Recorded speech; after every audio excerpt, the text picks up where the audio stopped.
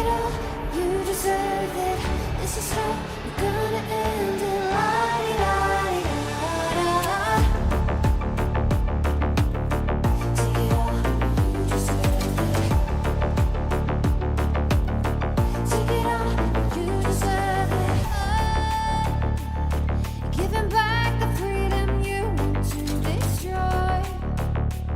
And my power's way too strong for you, so try.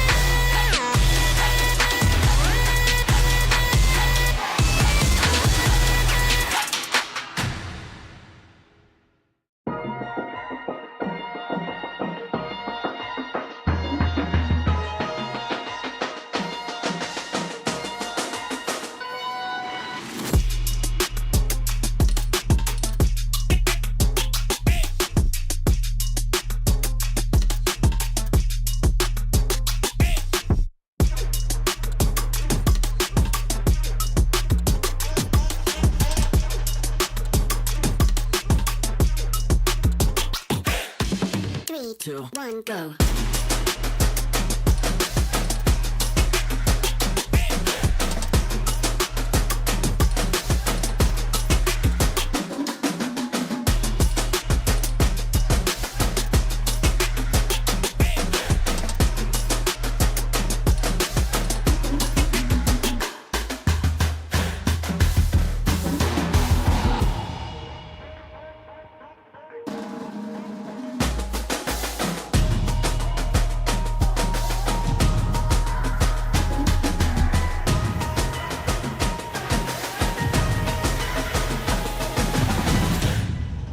Three, two, one, go.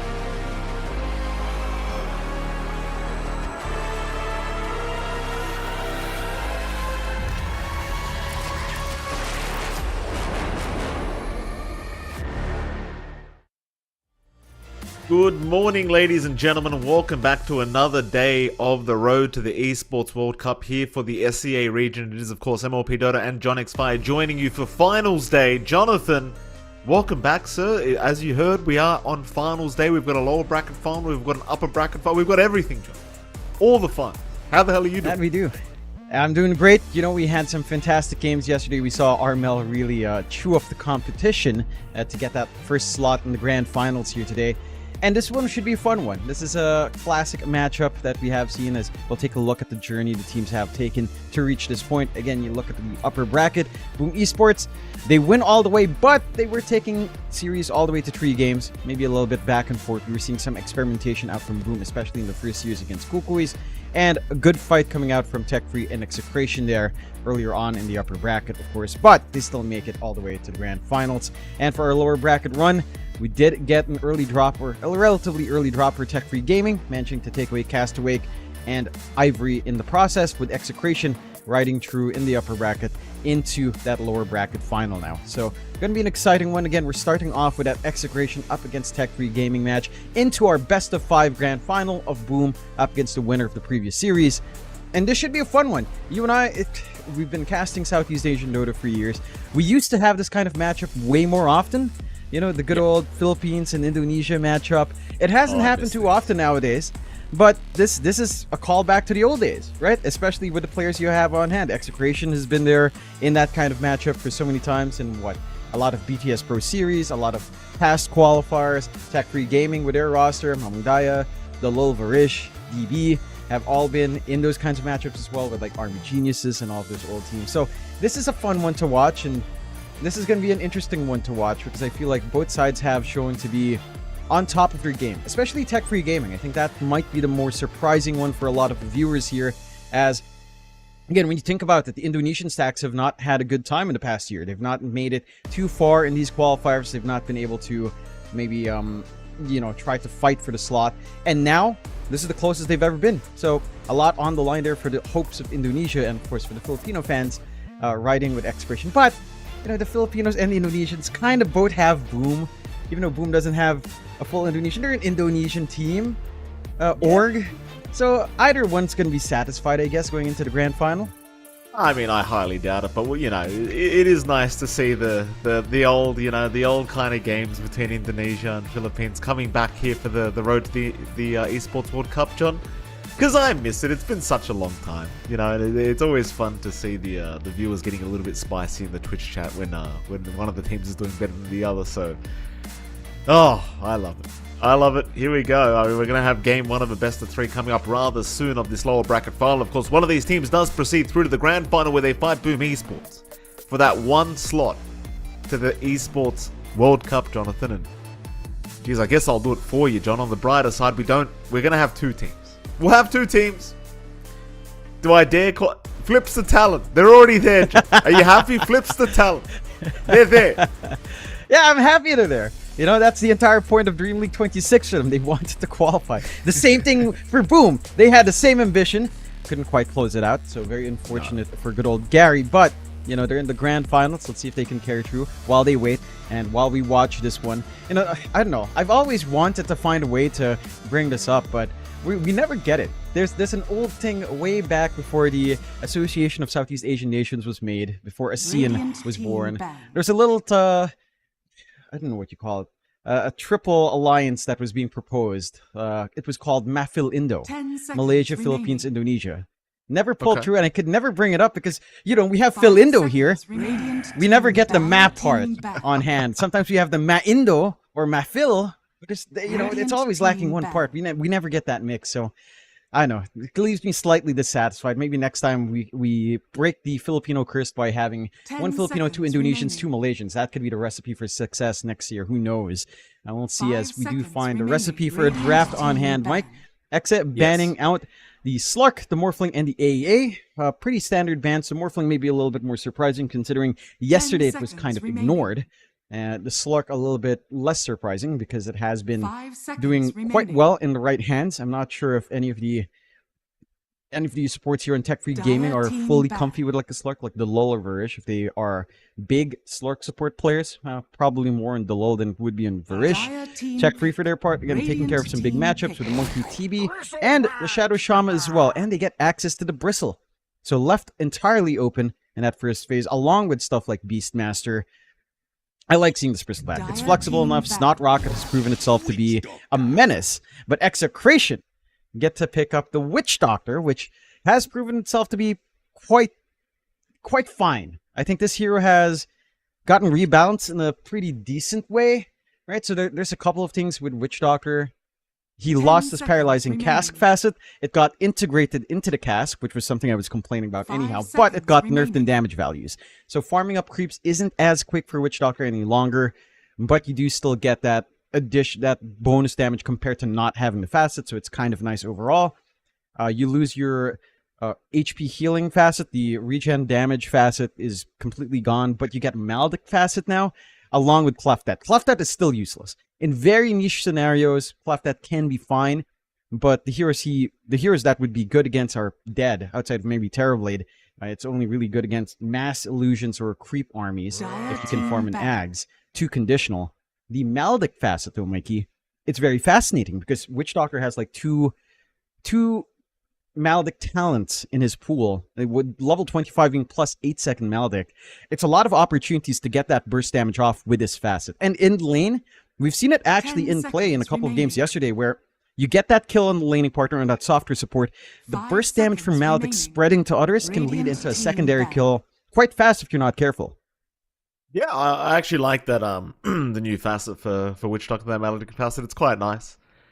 It's interesting. I feel like we haven't seen it really do anything crazy yet, but it certainly feels like we could see it at some point here today throughout this series. 10 seconds remaining. Execration, final ban to come. They got rid of the Undying. Looking for one more. 5 seconds remaining.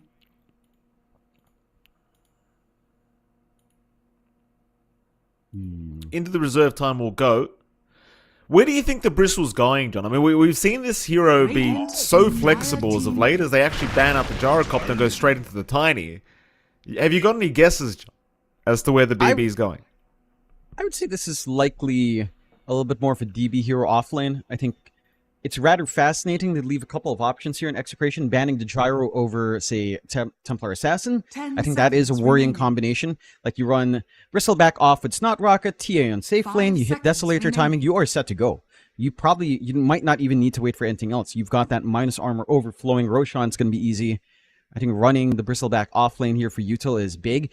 DB, a pause 5 Bristol is just less common. I think the best lane partnership for that really was Shadow Fiend, and that here is just kind of faded away. So I'm not expecting that hard flex onto Bristleback 5. It should just be your stable off lane here. Maybe a very slight off chance because the Tiny's there, and Mamangdaya was the guy to do this. There's a very small chance you run Bristleback mid, and maybe go Seeing Red. Even Snot Rocket. Snot Rocket's still somewhat fine there, because Tiny has 0 base armor. So you run Bristleback there, you spam your Quilt Spray, it hurts the Tiny even more, with no reduction on that physical damage. We've seen that work, it's been a few years, maybe 4 years ago, it was working for Mamangdaya well, in some of the pro series we used to watch. Nowadays, I'm not sure if you'd want to run it, but again, that flexibility is somewhat there. I would lean towards offlane for DB, though. We'll see what happens. Tech Free Gaming looking to make another pickup. Probably just support to come. Bit of reserve time to be committed here for this this third pickup. Execration, obviously, I would say looking to be the pretty big favorites here in this this series, but I certainly would not underestimate Tech Free Gaming. As here we go, the Warlock's made its appearance, Jonathan. Most busted hero in the game. I can't believe it, Mike. We have the Gris and the Black Grimoire in the same game. Holy! Whoa! The EXP and the gold stuff in your neutral slot? Wow. Crazy. Who would have expected that? 5 Outstanding. seconds remaining. This is, to be fair, a very stable pickup for Tech Free. Now it does allow the possibility of the Bristleback 1, if you'd want that here. For Jacroy, Warlock, Bristleback, hey, baby's first lane, right? You can't die. You can kill by maybe level 2, level 3, depending on what your Warlock skills up. You likely need the value point in Upheaval there to really look for an opportunity. But it's a very basic lane. Just be tanky, sustain. You do have some good synergies with Fatal Bonds here. The Dark Willow is already nice enough. Bristleback, again, with the Quilts is going to feel like a menace if everyone's Fatal Bonded up. So I like this from Tech Free. You know, and as much as I meme about Warlock, getting that fast 6 can be quite nice, as we've seen from a few series yesterday. So I can't fault them for just picking this up. It ties in nicely with all of the AoE damage they have. For Exe, there are a couple of options that do stand out. Saving supports are still there. It'll go to Bat Rider instead. This hero has felt pretty busted in the right hands. Both facets, the Stoked and Arsonist, feel really good. Especially, Arsonist is a little bit quirkier with the level 5 Napalm, but it does do a lot of work, especially as the game scales on. So I like seeing this from Execration. This is very much a Shanks hero. It feels like maybe some flex. We haven't seen the core Bat Rider come out too much, but again, with that possibility for Arsonist, with that extra level and sticky Napalm, the good old semi-right-click Bat Rider is somewhat alive. So you could theoretically run this as a greedier mid or off lane here for Exe if you so wished. Oh, you sure could. I do agree. It probably is going to be a pos for Shanks Bat Rider we're looking at as Execration. They do pick up the Dawnbreaker, so that kind of confirms that it will be a support Bat Rider, of course. Then we saw Shanks playing it yesterday as well, and he was doing fantastic work on this Bat hero, John. It's one of those heroes, you know, you put it on the right player, it just does so much work. Hard to catch, catches everybody else. Very nice Ags upgrade as well. 5 seconds remaining. So yeah, it makes enough sense. Just put it in the POS 4, pick up a POS 3 Dawnbreaker, Tech Free Gaming. See how they respond. I mean, in fairness, John, we haven't really seen much Dawnbreaker, have we?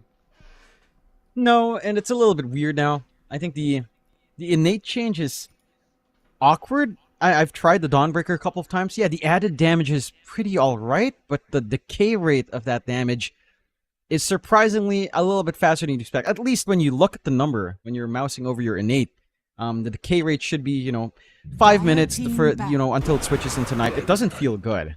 It just feels weird seeing it drop by 0.03 every second. Then you're like, all right, this is not that amazing. So, but the Dawnbreaker as a hero is still the same. I think it's still the same sort of presence in lane. There's good damage, good global presence still on hand. So I do like seeing that. It allows you to play with a very aggressive Batrider. For Tech Free, they go safe again, going ultra tanky. DK comes out. They've got to ban something like a Timbersaw. I mean, it is awkward, but Execration can run Tiny 1. You can run Timbersaw mid, and then there can be trouble here. Lewis does love his quirkier mids. We haven't seen too much of Timbersaw mid in the past few months. But come on, you've got Bristleback DK. If you don't ban Timbersaw and that flex pick comes out for Exe, you're just kind of asking for trouble on Tech Free, if that thought is in Execration's mind. Yeah, I mean, it certainly should be. Remaining. Well, Tech Free Gaming looking for that final ban. 5 seconds remaining. Still, I agree with you. I think the Timbersaw ban is certainly worth it here, of course. I think it was JG the other day we saw playing Timber, and he was having a horrific lane, but still managed to make a lot of moves happen as they actually banned the TA, which was another game where this TA was left alone the whole time, which is very surprising. So Tech Free now looking to make their final pickup. Still looks like they need a position 1, but still very flexible with this kind of draft here for Tech Free. Hard to know what they're going up against, though, in terms of what Execration's picking up.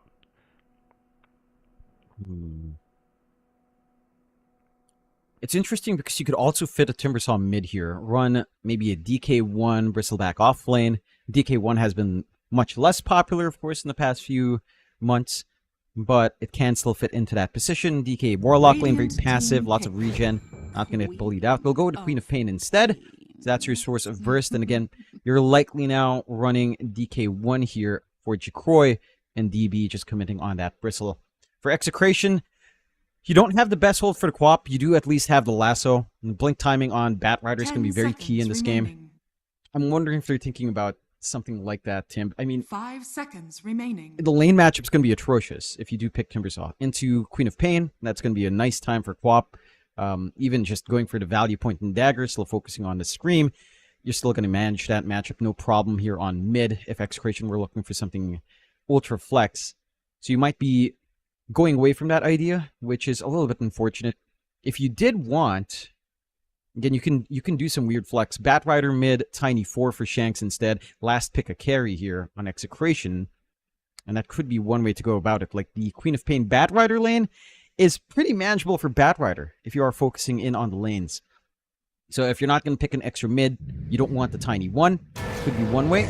We'll go with the Abaddon. So if we just go back into Abaddon carry, which we've seen a couple of times, I'm not too sure how to feel about it overall. This hero does feel rather strange, doesn't it, Mike? Like, if you have a good game, you get that Radiance timing online, it can be quite menacing, but if you don't hit that timing, your tempo in mid-game's gone, you're not really an amazing late-game scaler, so it can kind of leave you up in the air. This is a decent way to deal with healing to an extent with Abaddon's Innate, but I don't know if it's going to be enough. It's rather interesting. I think the lane is pretty damn good.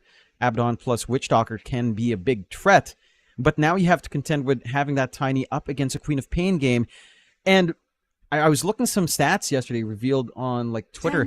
Mama Guy had an amazing time in the co-op when he was playing it up against their matchup yesterday in that lower bracket semifinal. So this is something Daya has shown himself to be very comfy with. And again, the matchup against this Tiny Lewis, I don't expect him to have that much of a good game here. No, I think Lewis on the Tiny, I mean, you and I have been talking about it since these qualifiers started, John, but I really don't like mid-Tiny at the moment. I think it's a waste completely. The Abaddon, though, if I may, John, I actually like the Abaddon Pos 1 for Execration because I don't see any big counters towards it. It looks like a pretty free Abba game for Palos, but it kind of obviously goes back to what you said. You still need to hit your Radiance timing to really escalate out of control, but in terms of being able to deal with him throughout the mid to late, if Palos gets off to a decent start, and I'm not even saying a good start, John, I'm saying decent, it's I think it's going to be pretty hard to actually deal with him. Because you just don't have many answers towards this Abba. That you don't. I feel like teams kind of have forgotten like one big Abaddon counter in just a simple Eagles, right? In that sense, yeah. I suppose the LoL could try to farm that up.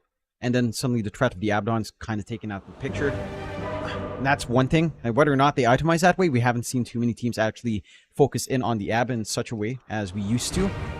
So there is that leeway to actually play that fast game here for Palos. I'm just curious if this Abaddon pick for innate health reduction or health regen reduction is good enough, right? Because they kind of wanted a solution towards like DK Bristle and the Warlock combo on hand. And in that sense, Abaddon does do that quite well, right? With Withering Mist. Like, it is a huge amount of health reduction, health restoration reduction. So that's across the board. That's spell lifesteal. That's lifesteal in general. Straight up HP regen. And again, that is how Tech Free's leveraging that tankiness here. So Abba will counteract that. I just don't know if that's really the reason why you want to pick Abba, right? Like, it does make sense. I do agree with you. It can still snowball. But I want to see what Execration's full ideas are, as this can also just fall quite flat. Because you look at Tech Free Game and look at the tempo they have. Once this Bristleback has Vanguard, you get maybe a quick blink up, or at least the Mage Slayer and Jacroy. Then you start running around with Mamang Daya once he has maybe perhaps the Kaya in this game. There is a lot of early tempo here that can kick in. And if Lewis doesn't have a good time in the Tiny, like you were mentioning, and this is a Tiny Quap matchup, then his stalled out blink timing means you might not get as much play as you'd want. Rather fascinating here, though, to note, is that we do finally get a different facet for the Dawnbreaker. We get the Star Surge out, coming out from Tino. So it's the right-click attack speed from the Starbreaker, which I don't think we've really seen in a pro match. It's always been cooldown reduction. So this is pretty cool to see with a Tine in ABBA. This can boost your DPS if you manage to land those big Starbreaker swipes. It does feel like you're going to need to wait out your Shard to really feel good about it, but there's some potency here if things go right. Oh, yeah, absolutely. Should be very interesting to see how this all works out. Again, some interesting choices from both teams. Fight over the Banneroons, perhaps, down to this bottom side. Lewis baiting them in a little bit. I don't see Tech Free Gaming going for it. There we go. It's going to be a 2-for-2 trade anyway. Nice even start between these two sides. We can start with the mid lane as well, John, because you're going to have Lewis on this Tiny against the Mamang Daya Quap, and obviously that should be heavily favoring Mamang Daya. Yeah, it's going to be feeling just fine here for Daya. Lewis, again, he can control the creep wave with a tree grab. He's going to be able to cleave through at the very least. I'm curious to see what Daya will want to skill up. We've seen some Quaps going back for the old 3-1-1 build, maxing out Shadow Strike to win lane. That has been devastating in some of the games where you're not able to farm and pressure for kills. He is going for just a standard Scream Fin, which you'd expect, right? Like, this is a melee matchup. Lewis has to walk in, has to cop that harass. They do already find an early trade there. You can't underestimate that Maledict even at level 1. It's a lot of damage, and CML, he's able to secure first blood before he dies to DB, so a very nice start for the Witch Doctor. It's something with this lane for Tech Free Gaming that you can't forget about. Especially for DB, because he's going to feel like he can just tank all the damage. But that Maledict, it can just burst you so quickly if you underestimate it. Especially with Palos just right-clicking away and having a Photic Shield blowing up next to you. It's surprising how much damage you can really pump out. And I love that from CML. Had the Blood Grenade, threw it out. Blood Grenade Witch Doctor with level 1 Maledict is pretty much guaranteed first blood. It's so ridiculous just how much Palos is doing, but he could be dead now. So try to run, Palos. Oh, he is dead. My bad, Palos. That one's on me. I'll accept blame for that. I'd say CML though. Giga Chat CML. Okay. I'll do it my damn self, he says. Yeah. Still has a lot in this wand as well. I will say that that is a consequence of CML looking at playing poke at the lull instead of joining Palos and poking DB out. Like, he used that first Maledict on the Dark Willow, which meant that the follow-through damage to kill off DB wasn't quite there for Palos when he's committing. So maybe not miscommunication, just both sides trying to play for opportunities, or both players trying to play for opportunities and not quite watching each other fully. And there is a small opportunity to protect you. Still happy overall for Exa. You are getting quite a fair bit, although it is on your Witch Doctor, out-leveling Palos now. Not the comfiest of spots for the Abba, but this lane should start to correct. However, DB has managed to hit that level 3 spike. Level 2 quilt spray up. How much you can sustain that progression? Probably not as much as long as the man is there for DB. Chase is on for CML. They should have him as well. CML. They pass the T1 tower. Palos is there to help out. Like, they won't have enough damage. CML barely going to survive that one. And Palos, I mean, he had the Aphotic Shield coming off cooldown, but turns out it wasn't really required to help out anyway. How's that top lane going? There we go. We're looking at this DK and Warlock. In fact, Jacroy, we've looked at the right time, John, because that's a lot of stacks of sticky napalm on poor old Jacroy. They might find Shanks as a trade, especially with the Fatal Bonds applied. No, they won't. Shanks going to be just fine. And as you saw, that sticky napalm, it's scary how fast it can add up here from Shanks. And Jacroy did not really enjoy it too much, I don't think. And it's a strong source of magic damage to just constantly reapply. I wouldn't be surprised if he just kind of went in to maxing out that napalm. Again, you've got the Arsonist facet anyhow. You could go for like a 3-1-1 build, kind of focusing and just softening up these targets to play with in lane. And for Jacroy, despite how durable he is, this is a pretty high magic damage lane. You can't underestimate how much Celestial Hammer's path does, how that ties in. Oh no. Mamang Daya. No. He's trying to run. I don't know if you caught that, John. What happened was Shanks went for the Water Rune. Flame breaks Mamang Daya away, but Mamang Daya blinks to the Water Rune once again. And it's like, okay, if you get the Water Rune, maybe you survive, but if you don't pick it up, it's a guaranteed death. And Mamang Daya, he chose to take the risk instead of just backing. Yeah, a little bit unfortunate for him. And he also went for, again, the investment into Shadow Strike. He's going 2-1-1. He should just stick at a 2-1-2 game. Tino really playing on the edge here, but he had a Healing Lotus to play with. So he will survive. They were going to try and chase down Varish, but Varish able to get out of there. Still, this game, a lot of action already across the lanes. Just no one really slowing down too much. It's a good sign, you know. First game of the day, action-packed already in comparison to whatever may have happened yesterday, Mikey. That was an interesting time for sure.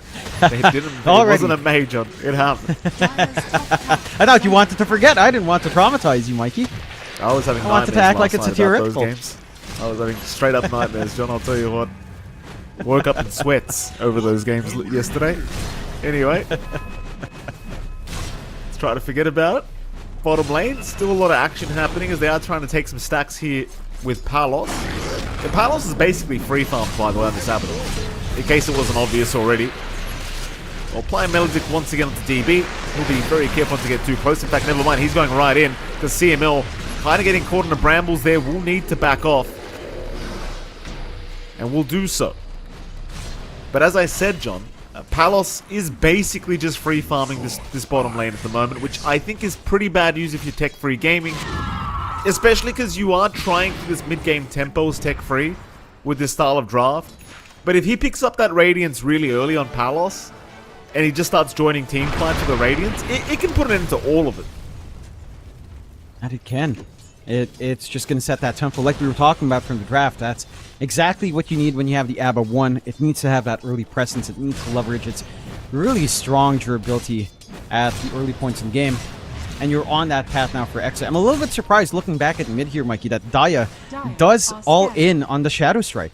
He goes for the 3-1-1 build. So while it's good in lane, good at poking out this Tiny, it does mean his ability to clear creeps, his ability to clear out camps does diminish, and his presence in teamfight's not going to feel great. Catch up one here, though. CML trying to fight over the Shrine of Wisdom, actually being a super big nuisance here. Photic Shield as well. DB's going to be careful. DB might be dead.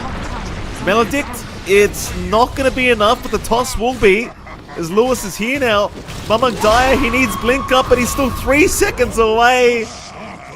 Oh, they'll get the Shrine, but it's costing too much. It is costing them too damn much for these small objectives. And going back to Mamang Daya, by the way, John, I mean, that Shadow Strike max, I do agree, it's an interesting choice. Especially against an Abaddon, of all people, who can just purge it off every time. Yeah.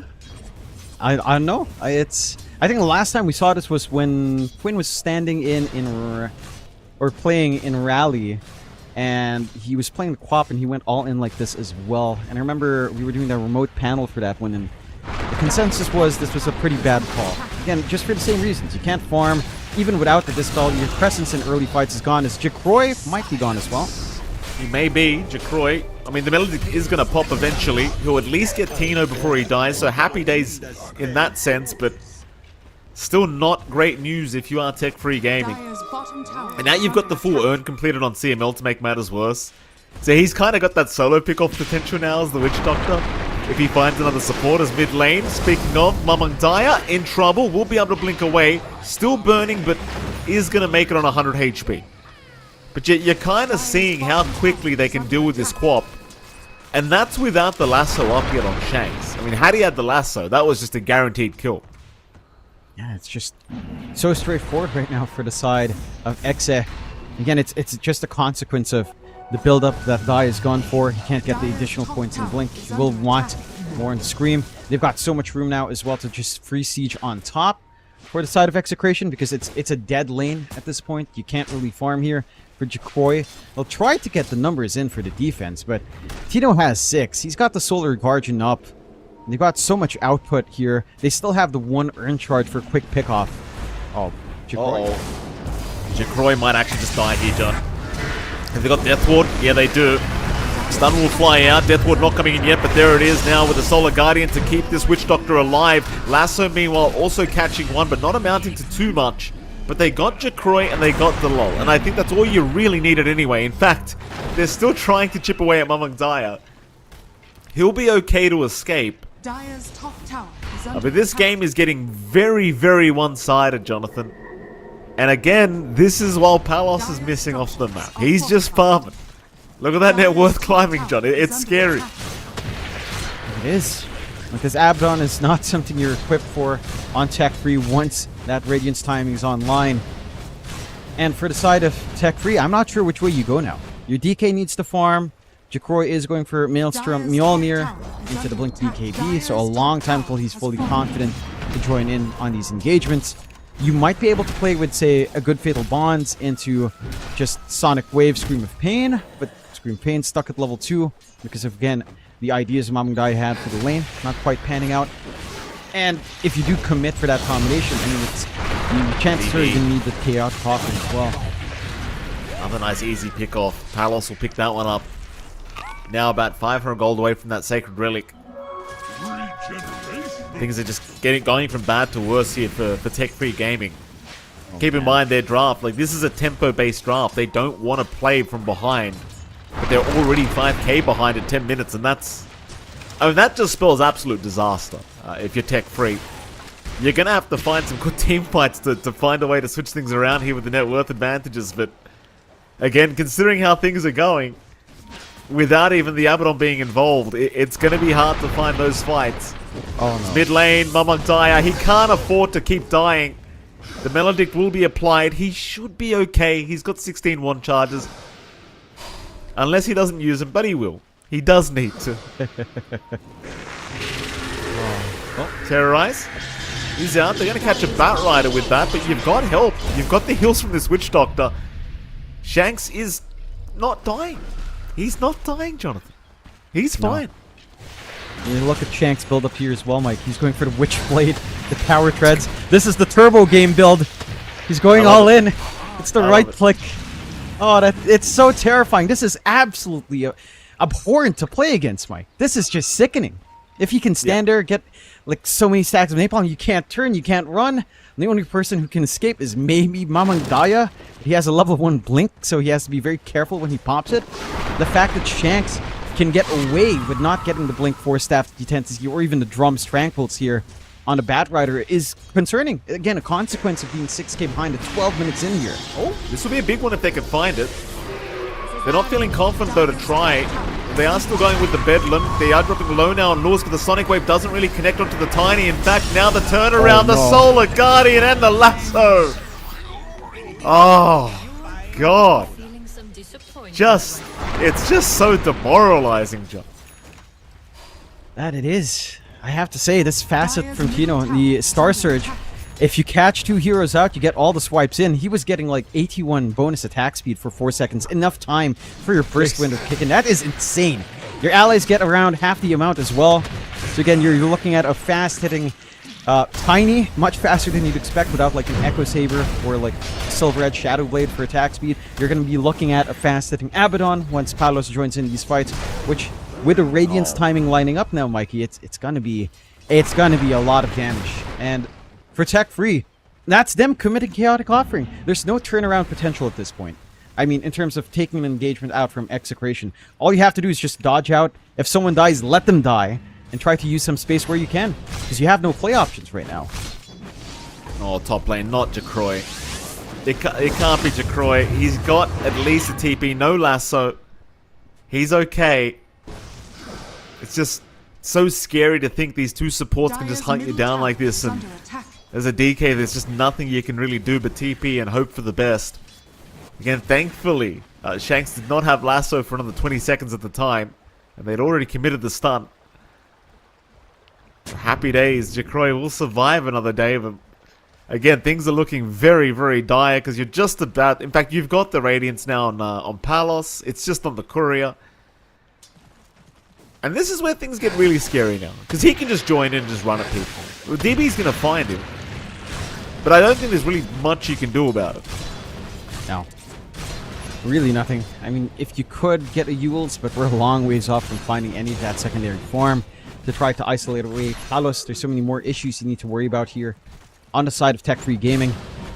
And for Execration, this is smooth sailing. Free farm for Tino up top. He's joining in every single time, just with a Solar Guardian. Does enough work. Shanks already has the power threads up as they get the jump. Sure do. Among Dire, going to be okay this time. So we're going to pressure that mid tier 1 tower. Palos is currently taking care of the bottom tier 1 as well, so it looks like they're at least going to find one tier 1 tower out of this. Dire's bottom tower has fallen. I mean, he could just connect mid and just start pushing the mid tier 1. Like, there's nothing they can do to stop him if he wants to. Top lane, meanwhile, the tier 2's also being forced in here by Tino. He'll just let the creeps do the work. Then the way Tech Free Gaming are playing, they're just trying to take stacks in the triangle right now, because they know the chances are Execration will start having a look in here soon to see if they can take some extra gold away. Dire? But Mamak Dire, yeah, there's just Avalanche toss into the Deathward Melodic. There's just no chance of survival. No. Absolutely none. Doesn't matter who it is, really. Dire's middle tower is under attack. And they're just still hunting. Like, there's no need to stop. They've got the blink up on Lewis. Here we go. The most broken hero in the game being broken here by our Tiny. Man, Mikey, this is what I'm talking about. Look at the difference. Take a look at Varish's inventory. Where did his Black Grimoire go? It's gone. He has to eat it. Look at CML with his superior innate Gris. It's an innate. He still gets to get malpractice. He still has the Gris. He can freely die and not worry about gold loss too much. And he can pop that for, I don't know, a cheeky shard, a cheeky blink, a cheeky Ags if he wants, Ags components. Like, that's what needs to happen with Warlock. Just make Black Grimoire an innate.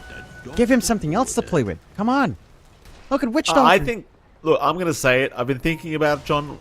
Hold on a minute, because Witch Doctor, CML, and Shanks looking to go in. They're going to try for DB. Terrorize is going to make it in time, and now the Golem Drop means they are going to get destroyed. Beautiful exchange here from Tech Free Gaming. A lot of gold going their way off a very nice kill. And very simple kill as well. Just the two supports getting a little bit trigger happy, not respecting the tier 2 TP point. Bottom, though. That does cost them the chaotic offering, at least. Jacroy chases on. Avalanche will barely connect as well. So you got both supports, but it's going to cost you your carry DK. Not very good news, Jonathan. No. I want to dig into your thoughts, Mikey. What are you saying? You've been thinking about something. With Black Grimoire? Yeah. With Look, books? here's what the actual the facet should be. Yeah. Warlock instead of Black Grimoire. You can make that an innate if you really want. I think we just delete it, right? He gets a facet where he gets Necrobook 1 at level 1 gold.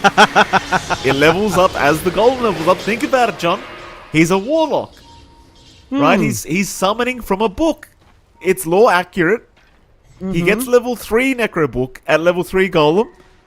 Are you telling me that isn't the greatest facet you've ever heard of? You know what? That's better than Black Grimoires. They get the jump here. Mid. They sure do. Mamang Daya understands he's going nowhere but down. Pops the blade mail hoping for the best, but it means nothing. 9k advantage now sitting for execration. And really no slowing down. I mean, I'm not even going to try and sugarcoat this for tech-free gaming. Like, you look at Palos. He's about to have the Mantra up now on the Abaddon. He's looking at Roshan. There's no stopping at this point. Like, this Abaddon's basically invincible. And he is. And Roche doesn't take too long when you have Bash Rider that's just adding infinite stacks. Like CML's been left behind. They do get a nice Witch Doctor kill again. Just a little space, you know. Buying that space for the Roche.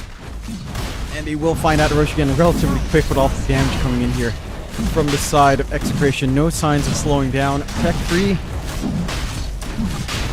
I mean, it's like you said, it's a rough game. They need so much more to be online. Jacroy with a Mjolnir is one step forward. Still needs a Blink BKB, Sanchin Yasha. So at least the farming progress is there. Full Ags up on Tino is concerning. More healing coming out with lingering aura. So just way more ways to play. He's going to reveal it in this fight. Here we go. Jump in. Big start here for Tech Free, but it just doesn't matter because they heal up anyway. Still trying to catch CML here is Mamang Daya. But he's in the middle of nowhere now. Mamang Daya looking for a blink out. We'll find it right back to CML again. Still trying for CML. I think Mamang Daya is a bit upset here, John. You know, I can't fault him. I would not fault them, Jonathan, for pressing a certain key twice on the keyboard right now for tech-free gaming. Yeah? Not going to say which key I think they should press, but they probably should press one of them twice. Yeah. One of them maybe YY twice. I'm not sure. Perhaps. Why is it nice? I want to say as well, Mike, you've done so much deep thinking, you've convinced me. This Necrobook idea, I mean, I think they should change it. They should make it like lesser golems, you know, and change up what they do a little bit more. But the concept of it, that's what should happen. You know, instead of this Black Grimoire stuff, make it innate. It is genius, Mikey. I'll hand it to you. Also, when you said Mamang Daya has nowhere to go but down, for some reason, I just suddenly imagined good old Mamang Daya listening to some Fallout Boy and just playing Sugar We're Going Down as this game is going downhill for them. Great song, though. It's a great song. Right? They were one of the most overhyped bands, honestly.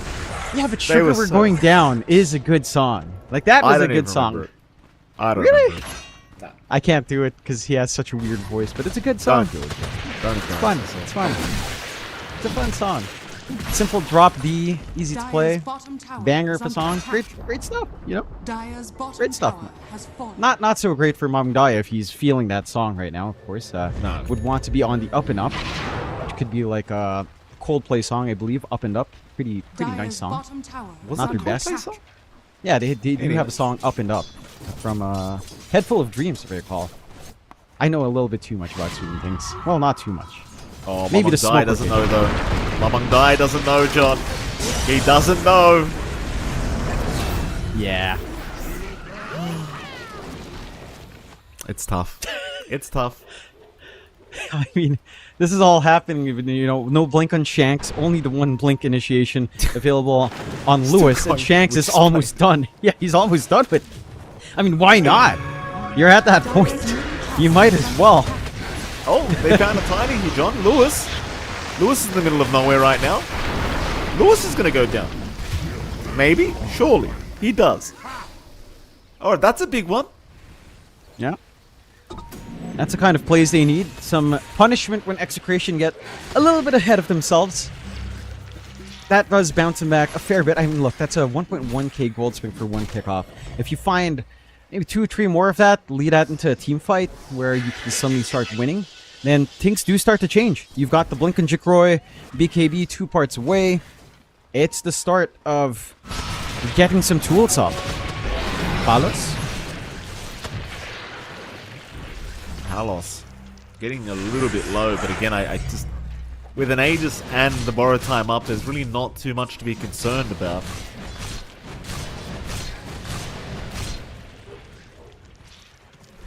As they will just sit back here, Tech Free Gaming, try to wait for another opening for themselves to try and abuse. Shanks, well, he doesn't have a blink, so he can't really jump Mamangtaya, but he just wants the creeps anyway, because we just look at this crap. The thing is as well, once he's maxed you out at 20 stacks, he's doing 200 damage every time it reapplies it. Yeah. Isn't it great? It's pretty dumb. Oh. Get the jump. In. Yeah, they've got DB. DB's going to try to get out, but there's no chance in hell. He's gone. At least he got a lot of slot rocket off and a big sonic wave with the fatal bonds, but they had the Solar Guardian to come in, and Mamangtaya cannot catch a break. On they go to Jacroy. Jacroy's gonna boot. Gentlemen, call the game. Call the game, gentlemen. Oh. Dire's bottom tower. I mean, I'm with you on that one. It's just that there's still tier 2 standing. Their thinking is to lose 1 Rax. There's probably enough respawn time that they can fight for a tier 4 rush if it does come out. So I can't fault Tech Free, but I don't see the opportunities coming in. Did you see that again from Mamangtaya? He was targeting out CML. But with that Ag's already up on Tino, you just can't kill him. If Tino can come in with Solar Guardian, with a maxed out Voodoo Restoration, it's just too much. Way too much sustain coming in. He's got the mech as well. Like, it is way too much. And guess what, Johnny? He still hasn't popped that Chris Crit. So if he wants this, he wants to pop it at any time, you know. CML, you can. But he won't. He won't. Maybe he'll just save it up for an Ags or something later on. Jeez, he's even just going for a Holy Locket now. Like, it's already doing too much, this Witch Doctor. Let alone you add even more amp. Yeah. Isn't it lovely? What a fine creation from Ice Frog. I'm happy. It's great. Finally, people understand why Witch Doctor is an enjoyable hero and why I first ban Batrider every game I play nowadays. This hero is just a nightmare, Mike. Look at Palos. Look at Palos. No fear. Because he can't die. This is what I keep saying. He can't actually die. Like, he can if he wants to. But I don't think Tech Free Gaming are gonna get that out of Palos. Like, I doubt he wants to, John. Look at this tower. Just getting absolutely destroyed. Jesus. This Batrider crap's absolute ridiculous. Like, it's so stupid. And it is. Look at that. Look at it. It still maintains the napalm stacks on the buildings as well from how it Nice used to toss as well. Very nice toss. Yeah. That's the thing. If you think Palos is doing the tower damage, he's not. It's, No. it's all Shanks. Look at this. Look at that. Look at that. What's happening? Look at that. Look at this.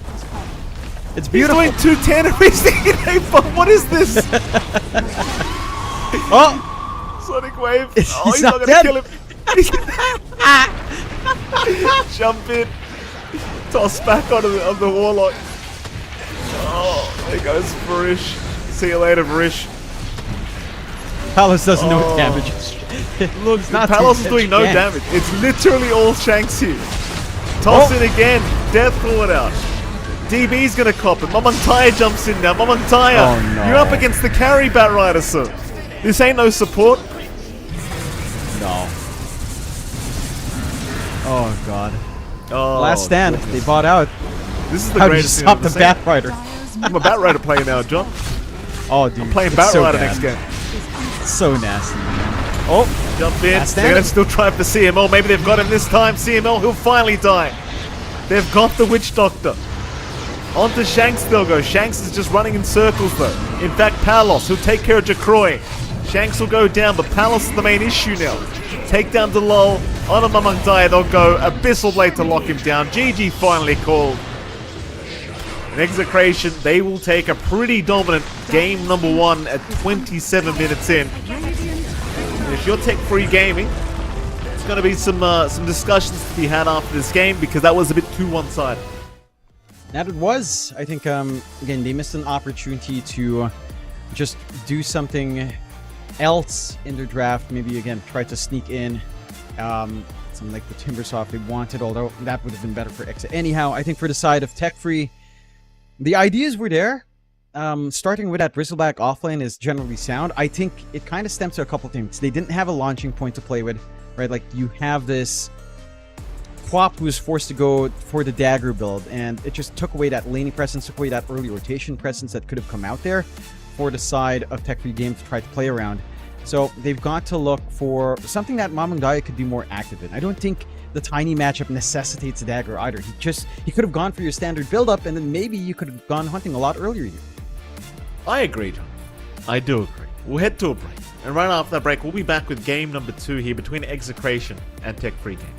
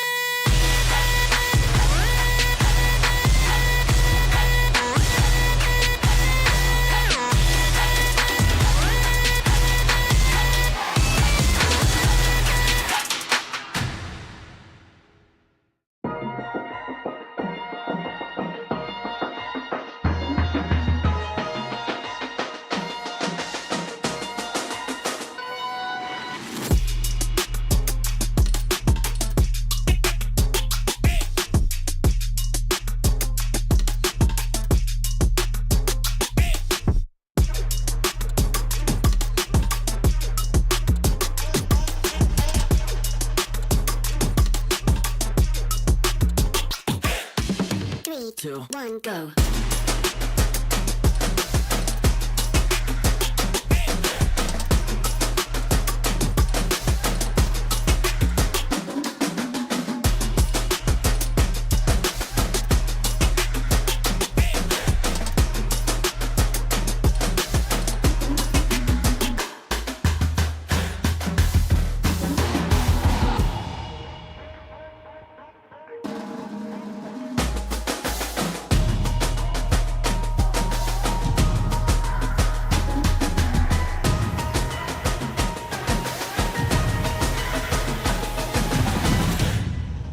Three, two, one, go.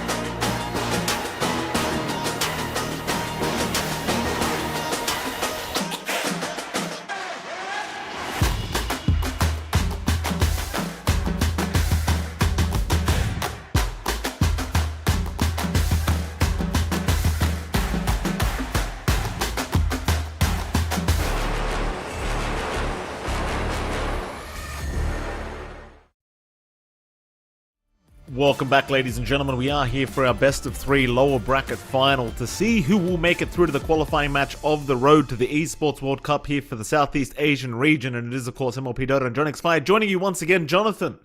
Game 2 is what we're on here between Tech Free Gaming and Execration. Game 1, in case you weren't watching, was a pretty dominant affair by Execration. Game 2, John, what do you think we need to see changed up here by Tech Free to see a Game 3?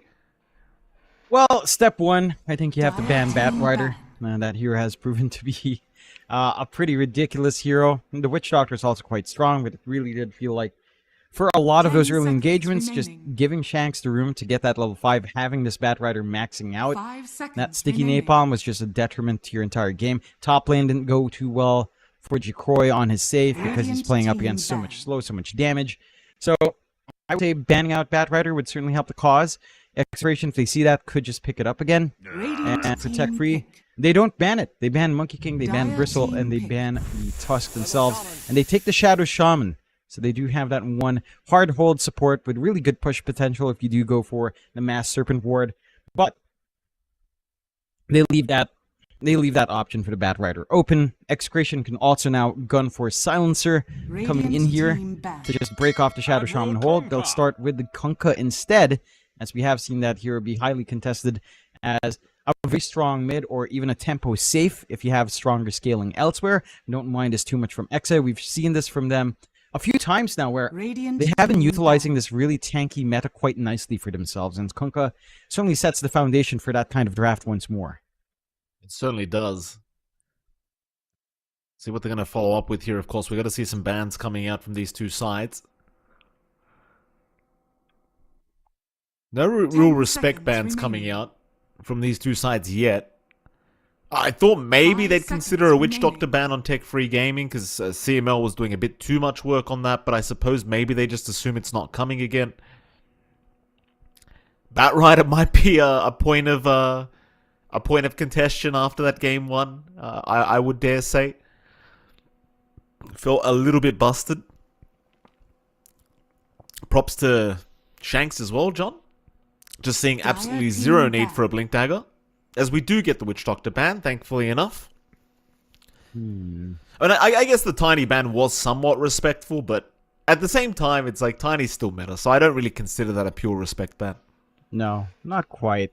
And it did feel like, for the side of Tech Free, it's mainly down to the fact that they couldn't figure out how to lane against it. Again, Mamang Daya going all in on the Shadow Strike build just doesn't feel good.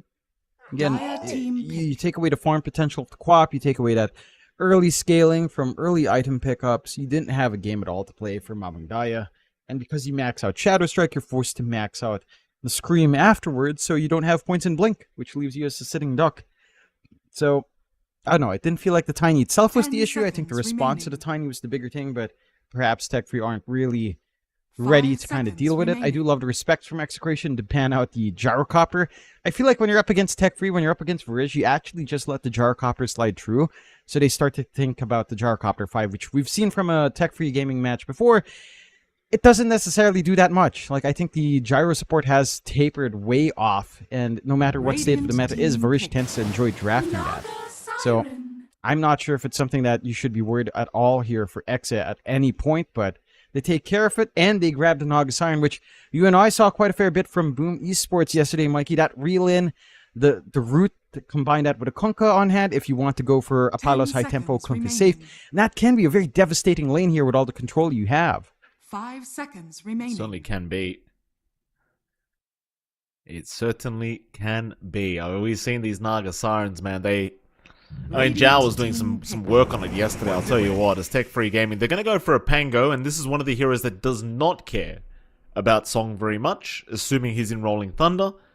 So it is one nice way of trying to deal with the squad while they are just committing Song and just trying to reset. Can kind of work against you as well, Jonathan, because, you know, you might be the only hero that's not put to sleep, so they might just be able to focus you down. 5 seconds remaining. Also, you do have options, such as Bane, still available if you just want to go ahead and completely counter the Pangolier. Nothing like a Silencer coming out yet for Tech Free Gaming, and I dare say if Tech Free don't pick up Silencer, you just pick Bane.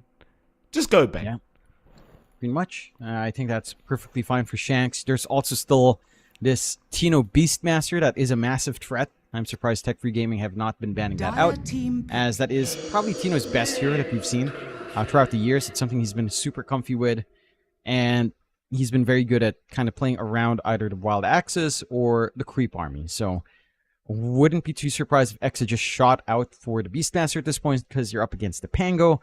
It can kind of allow you to pick maybe a stronger Pause 4 if you so wish.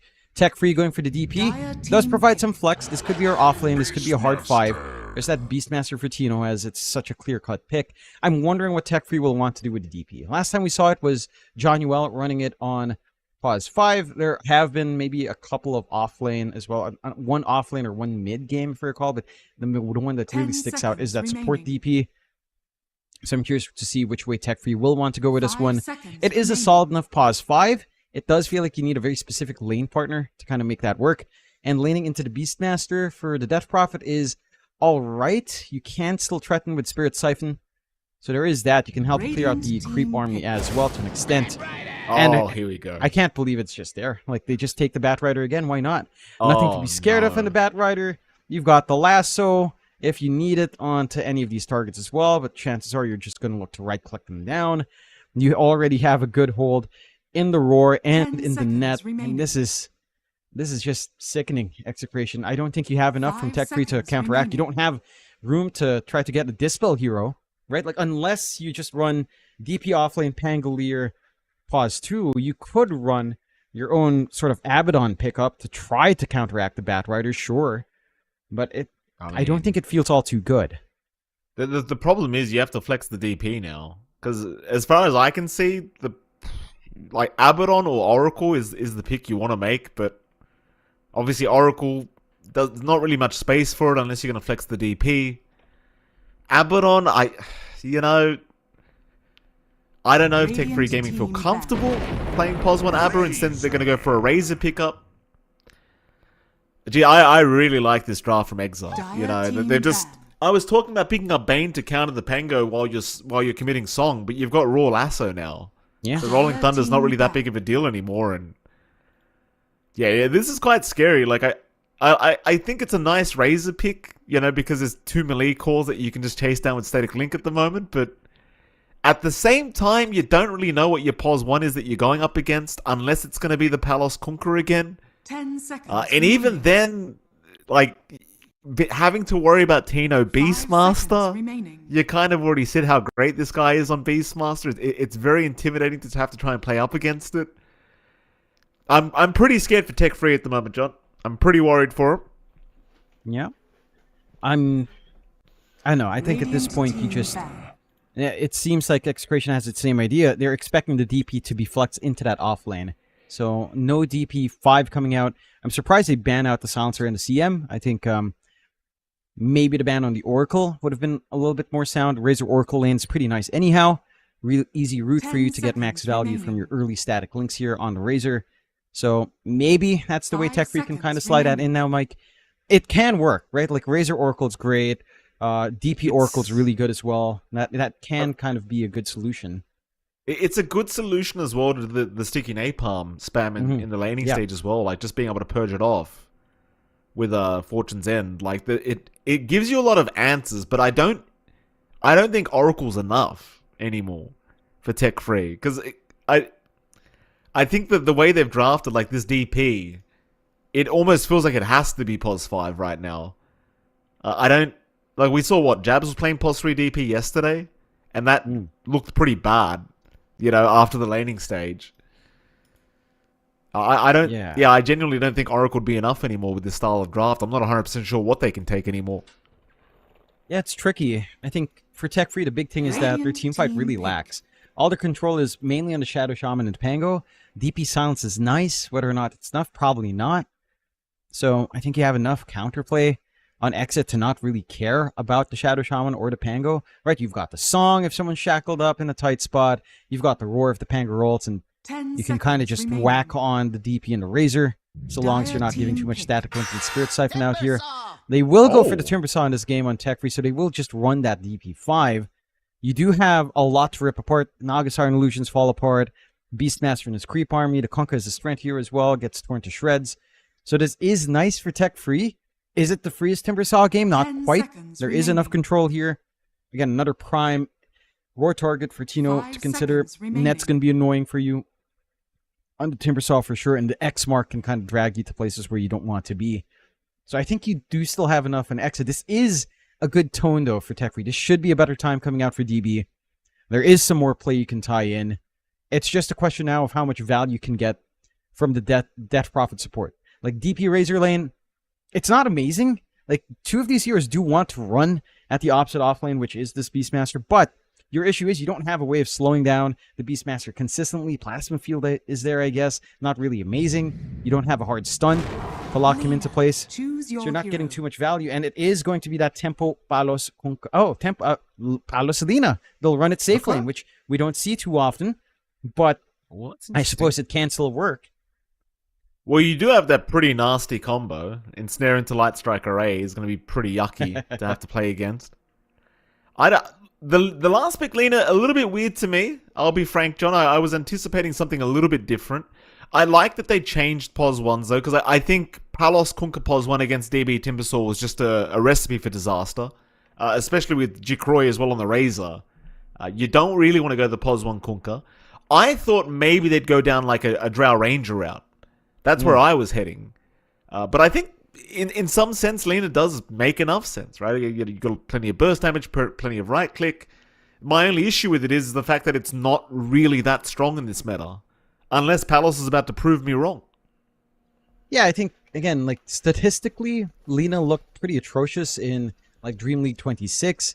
It had games where it looked amazing, but that was mainly from mid. On safe lane, I'm not entirely convinced it's fully back. I think it still works, though, mainly because of this matchup. Like you mentioned, the burst damage is good, and just laning into Timbersaw alone is a blessing for the Lena. You have all the magic damage to deal with that hero. You are the solution now for DB.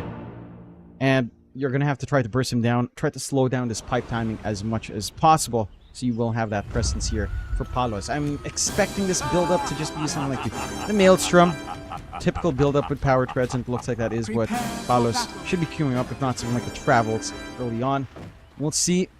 Also interesting to note, Mikey, that Shanked has changed facets. He is going for Stoked here. He's not going for Arsonist. We're not going to get that stupid amount of sticky napalm here.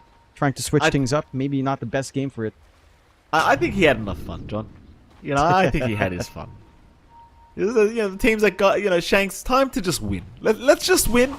You know, have a nice couple-hour break before Boom Esports. It was mid lane. They did see Tino. Bit of damage, nothing to write home about. He'll be just fine. That's what I'd be saying if I was Execration. Let's just get a quick win. Find a quick 2-0. Then we can have like a 2-hour break before Boom Esports comes around for the grand final. And yeah, Boom, it was a 2-1 yesterday against Boom Esports, so Execration certainly proving that they can put up a very good fight against the favorites of the whole road to the Esports World Cup. But yeah, I mean, a nice little break to eat and talk about what you're going to do would be a godsend, I think, here for Execration, if they can find a 2-0 win. A little bit of a scuffle. And I do love, again, just the bond that our players have. All good luck. Just good vibes coming out here, even after what happened in Game 1. It's nice to see that, you know, again, there is still that friendliness here, which is to be expected. I feel like Execration has hung out with the Indonesian squads quite a fair bit with, say, the APAC leagues that we've seen. So that is maybe a little bit of a factor in how well Execration understands what Tech3 wants to do as well. So, taking a look at that mid lane, you do have the Kunkka versus Pango here for Daya and Lewis. And this should be pretty straightforward for Lewis. Like, it's a melee lane matchup. You've always got Tidebringer. You do have durability with a shield crash here for Daya, some poke back with a shield crash swash. But Lewis, especially as he approaches level 3, should have the better time. And Daya can only do so much to mitigate that. At least snipes a courier from Lewis as he gets a little bit reckless with the auto delivery coming in. That's a nice little thing to make up for it, but you should expect the Kunkka to take control. Up top, lots of poking and prodding there. Sure is. It's going to be Jacroy and Varish losing couriers. CML will go down, and meanwhile Delol will get traded as well by Palos. But first blood is drawn by Delol. Be very, very happy with that. And like I said, while all that was happening, apparently Shanks just found 2 couriers casually. Yeah. Good old courier assassin Shanks back online. We used to see this. I think it was Shanks, actually, who was showing us the Monkey King when the Fresh Fast It was Shanks. Tree dancing and sniping all those couriers. He killed like 4 or 5. Waited for the response. Yeah, this guy's a maniac. Him and Tino are just the craziest people you could actually play with, I'm pretty sure. So a good start.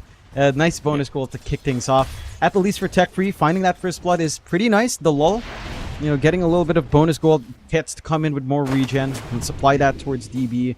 The lane for DB now up top has not been going particularly well for Timbersaw, which you do expect against the Lina. You've got good poke, you've got the right click, you do have the light strike array ready to go, especially once the end snare is up from CML. The damage output and the kill threat is massive. So you do have to kind of respect that here from the side of Tech3. All Tech3 can do is try to contest the pulse. They at least get the reblock on the camp. So CML is going to have to hunt down for the sentry, but already has the sentry in place anyhow. And overall, despite these trades, you are, again, finding a decent enough time coming out for Tech3. The mid lane is starting to pull ahead for Mamang Daya, who has managed to outpoke Lewis and control the creep wave a little bit better. The bot lane for the side of Tech3 has also been pretty alright. You are maintaining a slight lead here for Jacroy. You're not seeing as much coming out for Tino. For Shanks, again, when you do have the stoked and in early levels for the Bat Rider, it's not as crazy. He could go for the Firefly and try to run down later on, especially if you manage to get maybe a good route out from the Wild Hawk. But with 2 ranged heroes on hand here, you don't really have much window for Shanks and Tino to try to get on the aggressive on top of these 2 heroes. Absolutely.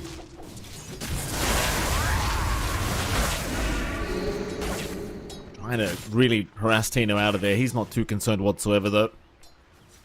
More than happy to just stand his ground. No points from CML yet on the ensnare, so you don't have that nice little ensnare light strike array combo, which I think is pretty nice to have, especially against the lull. It feels like a very easy kill if you do just land the light strike and get the right clicks off. But it seems like they're more than happy to just secure farm here on Palos, so not trying to abuse that little combination. In fact, all lanes are going pretty evenly, I want to say. Like, it's not really too one-sided either way. But it does feel like maybe a slightly better lead right now for Tech3 game. And it is. Again, they're finding a little bit extra value. I'm surprised that Mamang Daya is working that mid lane so well against Lewis. Kunkka is not getting as much as you'd expect at this point, especially as the levels go in. The poke damage coming out from Daya is getting pretty high. Has a little bit more durability with a shield crash now as well at level 2. So it is getting manageable. And there's no contestation for the water runes, which is much more important for the Pango. You always have access here for Daya. And that does allow him to, again, be very consistent with returning that damage back to Lewis. It's all kind of a consequence of how these side lanes are. Like, these side lanes can be independent, but there is so much kill potential on both sides. You can't really afford to leave either one solo for too long. And that just leads to, again, a little bit more of a passive game. Maybe the 6-minute rune starts to change that tone. You don't want to have to give a freebie out, especially with something like a haste or amp damage for Lewis or Daya. So there should be more emphasis into that point. But we'll see. We're still a ways off until the 6-minute rune starts to come in. We do at least have room for Shanks to start building up some stacks. We'll have to get the early D-ward off on the sentry blocking the large camp at least. Doesn't quite spot it though. So you are still getting some extra value out for the side of Tech Free and slowing down some of that catch-up farm that does feel like you'll start to rely on here on the side of Execration. Yeah. Well, good news for Tech Free at the very least, because they are trying to get this, of course, to a Game 3.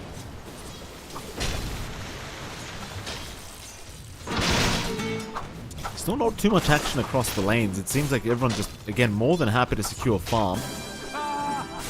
Maybe bottom, but they missed the flame break on Jacroy, so no real chance of going after him on the Razor. And well, quite frankly, even with the flame break landing, it wouldn't have mattered. I doubt they're going to go for the kills. Precious bounty. We do have Varish and Mamang Daya rotating back mid now, so maybe Varish getting prepared for the 6-minute power route. They'll hang out down bottom. Delol Mimo will show up top. Trying to bully out Lewis already. Here comes CML, who actually picks up the amp damage of all people. They're going to pop the Shackles and Rolling Thunder, though. Trying to chase him down. Nice little cheeky spot from CML to just push them back up to the high ground. They'll continue trying. CML surely goes down and finally does, but can they find a trade? It doesn't seem like it. They got the boat out. They're going to continue trying for Delol, and in fact, they are eventually going to find him. And Lewis, surprisingly enough, actually gets out of there. They don't have the follow-up damage to try and take down the Kunkka. Meanwhile, Tino, about to die, chases on from Lewis. Tino gets the root off, barely surviving. Now they're reeling with the ensnare. Not like this, Jacroy. He'll be alright. He gets the TP. Has been killed. Bails out, loses his courier though, as again it's auto-delivering out. No micro coming in there for Jacroy, so missing out on a little bit of a timing. Stalling out that Falcon Blade, which you really want as fast as possible to sustain in your jungle farm and lane farm. Very lucky for Tino to still get that Hawk for the last route off. Would have been a very dead man, and just again, giving that strong start out for Tech Free. The trade's on mid. You don't mind that too much. Amp damage rune going to CML does cut off potential rotations there for Daya, and you are seeing some of that tankiness kick in. You know, the Ghost Ship, the Rum buff does do a lot of work, especially early on. Could try again onto Tino here. They will, but Tino's going to be okay. Not going to be diving into 3 heroes past the T1 tower yet. Having a great old time as Jacroy, 43 and 14 right now on the Razor. Mamang Daya right behind him as well, looking for an opportunity to try and slow down Tino, but Tino's already left towards the east side of the map where he can just farm the jungle.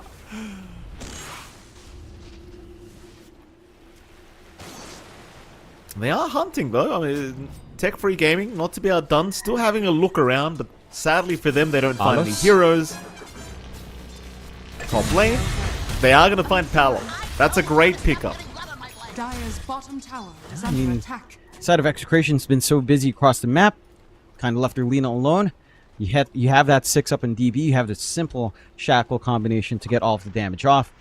And Palos can't really sustain by himself. He does have that typical Lina farming build, Fiery Soul maxed out, so you don't have a lot of magical poke to play with. Does mean it's much easier to threaten onto that Lina than you normally would. A little bit of a group up now, again, constantly on the aggressive side of Tech Free, wanting to leverage that consistent rune control they have. Just punishing the slower pace of game from Exit this time around. Playing again, Palos in trouble, barely alive though, Laguna Blade being popped, and he'll turn back around onto DB, though DB's pretty tanky with that reactive armor, but they're going to throw out the boat and the torrent now, trying to deal with him. In fact, no boat. Still DB survives a little bit longer. Surely he will die, and he does. That Firefly, just everyone running right through it as well to make matters worse for Tech Free Gaming. Oh no. This is a bit of an issue now as they give up 3 for nothing. Under attack. And they were so close to killing Palos the whole time, but they just could not get it. That is unfortunate. Very unfortunate. This time around, Execration were ready. It's the same move coming out from Tech Free. It's the same 2 heroes. This time, with CML coming in with a reel and enough space and giving out for Palos to actually sustain through. And some key kills being found. Like, mainly supports, you do manage to get that slowdown on DB, stalling Kaya timing a tad bit more. You're also now opening up the map for Tino to actually play down bot a little bit freer in the 1v1 lane. Has the Dominator up, so you can start to really accelerate that farm and the threat, early threat onto tier 1 towers. So things are starting to line back here for Exe. Not completely out of the woods yet, still a lot of recovery to do, especially on Tino. But you have put a damper on that early start for Tech Free at the very least here. Still, for Tech Free, getting a lot of room out. Daya is going to have that full diffusal blade sooner rather than later, simplifying that kind of initiation. Again, with the inhibit especially to line up for these Rolling Thunder kills. And for the side of Exe, I think the main concern is still that you are still waiting for Tino, although down bot. Now going. They want Jacroy. It's a big pick-off if they can get it. Nice silence out from Varish to try and keep him alive. They will take down Shanks. Roar is out though. Tino trying to lock him down long enough for the boat to fly in, and it does do so. But now the roll is out. Mamang Daya is going to be able to at least get a pretty decent trade here by killing off Tino. So Tino and Shanks both going down bottom. Don't know if you'd really call that worth just killing off the Razor, but that's what they'll get. Issue is as well, they're probably going to lose this mid-tier 1 tower now. Gonna lose bot, gonna get mid shoved in just a tad bit. Some good openings coming out there for Tech Free. And it looked a little bit reckless out from Jacroy, like maybe acting as real hard bait stat, linking up the dominated creep. So again, that does lure in the side of Exe. Exe don't quite show that respect for, again, still having this teleportation angle out for this side of Tech Free. Really sneaky movement across the map as well. Just a quick smoke into the gate. They want to keep pulling out Palos, who, as the Lina, is still number 1 in net for it, but isn't running away with his game yet. At least is playing on the safer part of the jungle, but there's that angle in. The scan does find it, sensing some trouble. So they will miss out at least, but I like this read from Tech Free. Constantly on the aggressive, almost reminiscent of how Execration was playing in the last game, looking to get that advantage. It's just they're not finding enough of the kills to feel good. They've made this movement so many times up top, very readable by the side of Exe. And for Execration's part, again, you're more than happy to just sit back a little bit more. You want that full Overlord up on Tino. You want the ancient creep to start running around with you. You're still a ways off as well from Lewis going for the BKB, bypassing that Radiance entirely. Dire's top tower has fallen. Radiant's bottom tower has Goes that the tier 1 bottom tower. Radiant's Tino will middle take tower care of it is now. under attack. Helm of the Overlord completed. Not completed, almost there. Palos could be getting hunted by Tech Free Gaming. They will see him eventually on this laner, and he's already less than half HP. A Rolling Thunder initiation would practically do it, but they're not feeling too safe in getting within range, and he's going to be fine to retreat. As they head mid, seeing if they can maybe set up onto Lewis. Instead, it's CML that gets caught first, though. CML not going to bother even trying to pop the song. Just no point to it. So another nice freebie for Tech Free Gaming. They do have Exorcism backup as well here on Varish. So they could certainly think about just forcing in this mid-tier 1 tower now if they want. I imagine that would force a defense out from Execration, but we'll see if they want to try. They're having a look around with the support duo now, Delol and Varish. Having a look up top to see if they can find Palos. They will not, though. The smoke not really panning out yet. Maybe now that Palos reveals himself again. But he's going to have CML there with the song ready if they do want to jump. And so there's no real point in trying. Yeah. I appreciate the sneaky ward they did plant on Tech Free right behind that tier 2. Should allow them to maintain that aggression. Maybe a freebie onto CML again. They will. CML, a nice little freebie once again at the top lane. Does at least reveal the positions of Tech Free Gaming as bottom. Uh-oh, Jacroy is currently being chased just by Shanks alone, and he's actually going to go for the solo pick-off. No, surely not Shanks. He will go down. But boy, oh boy, is that kind of concerning that a support back can just do that to you as a POS 1 Razor. All by himself. If he had just literally any +1, would have been able to find that kill, but side of Exit just not fully committing for these aggressive plays yet. Perhaps they will soon. You've got that full Overlord now up on Tino. They're looking for a nice safe siege onto the mid and should be able to find it. They're keeping the game even despite some of these kills that Tech Free are finding. Tech Free, for their part, are starting to hit some timings, right? Like we talked about with the Razor, this Mjolnir does boost your presence in these teamfights by a huge amount when you're playing the Thunderhead facet. Just so much damage flying around, so much that you have to watch out for on the side of Execration. Once that's up, still a ways off, but not too far off now. For Jacroy, you've had the Diffusal for a while on Daya, going for that Blink next. Still 1,000 gold away. So you're looking at stalling maybe 2 minutes before wider commitments come out here from the side of Tech Free for Execration. Again, that Overlord for Tino is done. Shanks has his Blink flying out. Much easier time to find these Blink and lasso opportunities for him now. Easier initiations coming in for Exit. They just need to find the right targets. Some of these heroes on the side of Tech Free can be a little bit tanky. You know, we've seen how tanky Death Prophet support can be if you're not cautious enough, if that is your target to go for. We'll see what kind of reads they can find, as there is the gate movement already out from Varish. Does have Exo set to go with 6 spirits collected. The only thing they'll find here, though, is CML, which at this point, you probably really don't want to have to keep killing off the Naga Siren. It's just not worth enough gold. It's buying a lot of space elsewhere. It's giving a lot of opportunities for Execration to still play that farm game. So you need to dig deeper on Tech Free. You gotta find something else. Absolutely. Well, CML might get caught again here up at top if he's not too cautious. Smoke popped again by Varish and Dalal. They're going to have a gander up north, and Palos is kind of alone at the moment if they do venture in. Radiants are scanning. Palos, he's actually choosing his neutral item right now. This could be a little bit concerning as they are going to catch him out with the Hex. Radiant's courier has been killed. Palos, he's still got the... Oh! What? The Croaker! Yep. Oh! Here we go. Here we go. I keep telling people to watch out for these Croakers, John. I keep telling them. They don't believe me. No. Tino lets them know too.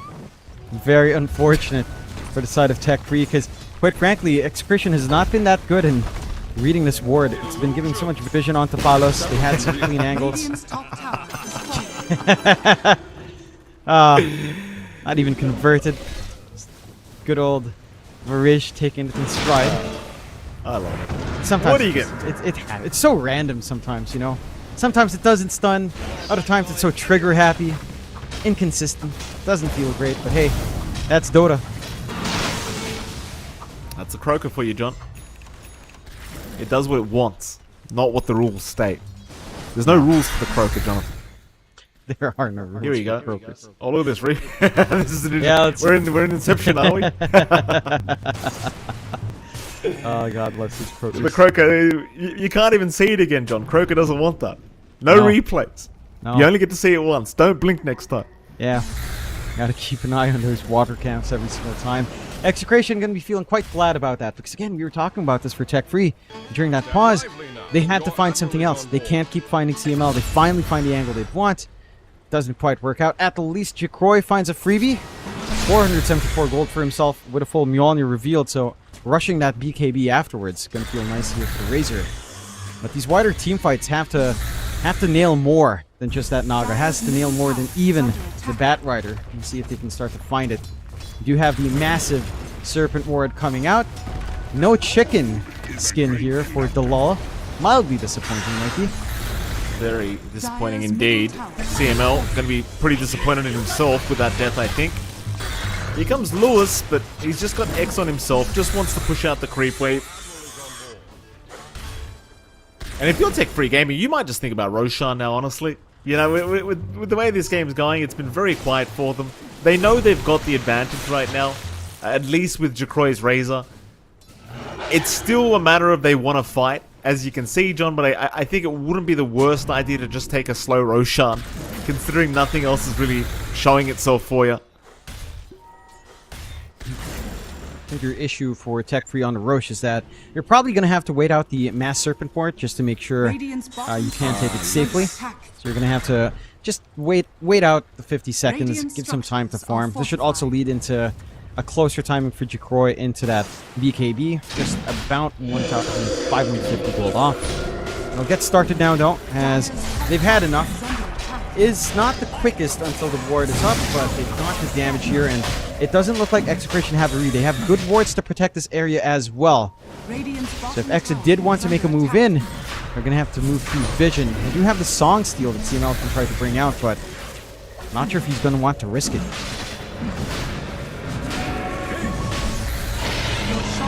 There goes Roshan. Song was popped by CML, but it's just to be able to get away from Among Daya. Meanwhile, bottom T2 does get forced in. So Tino will go ahead and take care of that. Radiant's bottom tower is under attack. I do wonder how much you get out of this this Aegis. It really did feel like an Aegis where you're just taking it for the sake of taking it, because there's not much else for them to do. Because Execration just aren't giving them the big team fights they want. I doubt we're going to see any kind of real objective take with this Aegis, apart from maybe a tier 2 tower if we're lucky. Chances are Jacroy is just going to use it to farm freely. Meanwhile, the rest of his squad, though, they are chasing. They are still trying to force some fights. My main concern for Tech Free Gaming is they've spent so much time running across the map trying to find these fights that these other cores, apart from Jacroy, they're not getting enough farm. No. Certainly aren't. And Execration has a good read already going into the Tormentor to trade away, and we'll be able to find that objective. They are going to treat a gate here. They're coming. Tino can't believe what he's seeing. Rolling Thunder's popped and they just roll away. That's it. See ya. Oh, wait a minute. CML? Nah, he's out of there. Mamang Dai, he thought about it for a second. Not quite. Just not the timing you're looking for. Again, they spend so much time in that smoke. By the time they're coming through the gate, Tormentor's gone. They get a lasso as well here. Barish. Oh, they certainly do. They've got a lasso going. Barish, he's still going to be... Oh, Palos gets absolutely shredded here by DB. And even if they get Barish, it won't really feel that great. They do at least get the X back, so they will pick him up in the end. That's going to be a... it's not going to be very fun here for Palos, because he's still pretty far behind on this laner if you consider how much farm he really needs to be that powerhouse you're looking for. Yeah. Again, a bit surprised that Palos is just willing to stand for it, especially after the LSA missed. Like, the DP is a tanky enough hero by its own. There is high mobility here for DB, clearing out the bot. They don't have the forward vision to fully protect either. The vision game from Execration has been a little bit slow in this game in comparison to Tech Free. Tech Free are the ones with much clearer reach. Again, they had that really good ward by the tier 2 top, gone now, but they still have good wards watching when they were taking Roche. They have a good ward watching if anyone farms forward down bot, and just allows them to play with that confidence here on Tech Free in comparison to what we're seeing out from Execration. Except for their part, and it's like you mentioned here, Mike, Tech Free aren't getting as much farm under other cores, especially on Mamang Daya. This Ag's timing should still be pretty decent considering the game. Still lacking the 3 parts, but it's not as quick as you'd want. Same thing goes for Exido. It's been mainly pouring out onto Tino and Palos. Lewis has been taking a backseat, going back for the Nullifier now. Not able to go for the Radiance, not able to go for that lots of presence and damage Honka. So your damage is mainly reliant right now on that Lina, to an extent Tino as well. And every single time the ward's off cooldown, you just get that free siege going for yourself. No contest coming out from Exe. So they're slowly chipping away at this map. Oh, Tino. Nice lasso. They fought Tino with that. Tino doesn't really have too much help around him right now. CML was above, but not seeing the opening to pop a song and help out. He will just leave the area. So another nice pickup now for Tech Free Gaming. So they finally find a fight where they can get a valuable target in Tino. And maybe now, while they've still got a bit of time on the Aegis, they'll start to move into to perhaps that T2 mid tower. Yeah. Again, they still have the Exorcism set to go, even without the Mass Serpent board. Still going to be able to get that done nice and quick. That is one big benefit for Tech Free. Their lineup is just so good at pushing objectives. You aren't a slouch either in Exa, but it really is just down to whether or not Tino can start to play that rat game, and he's been punished a few times in this game already. Exa, we have to see them try to take some defense fights, maybe wanting to wait out the Aegis first. Half a minute left here for the front line of Jacroy. Still enough time to be a nuisance if you're not too careful on the side of Execration. They're going. Lasso's out. They've caught the Pangoli with that one. He's in trouble. Laguna's going to connect. He's still running. Meanwhile, Jacroy, he does actually find Tino with DB. So Tino's going to drop. They do miss out on Mamang Daya. Now the X back onto the Razor. He's got 7 seconds on that Aegis. They've got to try and wait it out a little bit. 4 seconds, 3 seconds. No, they're too early. They're too early. Oh, boy. The reset is there for the Razor, but they're going to keep trying. They want to try for Jacroy. They'll go back on Mamang Daya, in fact. Mamang Daya is down. Barish, uh-oh. 3 down. This is pretty bad now for Tech Free Gaming, Jonathan. They'll move on to DB once again. DB, he's going to try and find a way out of this. Meanwhile, Jacroy jumping back in with the BKB, forcing the song out from CML, but the BKB is going to allow him to keep going. Jacroy now looking to retreat again, but Lewis looking to go back in as DB will do the same, looking for the Kunkka, has found him. That's 1 down for DB, but he's going to lose his life to Palos, as they will continue chasing for this Razor. You've got Lasso in 7 seconds here, John. He's got an opportunity to drag him back into Palos. The fight's gone that long. Here we go. God. You're going to lose Shanks, but you've got Jacroy. Execration. They find a great fight. I think, dude, it's a messy one. It's not one that I think you wanted to take that way. You really wanted that Aegis to expire. And you didn't want to have to drop your 2 cores for that, especially Tino. Tino didn't even get to roar. He was just caught in the sidelines, gone for that entirety of the fight. Not finding the positioning here for Tino in this game to be that menace we know he can be on that Beastmaster. But the key thing this time is just Palos' positioning. How he's playing this Lina now, despite that slower start, he's in the right spots at the right time, at the right opportunities to get these kills. Now #1 in net worth. This Lina late game can become a beast. You're not too worried about Razor statically moving you up. You can always go back to the Hurricane Pike on that hero. The damage output of Lina is still ridiculous. Not as crazy as, you know, that peak period where Game and Gladiators was dominating the DPC. It's not as crazy as that anymore, but it still does a ton of damage. Especially with its full Daedalus coming in now for Palos relatively soon. So you have some issues you have to contend with on Tech Free. You're finding the good openings you want. But I think if you take away the Aegis from that fight, that would have been earlier, much faster, with way less losses for Execration. Key thing for Exit to look at to kind of clean up these engagements is they have to find a way to get Tino into the angle. Right, because he's just not finding ways. He's the one getting caught out. This Beastmaster has had no activity might. 0-3-2, just the 2 assists. Been really inactive of a game for Tino outside with the split push. But once this Beastmaster connects, they're basically playing 4v5. You just need to find a way to bring that Beastmaster in, and all of a sudden, the 5v5 looks like a very different story if Tech Free don't shape things up here, man. No, it's starting to feel very different. Very different indeed. Tech Free Gaming kind of dropping the ball a little bit now. 6k net worth behind. The thing is, they've still got plenty of opportunity to try and make this this game work in their favor, because it really doesn't feel like Palos is that powerful yet. Maybe once the Daedalus is up, though, you start to get a little bit afraid of the right-click damage he's going to be pumping out. And in fact, he probably is going to have the Daedalus relatively soon as well, considering the gold he's got sitting there. The Jacroy certainly feeling like the Raze is starting to drop off a little bit. Especially with all the kiting potential you do have. The Tech Free game, you'd hate to get 2-0'd, but you know, you're not out of it yet. You've still got a chance to try and force us to a game 3. It's just you're kind of out of room to make mistakes if you are Tech Free. Yeah. You really need to work the angles out. I mean, they have been working it quite nicely. They were just slowly committing for the tier 2. It lasted long enough that the massive Serpent Port was ready to be dropped after the EXO. I think what they want is stronger initiation angles. You do have that set up now on the lull. He's got the blink, he's got the Aether Lens. Doesn't quite have a cast range enchantment, but perhaps a tier 3 will be kind to him and give him one. And that can certainly just improve your solo catch potential here. Your main concern has been the song usage out from CML if he is alive. Like, isolating away the only spell immune heroes does actually simplify this quite a fair bit for Execration, and works against what you'd want from the BKB here for the side of Tech Free.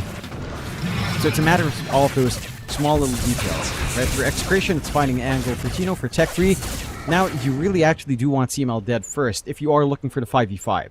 If it's solo pickoff, again, CML it's not the big one, but if you get the CML kill into forcing a 5v4, things do start to feel really good. I'd also like to see Jacroy start to work on or consider something like the refresh to come out here. Maybe some sustain on top.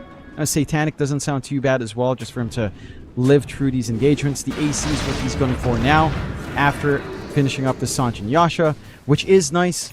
Blocking off some of the right-click damage coming in, counteracting Tino's AC to improve his own durability. It's certainly not too shabby here for Jacroy, but you start to feel like double BKB becomes a necessity. Double Static Link, double Eye of the Storm for that prolonged presence, considering how long these team fights last, has to be there for this Razor. It's something he's going to have to start to consider as this game starts to approach the 30-35 minute.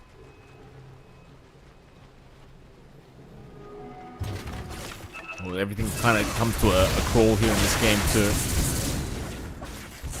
Dayless now completed on Palos. So we are working on an AC for Jacroy. In very scary times now, because the right-click damage is very high from Palos, assuming he can just survive throughout the fight and get that damage out. They've smoked up his 5. They've got the Ancient Croaker, Jonathan. Look at that. That's a big boy. He's taller than the Beastmaster. My goodness, here we go. They'll show Palos. Jump in, lasso. It's going to catch a big target. It's the Razor. BKB's out though in time. He's got a second chance at life here as they do pop the song on CML, but the Rolling Thunder making life very difficult. They continue. Palos, he man-fights Jacroy, takes him down. Does he die? He certainly does in the end. Is it going to matter though? Execration. It seems like they're out of gas. Or are they? Lewis? Yeah, he's down. They're definitely out of gas. 3 for 1. They threw everything at Jacroy. The DB getting the work done here on the Timbersaw, and they move on to the high ground. Big opening for the side of Tech Free. No buybacks in these cores from Exe. They did have to drop the EXO early along with a massive Serpent Ward. So this siege onto the high ground is not as quick. The Lord's popping a lot of damage from the objectives here to get this movement onto CML. Well, he's going to find CML in the end. Doesn't actually end up dying, surprisingly enough, here for Delol. Very awkward scenario now for Execration. They left no buyback out on Palos, thinking they would have enough, but they find a smoke in a very awkward spot as Delol's just casually jumped in. He's going to die as they try to take the aggro away from these tier 4 towers of Mamang Dai, but it's not enough. As Lasso now, he's going to try and do it himself. Shanks trying for another. No way. Oh, he's got it as well. The solo defense. Shanks defending on his own as Batrider support. Imagine that. You know what it is? This is a throwback, Mikey. This takes me back to TNC Tigers, or some Tigers all the way back. Remember that? Remember that team? Remember? I believe in your dream diving tier 3, tier 4s, or Dreamusel as well, and boom, diving tier 3, tier 4s. So a little bit of that Indonesian hustle coming back in here, Mikey.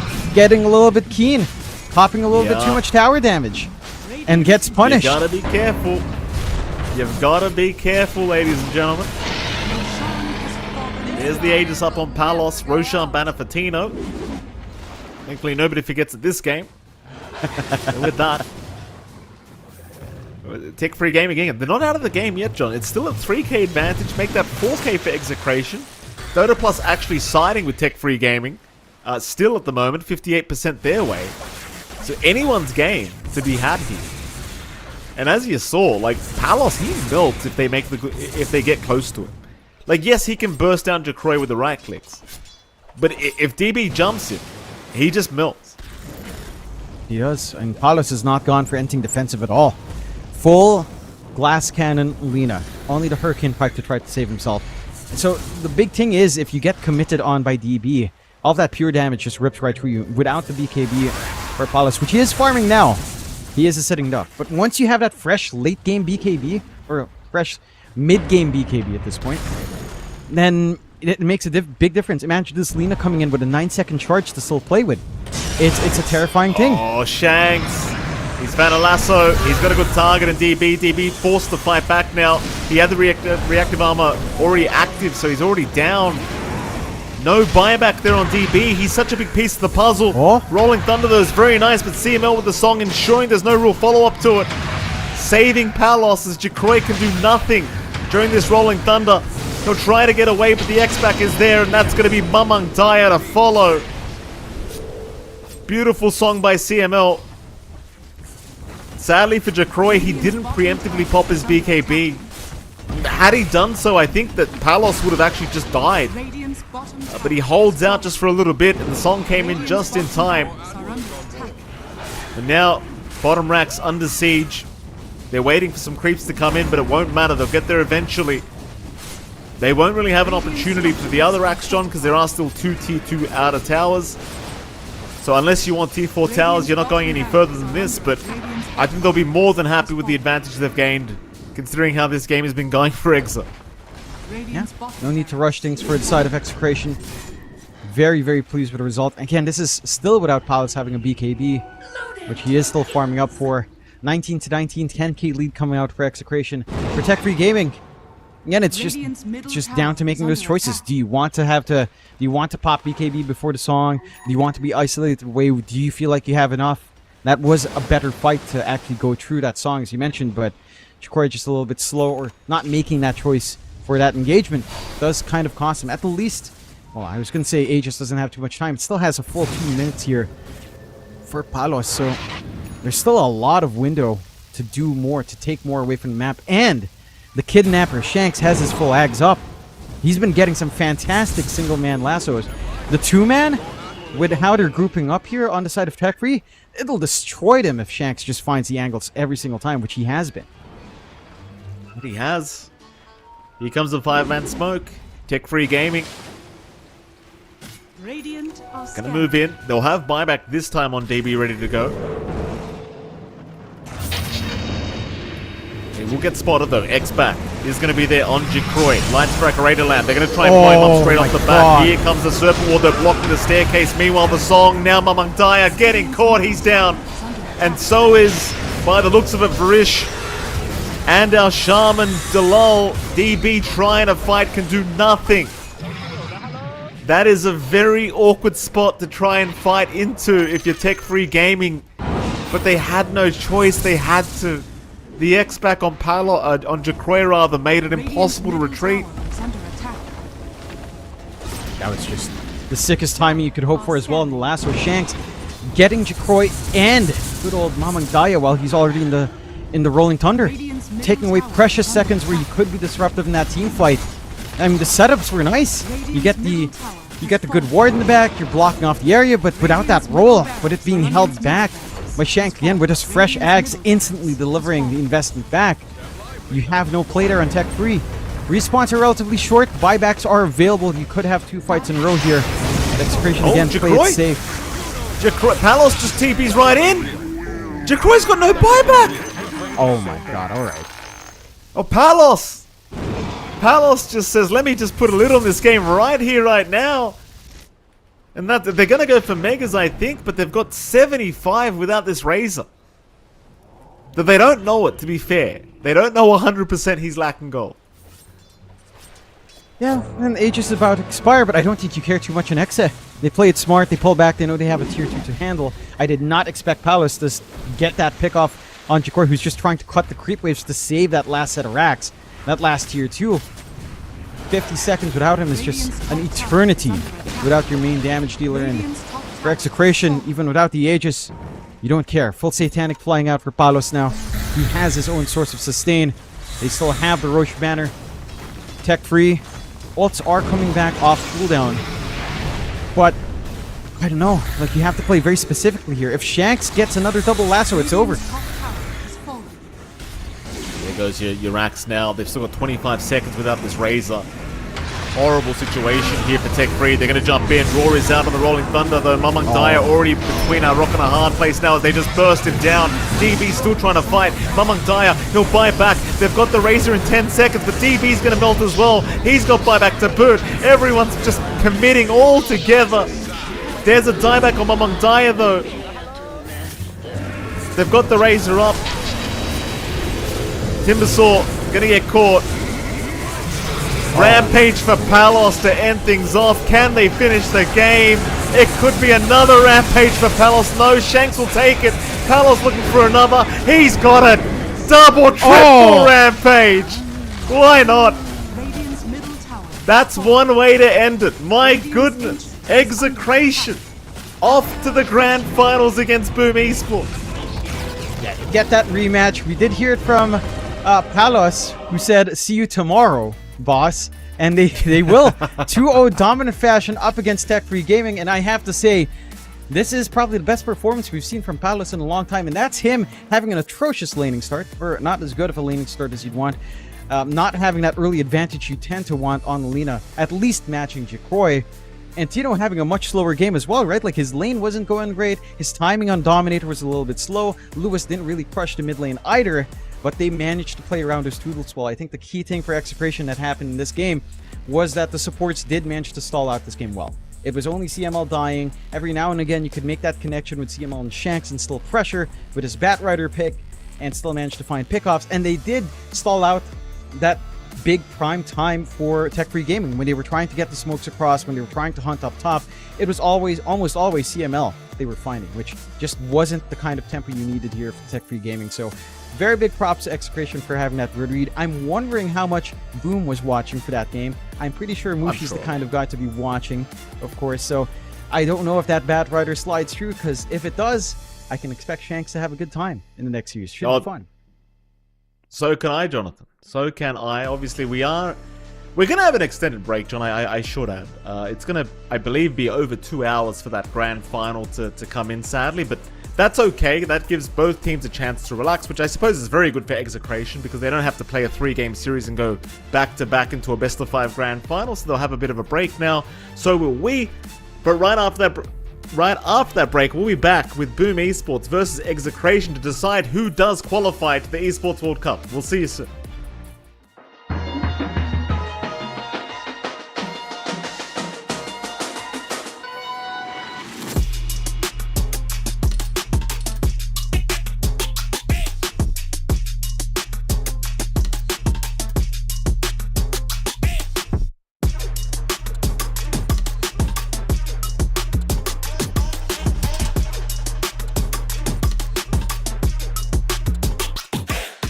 Three, two, one, go.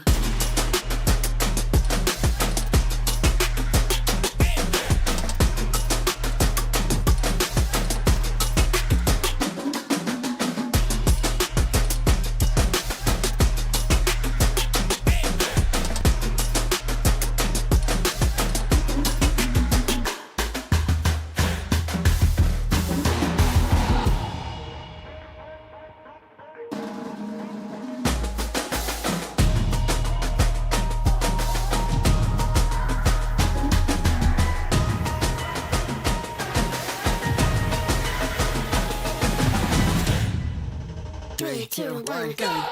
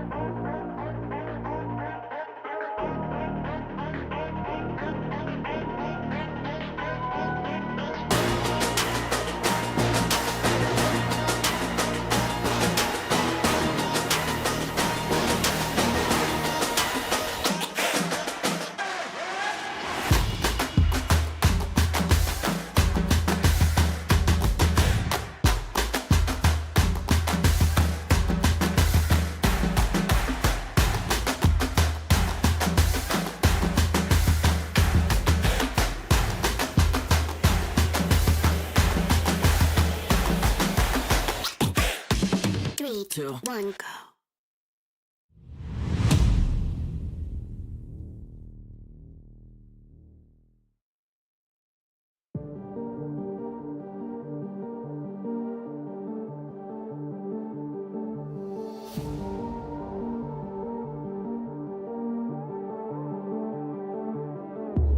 Come into my world if you wanna see some action. Enter my zone, shut down the competition. Stand out from the crowd, yeah, I'm the main attraction. Come into my world if you're ready for some action. Are you ready?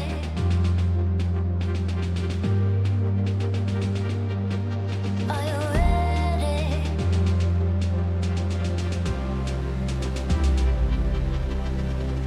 I came here to win.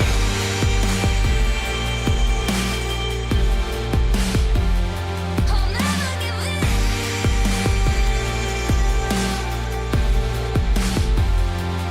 Make my one woman on me. Only one woman on me. Only one woman on me. Only one woman on me. One woman on me.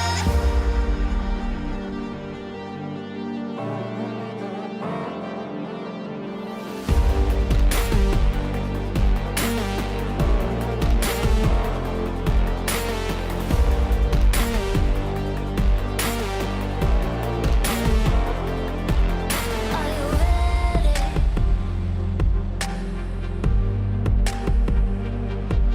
Are you ready?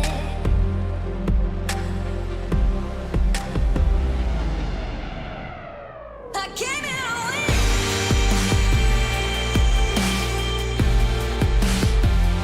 I'll never give in.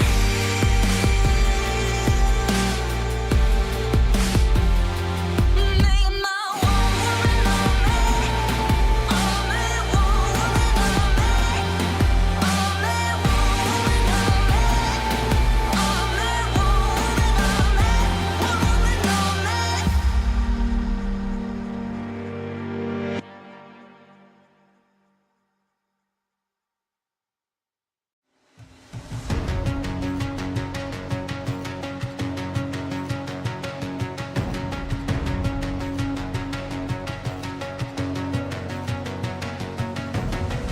There's something in his eyes. There's a storm within, but it's written in the skies. Let it break me till it's over. Won't let it shake me, no.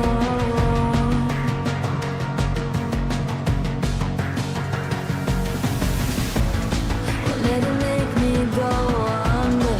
Won't let it make me go under. So now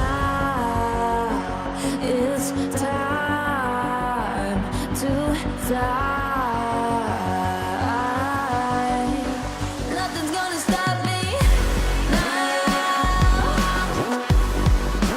Nothing's gonna stop me now. Nothing's gonna stop me now.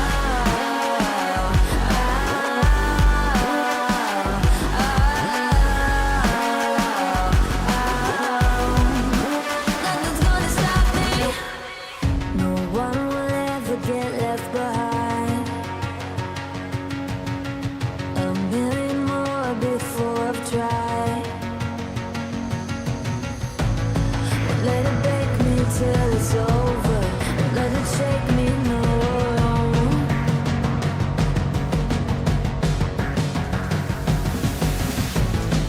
Let it make me go under. Let it make me go under. So now it's time to fly. So now it's time to fly. Nothing's gonna stop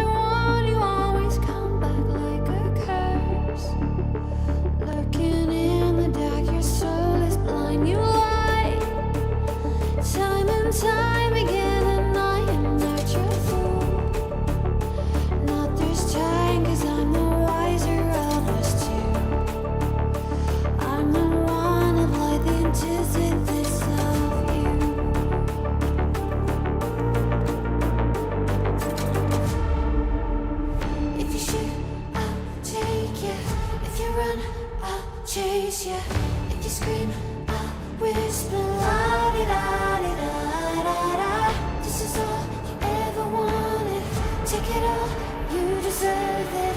This is how we're gonna end it. La di da di da da. Take it all, you deserve it. Take it all, you deserve it. Giving back the freedom you want to destroy. And my power's way too strong for you, so try. 'Cause you can dominate and know will you survive. And not this time, 'cause I'm the wiser of us two. I'm the one of life antithesis of you. The fire in my heart will only grow. If you shut the gates, I'll burn them down. I am 1,000 steps ahead of you. You'll see soon.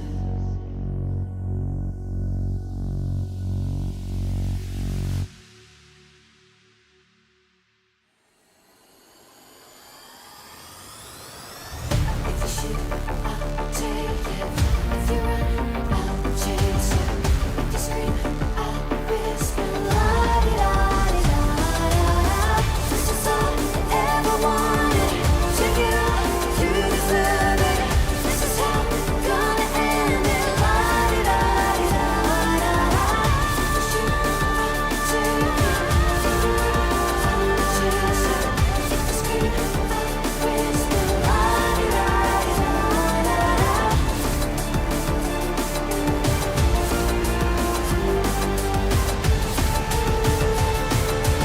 La di da di da da da.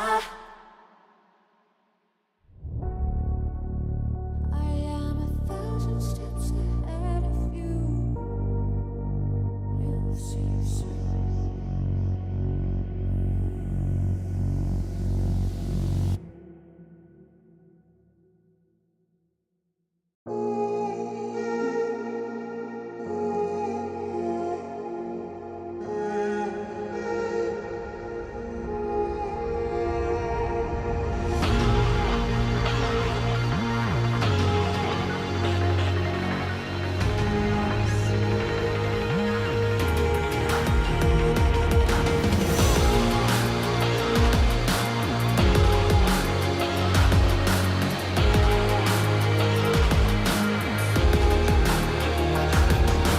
We can do anything we decide.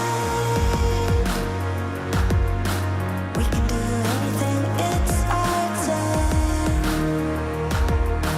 We can do anything we decide. We can do anything, it's our time. It's our time.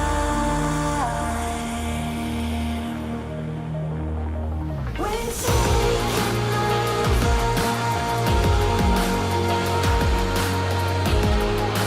Time is ours. We're taking over.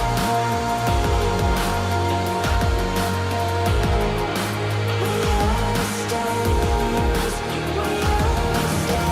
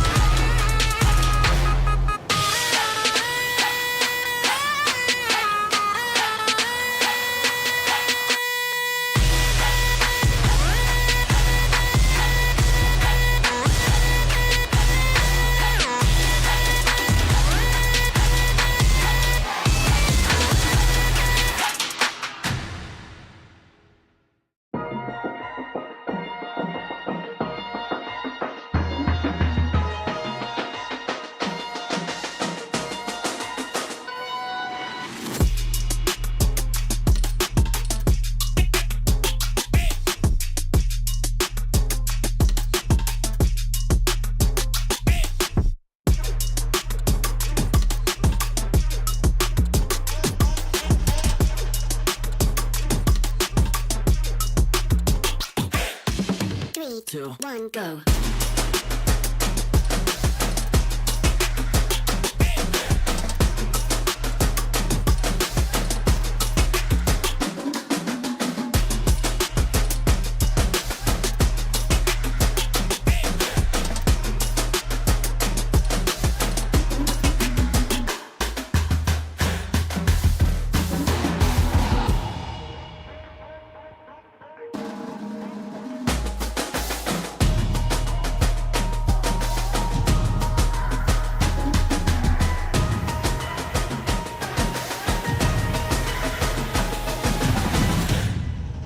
Three, two, one, go.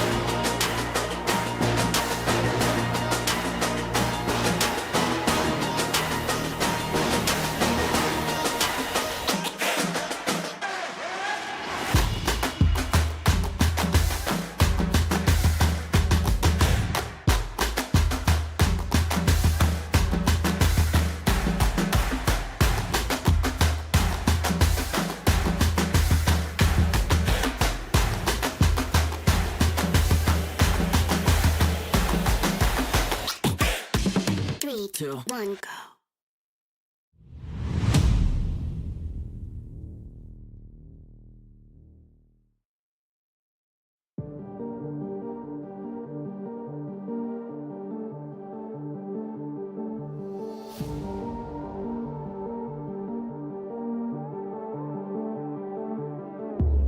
Come into my world if you wanna see some action.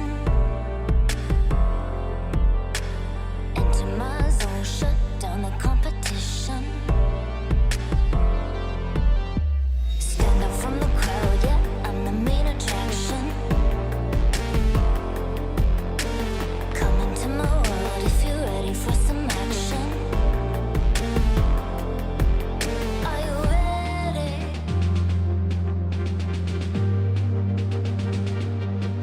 Are you ready?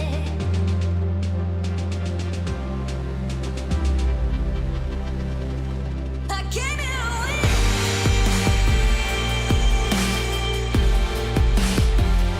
I'll never give in.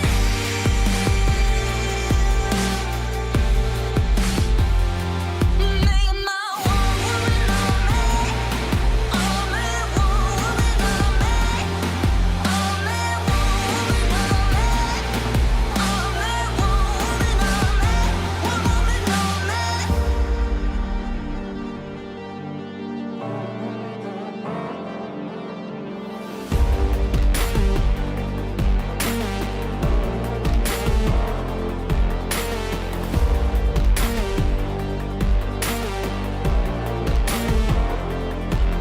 Are you ready?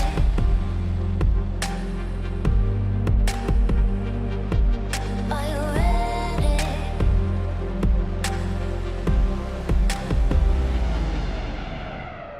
I came here to win.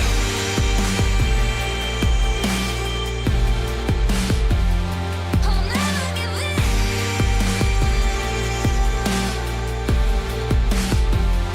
Make my one woman on me.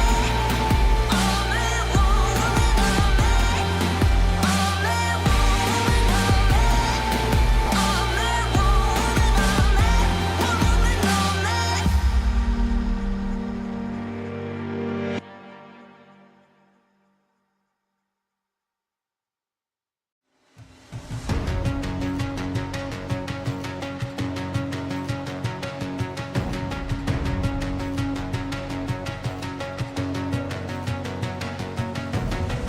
There's something in his eyes. There's a storm within, but it's written in the skies. Let it break me till it's over. Don't let it shake me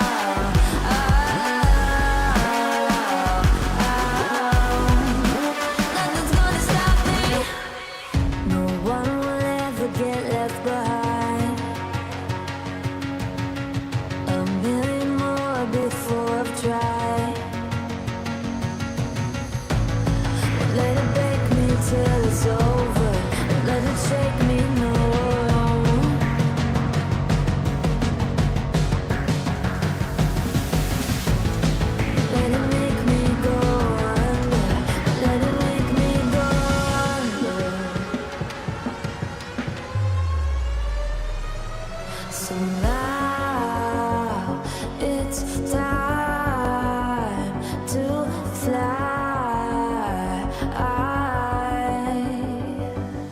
So now it's time to fly. Nothing's gonna stop me now. Nothing's gonna stop me now.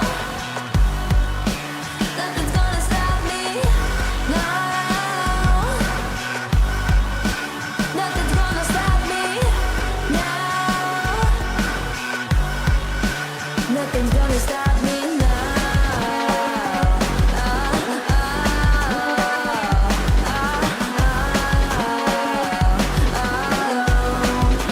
Nothing's gonna stop me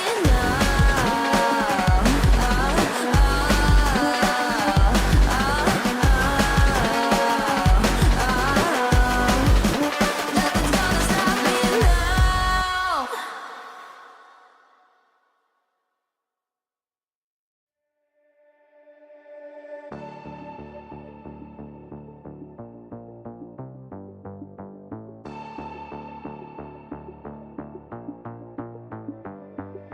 Why, one by one, you always come back like a curse? Lurking in the dark, your soul is blind. You lie, time and time again, and I am not your fool. Not this time, 'cause I'm the wiser of us two. I'm the one of light, the antithesis of you.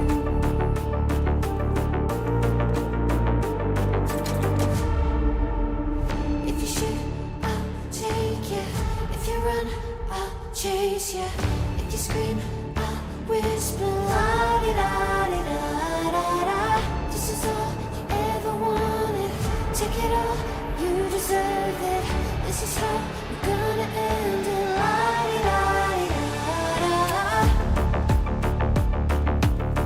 Take it all, you deserve it. Take it all, you deserve it. Giving back the freedom you want to destroy. And my power's way too strong for you, so try. 'Cause you can't dominate and know will you survive. And not this time, 'cause I'm the wiser of us two. I'm the one of life, antithesis of you. The fire in my heart will only grow. If you shut the gates, I'll burn them down. I am 1,000 steps ahead of you. You'll see soon.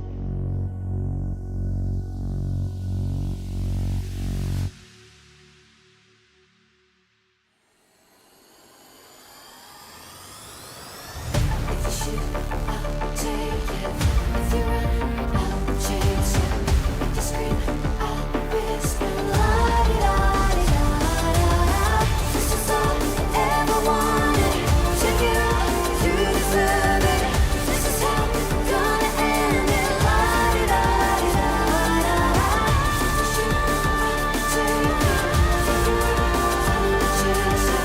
If you scream, I'll whisper. La-di-da-di-da-da.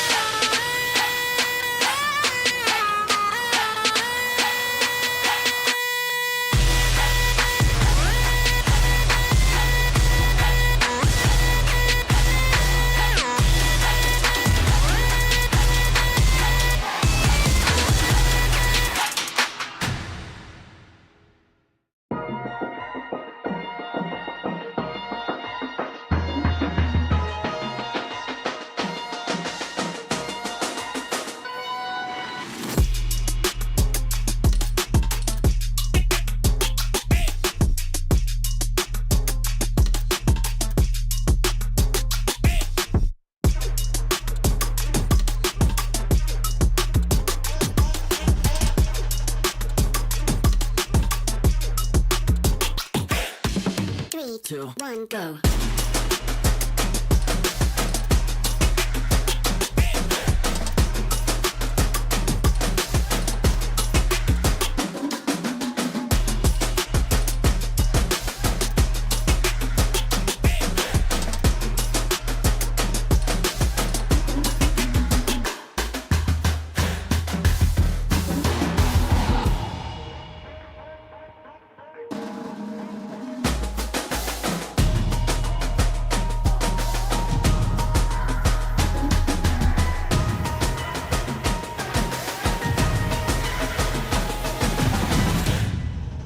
3, 2, 1, go.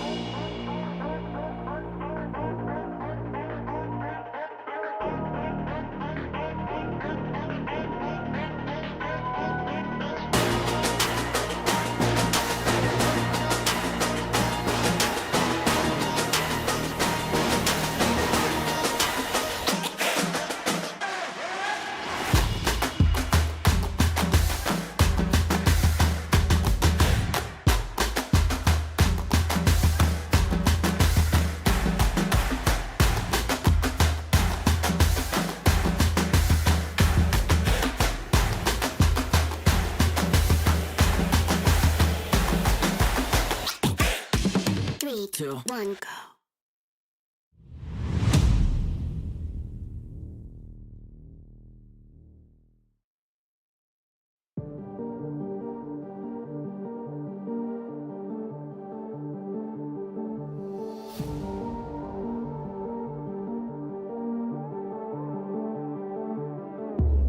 Come into my world if you wanna see some action. Enter my zone, shut down the competition. Stand out from the crowd, yeah, I'm the main attraction. Come into my world if you're ready for some action. Are you ready?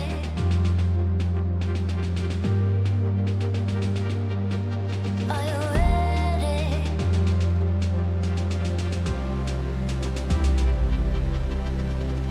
I came here to win.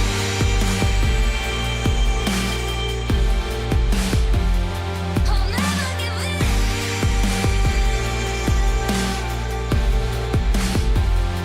Make my one woman only one woman only one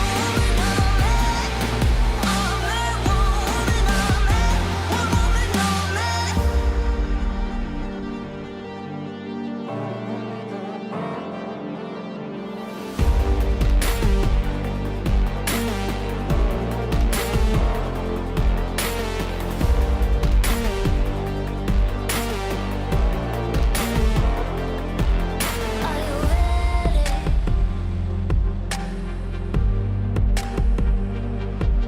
Are you ready?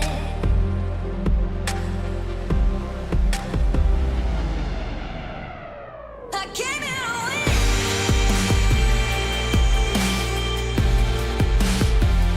I'll never give in.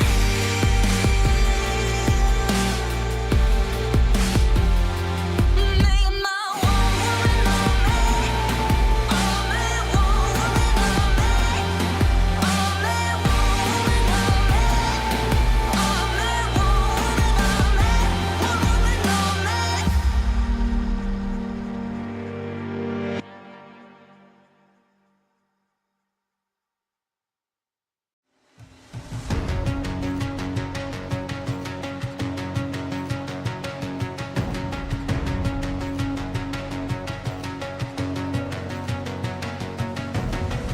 There's something in his eyes. There's a storm within, but it's written in the skies. Let it break me till it's over. Won't let it shake me, no.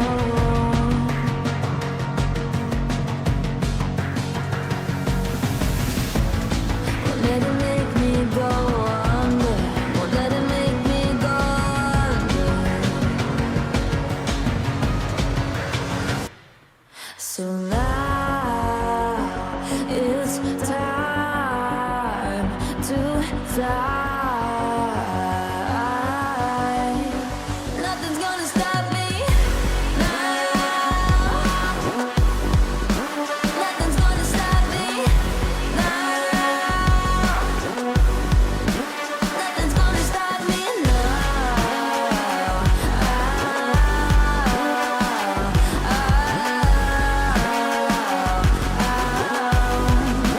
Nothing's gonna stop me. No one will ever get left behind. A million more before I've tried. Let it break me till it's over. Let it shake me, no.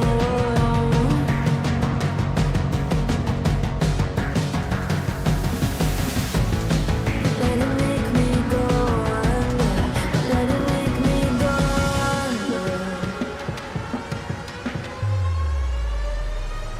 So now it's time to fly. So now it's time to fly.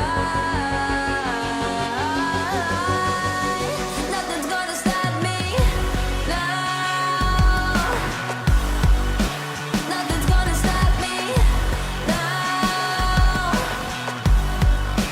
Nothing's gonna stop me now.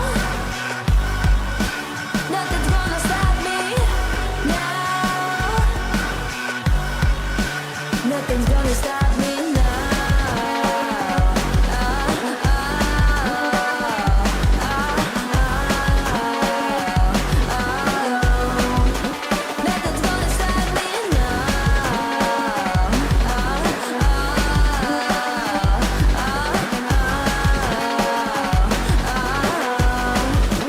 Nothing's gonna stop me now.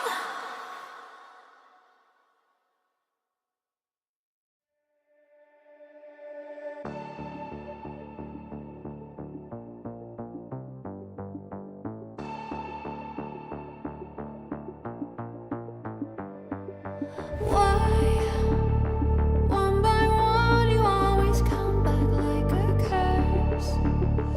Lurking in the dark, your soul is blind. You lie, time and time again, and I am not your fool.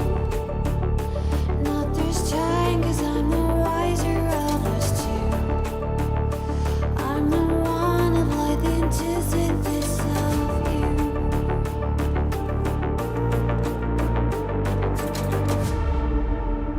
If you shoot, I'll take you. If you run, I'll chase you. If you scream, I'll whisper. La-di-da-di-da-da-da. This is all you ever wanted.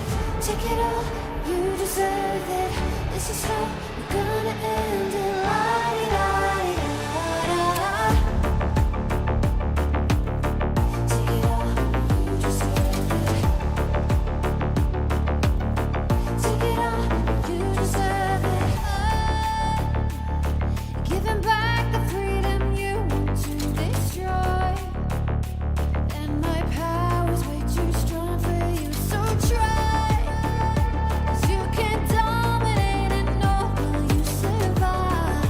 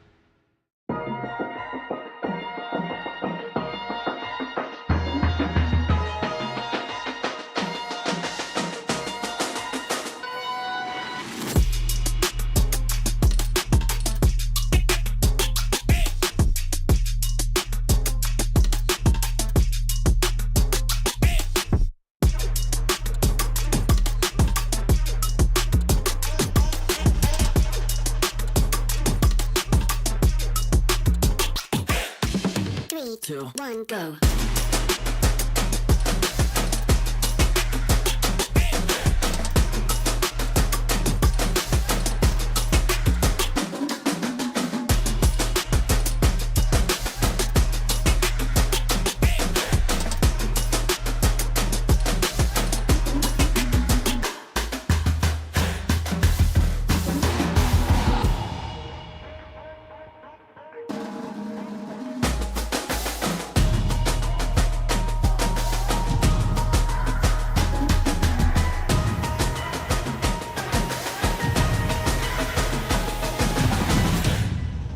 3, 2, 1, go.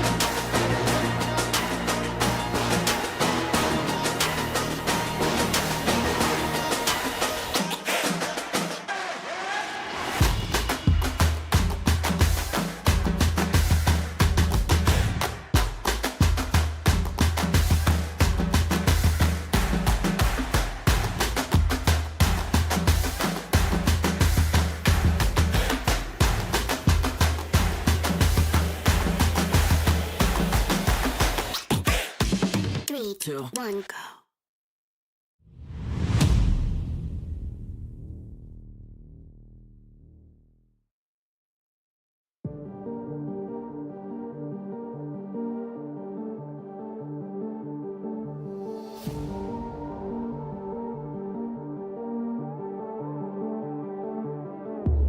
Come into my world if you wanna see some action.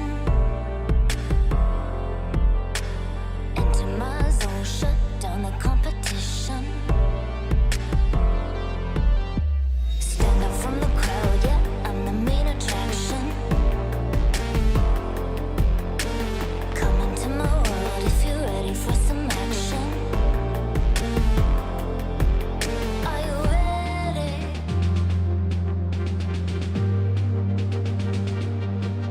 Are you ready?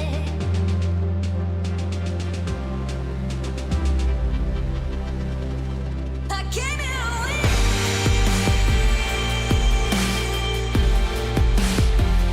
I'll never give in.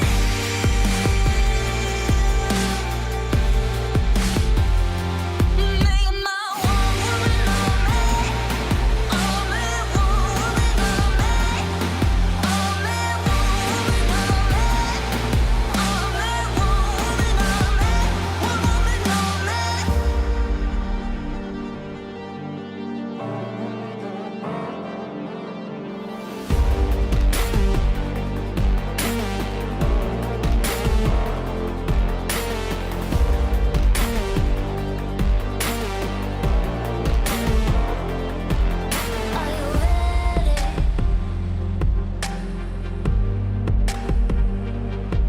Are you ready? Are you ready?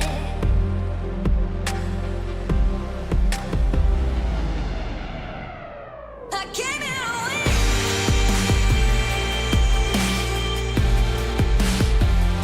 I'll never give in.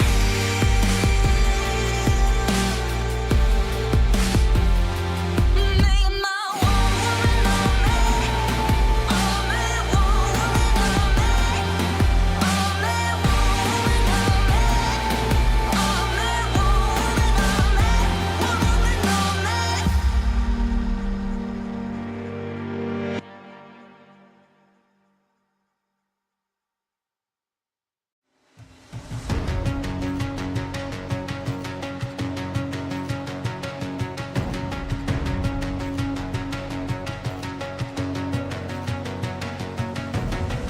There's something in his eyes. There's a storm within, but it's written in the skies. Let it break me till it's over. Don't let it shake me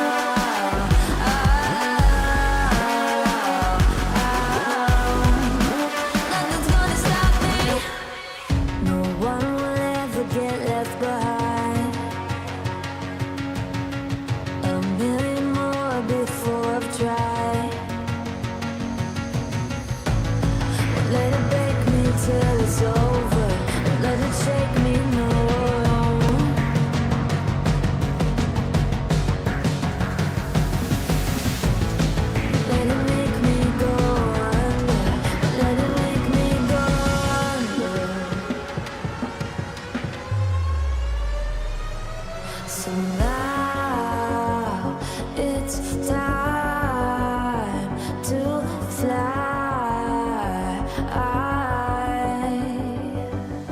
So now it's time to fly.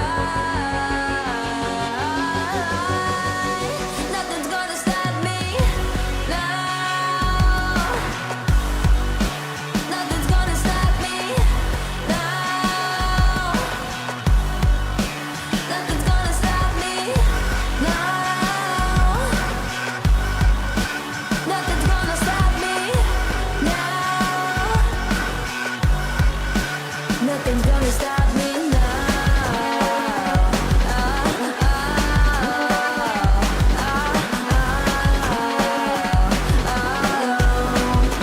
Nothing's gonna stop me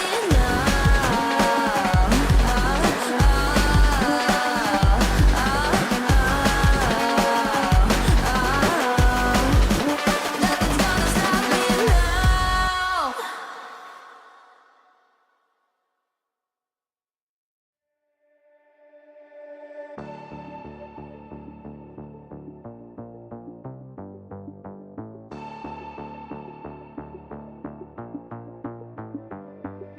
Why, one by one, you always come back like a curse? Lurking in the dark, your soul is blind. You lie, time and time again, and I am not your fool. Not this time, 'cause I'm the wiser of us two. I'm the one of light, the antithesis of you.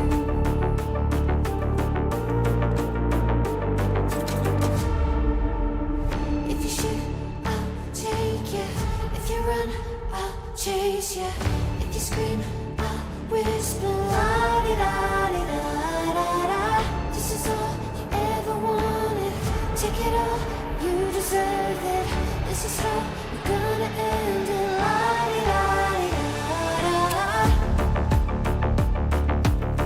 Take it all, you deserve it. Take it all, you deserve it. Giving back the freedom you want to destroy. And my power's way too strong for you, so try. 'Cause you can't dominate and nor will you survive. And not this time, 'cause I'm the wiser of us two. I'm the one of life, antithesis of you. The fire in my heart will only grow. If you shut the gates, I'll burn them down. I am 1,000 steps ahead of you. You'll see soon.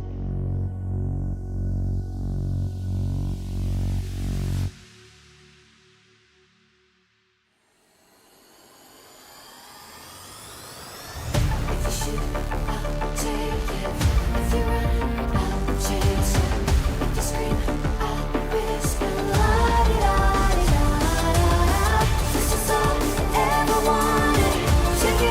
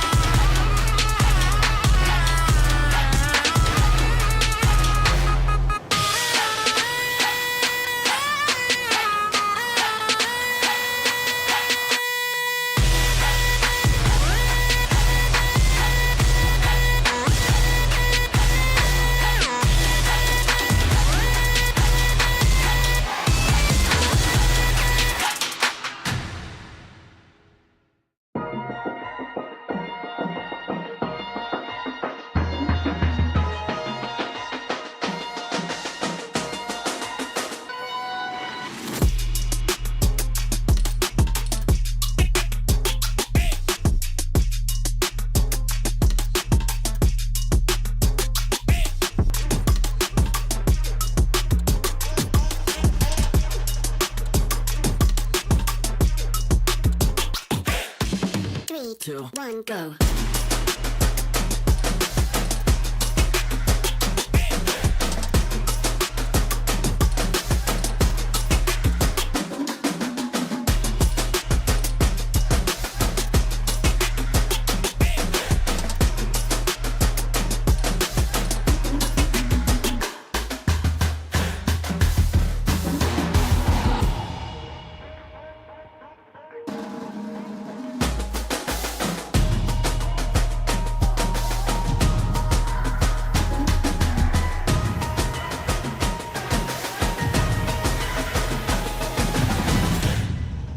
3, 2, 1, go.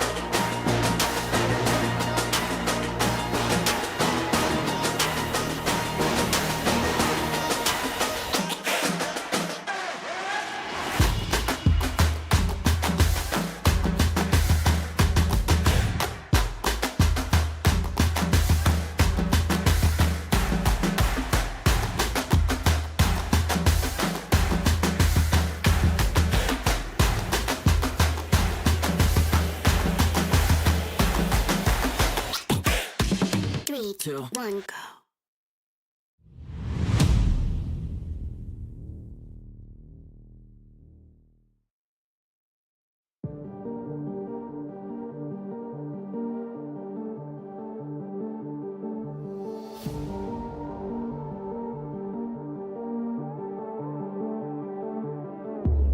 Come into my world if you wanna see some action. Enter my zone, shut down the competition. Stand out from the crowd, yeah, I'm the main attraction. Come into my world if you're ready for some action. Are you ready?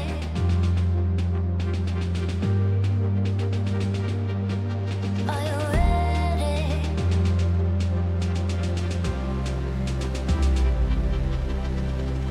I came here to win.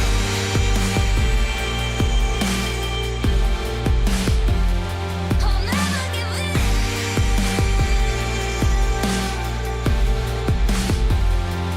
Make my one woman on me. Only one woman on me. Only one woman on me. Only one woman on me. One woman on me.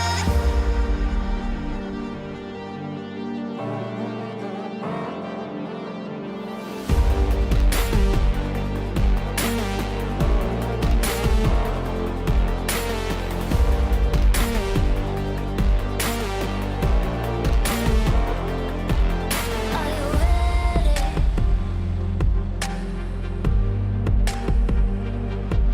Are you ready?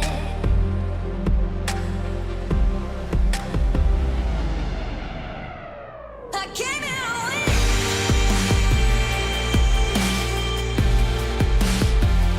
I'll never give in.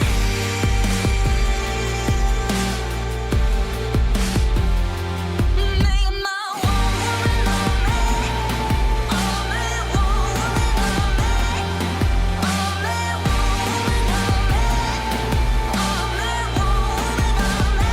One woman on me.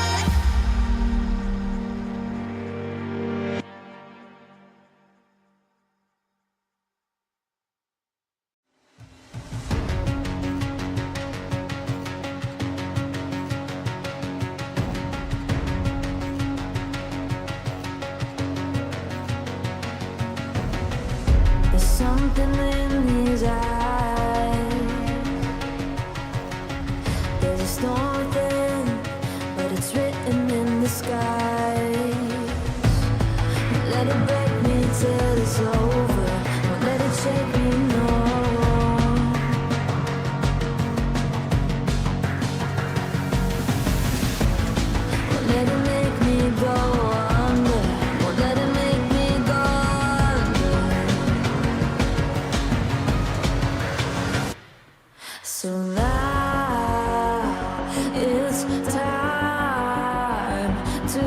fly.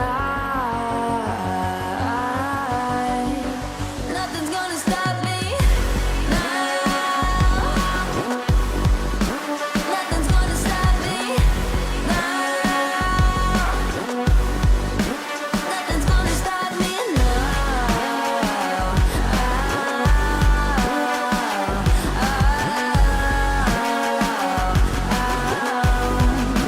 Nothing's gonna stop me. No one will ever get left behind. A million more before I've tried. Won't let it break me till it's over. Won't let it shake me, no.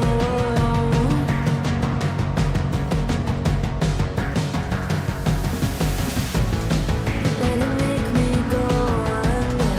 Let it make me go under. So now it's time to fly.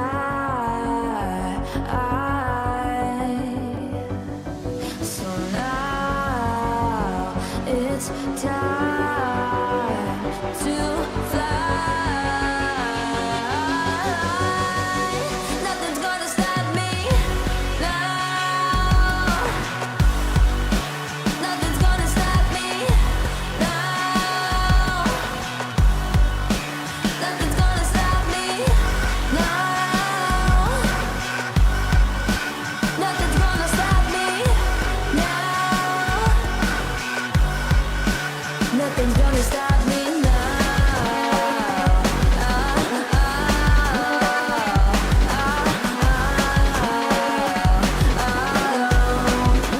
Nothing's gonna stop me Nothing's gonna stop me now.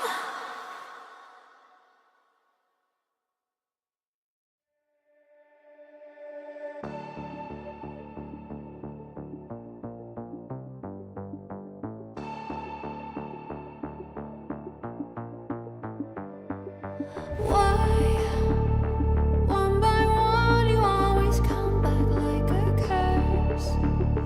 Lurking in the dark, your soul is blind. You lie, time and time again, and I am not your fool. Not this time, 'cause I'm the wiser of us two. I'm the one of light, the antithesis of you.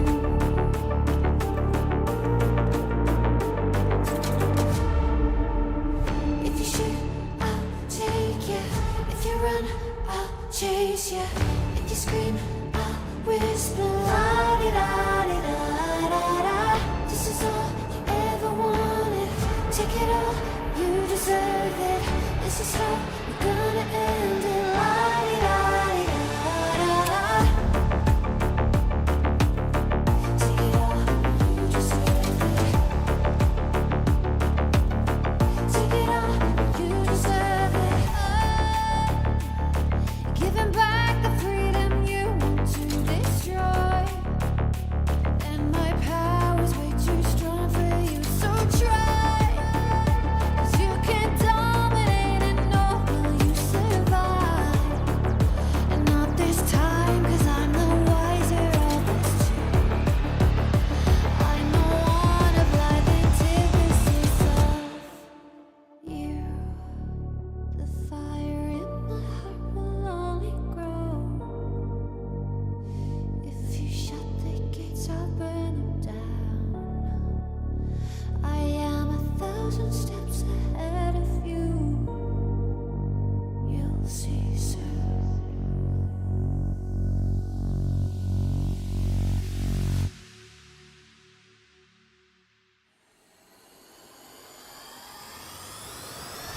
If you shoot, I'll take you. If you run, I'll chase you. If you scream, I'll whisper. La-di-da-di-da-da-da. This is all you ever wanted.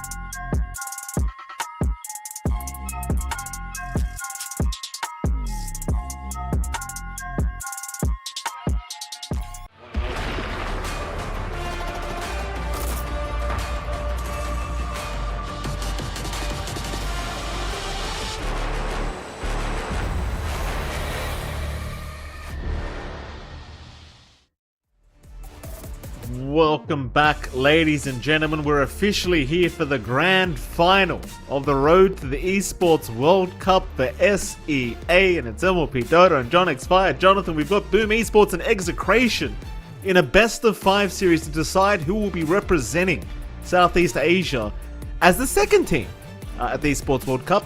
Obviously, Jonathan, you know, Clips of Talent are already there, John. I'm just going to say before you do, Clips of Talent are there. We're looking for a second team, John Xfire. I'll get your quota in, don't you worry. I'll get the KPIs have been achieved here for you, John. I'll do the job for you.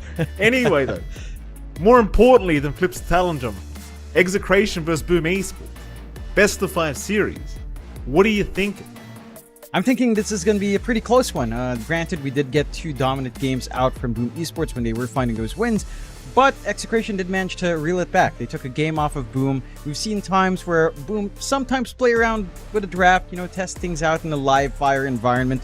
We could get a couple of that here. It's a little bit more forgiving in the best-of-5, especially since Boom didn't have to play anything beforehand. We did have to see Execration play up against Tech Free Gaming earlier. Mind you, it was, again, a pretty dominant 2-0 coming out there for Exe, but that can still play a factor into either maintaining momentum or wearing them out more if the game goes, or if the series goes long. So it can work as an advantage having to play earlier. We've seen that for some teams after a hot lower bracket run. You don't necessarily get that lower deep run here for Execration, as they did come from the upper bracket finals. But again, they had to play that series early. So it gives more data for Boom, but it also warms up Execration a lot better. We'll have to see if that plays any significant factor. I think the big thing for me to watch out for is really in the draft, Mike. Like, we've seen John Yuel be really effective with stuff like Undying, Death Prophet, right? Like, these things should be first phase banned. But we also saw Shanks just showing us why Batrider is probably going to be back in the meta as well. Both facets feel great. Shanks just had a really free game in his first game a while ago, so I'm keen on seeing whether or not that gets taken care of as well. We'll see if any of those draft adjustments are made in this game, as Execration do ban out the puck, and that pesky little Slark that Tim's has been highly effective on as well, leaving 10 the big seconds Chanuel remaining. heroes open for Zhao. So that's the DP, that's the Undying still 5 on hand, seconds Bristleback remaining. still there as well for both sides. For Boom, do you want to leave the Team Batrider in? You could opt to pick it up yourself. They ban out the Bristleback. So that big tanky hero with a lot of minus armor going for it is 10 gone. seconds But I'm remaining. wondering if any of that is going to be taken out. Like Batrider, Undying DP. 5 You only have so many seconds bans left here. Just one ban left for Boom, one ban left for Exe. Along with stuff like, say, Beastmaster of Radiant Tino, team which is ban. easily first picked, as that is banned out by Boom. So they were targeting the stronger picks. But again, lots of softer choices that are strong. 10 Batrider, seconds Oracle, remaining. Undying, Radiant team Shadow pick. Demon, which we haven't Dire seen as team often, but pick. is there. And yeah, they take the Undying themselves on Nexus. So they snatch that away from Zhao. This is interesting as well because we've seen a few players run this off lane. Granted, that was Rupido playing it for Ivory, but if Tino wanted, he's very familiar with the core Undying because, again, when he was playing Pause 1, this is something he enjoyed 10 dipping into. seconds remaining. He did. Certainly some flexibility here for Execration seconds with this remaining. Undying first pick. It was just yesterday we saw a Position 3 Undying come out, so not going to be too surprised if Tino does make the call to hand the hero over to him. Boom Esports, though, opening pick for themselves. We'll see what they want to try and run into here. Radiant team ban. And it's going to be the Batrider for themselves. They will take it. Now, John, I know you want to talk about Bat, but just for a second, are we going to see a TA ban against Boom Esports? Surely we're going to see TA banned at some point. Has to go. It has to go. Like, the TA 10 does seconds too much. I remaining. guess if you're Execration, you Radiant might be team thinking banned. that there's not a lot of minus armor synergy just with Bristleback on. That tends to be like the strongest combination for the TA. Just having that Snot Rocket going off with your Psyblade facet as well to spill out that minus armor.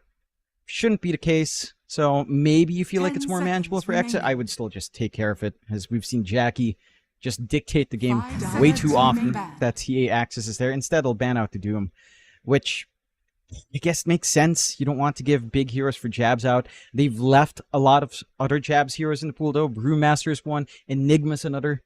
And there's an opportunity here for Boom to ban out something like the Silencer to start to clear the path for 10 the Enigma seconds here if they so remaining. wish.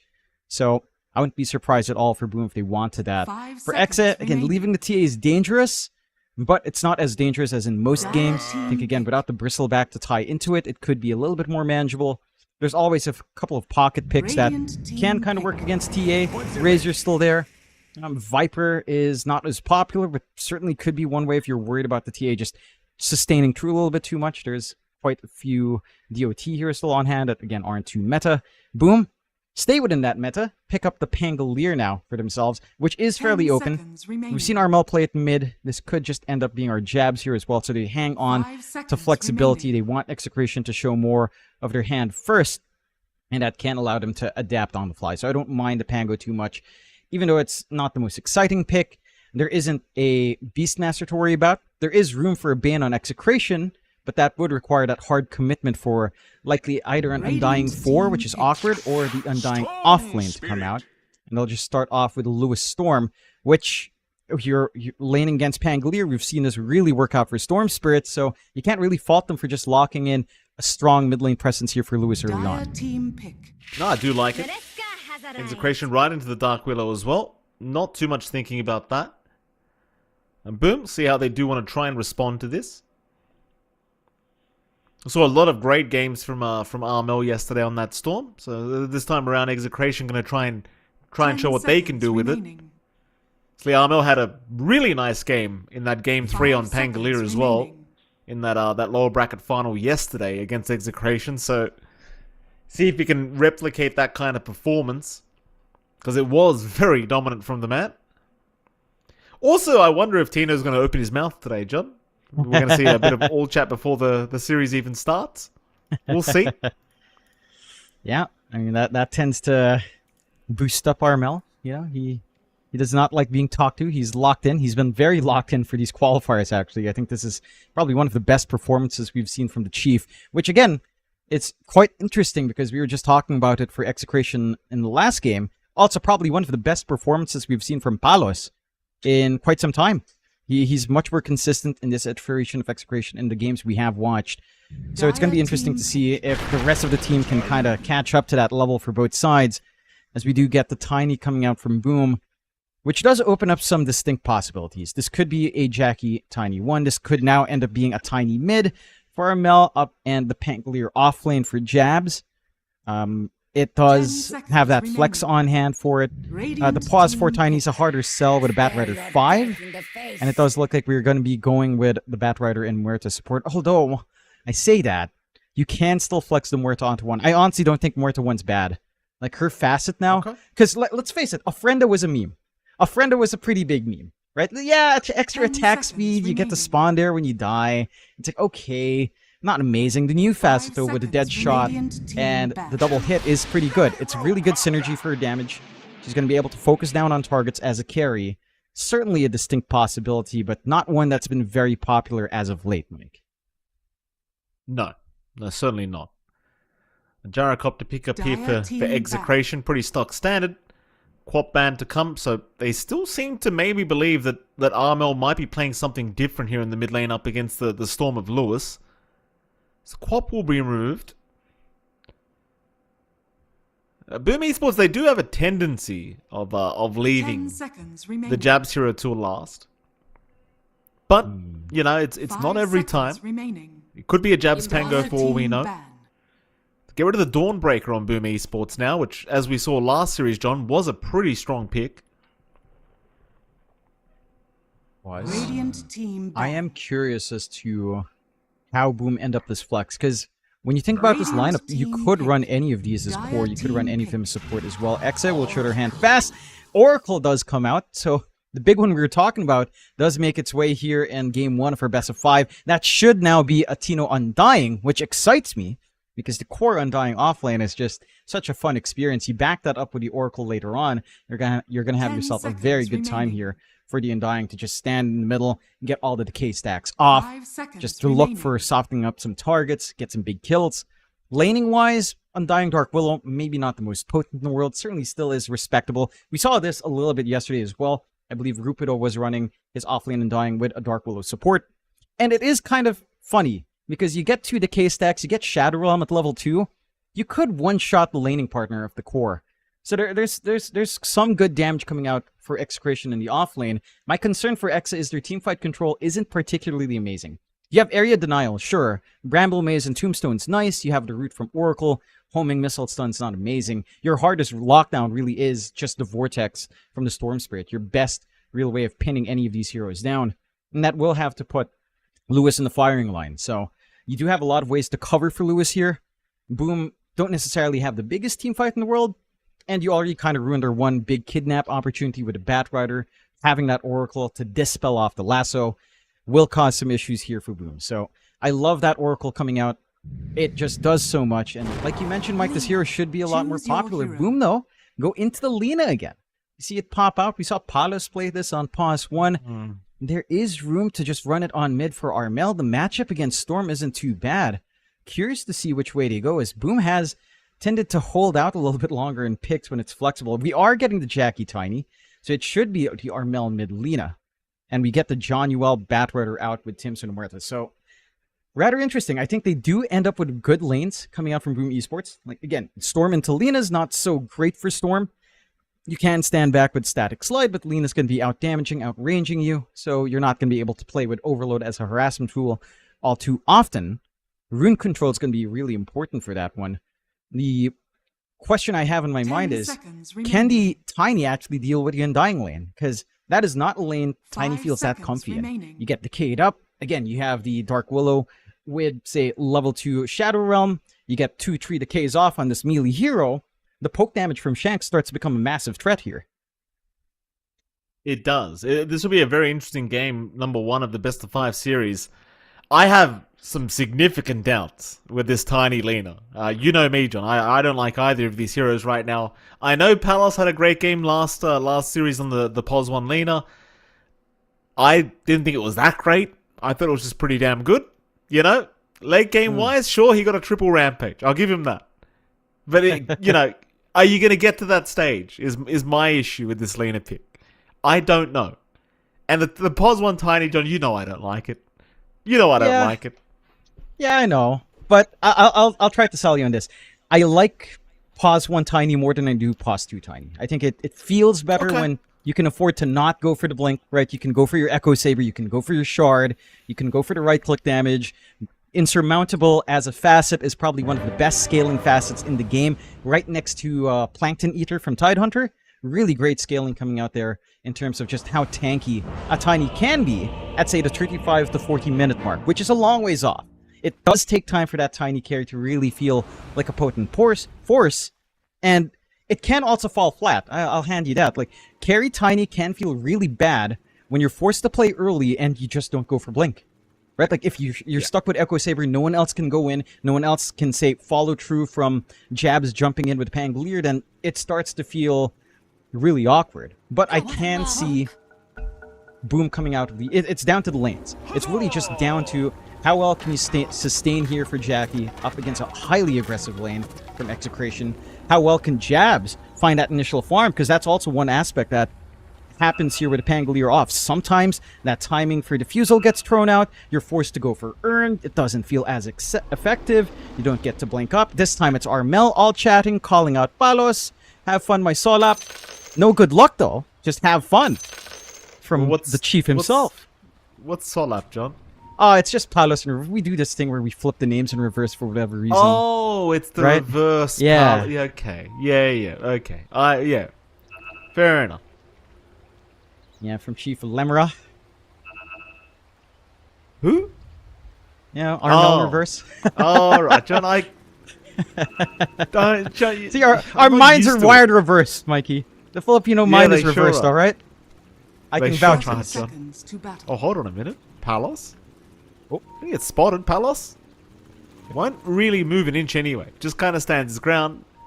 They're still trying to wrap here onto Palos from the back. But naturally, he is going to move now that he's seen somebody was smoked up around that area.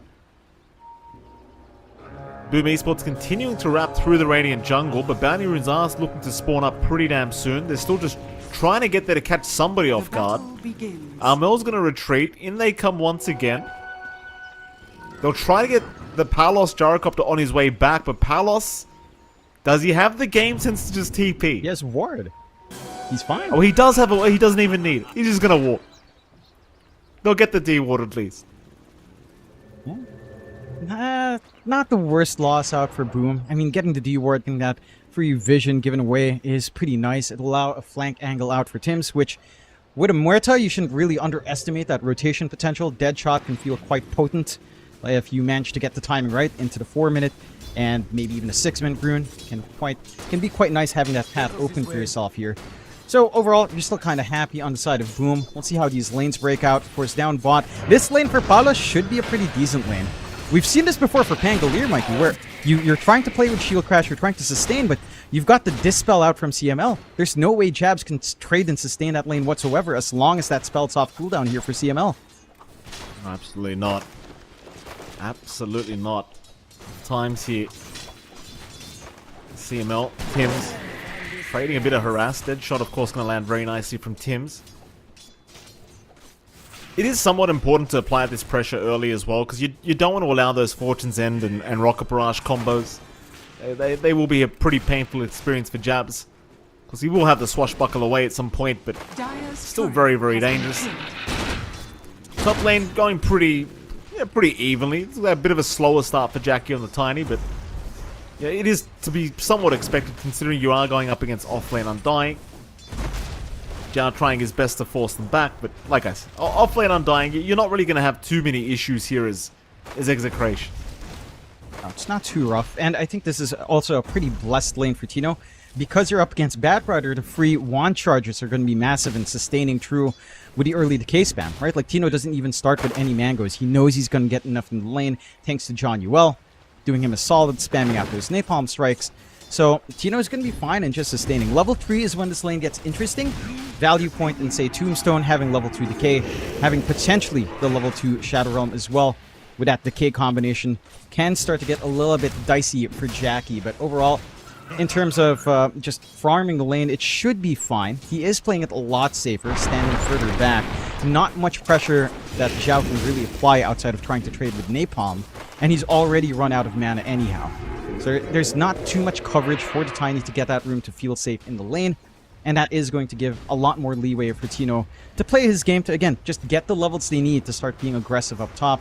And that's where Execration really needs to kick things off, because they've got to stop Jackie from playing a Jackie game. As we've always talked about with Jackie, all the way back to Motivate Trust. You give this guy a decent lane, you know, even if you draw even, Jackie will make that even start into something much bigger later on at the 15 to 20 minute mark, which is when Jackie really starts to get a little bit concerning to the enemy team. Dire's structures Oh yeah, the man knows how to farm very well. There's no two ways about that. Mid lane, we did see Lewis getting a little bit low. Of course, this lane is starting to heat up. Mel on Alina is going to have that big hero advantage against Lewis, and Lewis is going to be forced now to run all the way back to the fountain. And the lane obviously doesn't really get much easier for Lewis until maybe the level 6 mark, but even then it just gives you a way of escaping if you do get jumped. It still makes the farm game pretty hard against the Lina. Nevertheless, though, it is to be expected. I'm sure Lewis knew it was going to be a pretty challenging laning stage for him. Come on, Jeff. Yeah, should be able to understand. I think in the wider scope of the game, again, this is a pretty smooth Storm game. You only really have to worry about the lasso, maybe a well-positioned calling as well from Tim's, but as a Storm, you shouldn't be caught out like that. There is room to rotate for the water runes, already denying one away on Shanks, and Tim's grabbing the other. This hurts Lewis more as Shanks. Shanks, bit of danger, gets into the Shadow Realm. Zhao doesn't really have anything else to throw out. It's a nice little escape here from Shanks, getting back toward that top tier 1 tower to support his Undying. Meanwhile, bottom lane, Jam's going to be jumped, but does have the swash away. So he will be alright. Even bottom lane now, they're trying to get this combo going between the Gyro Oracle.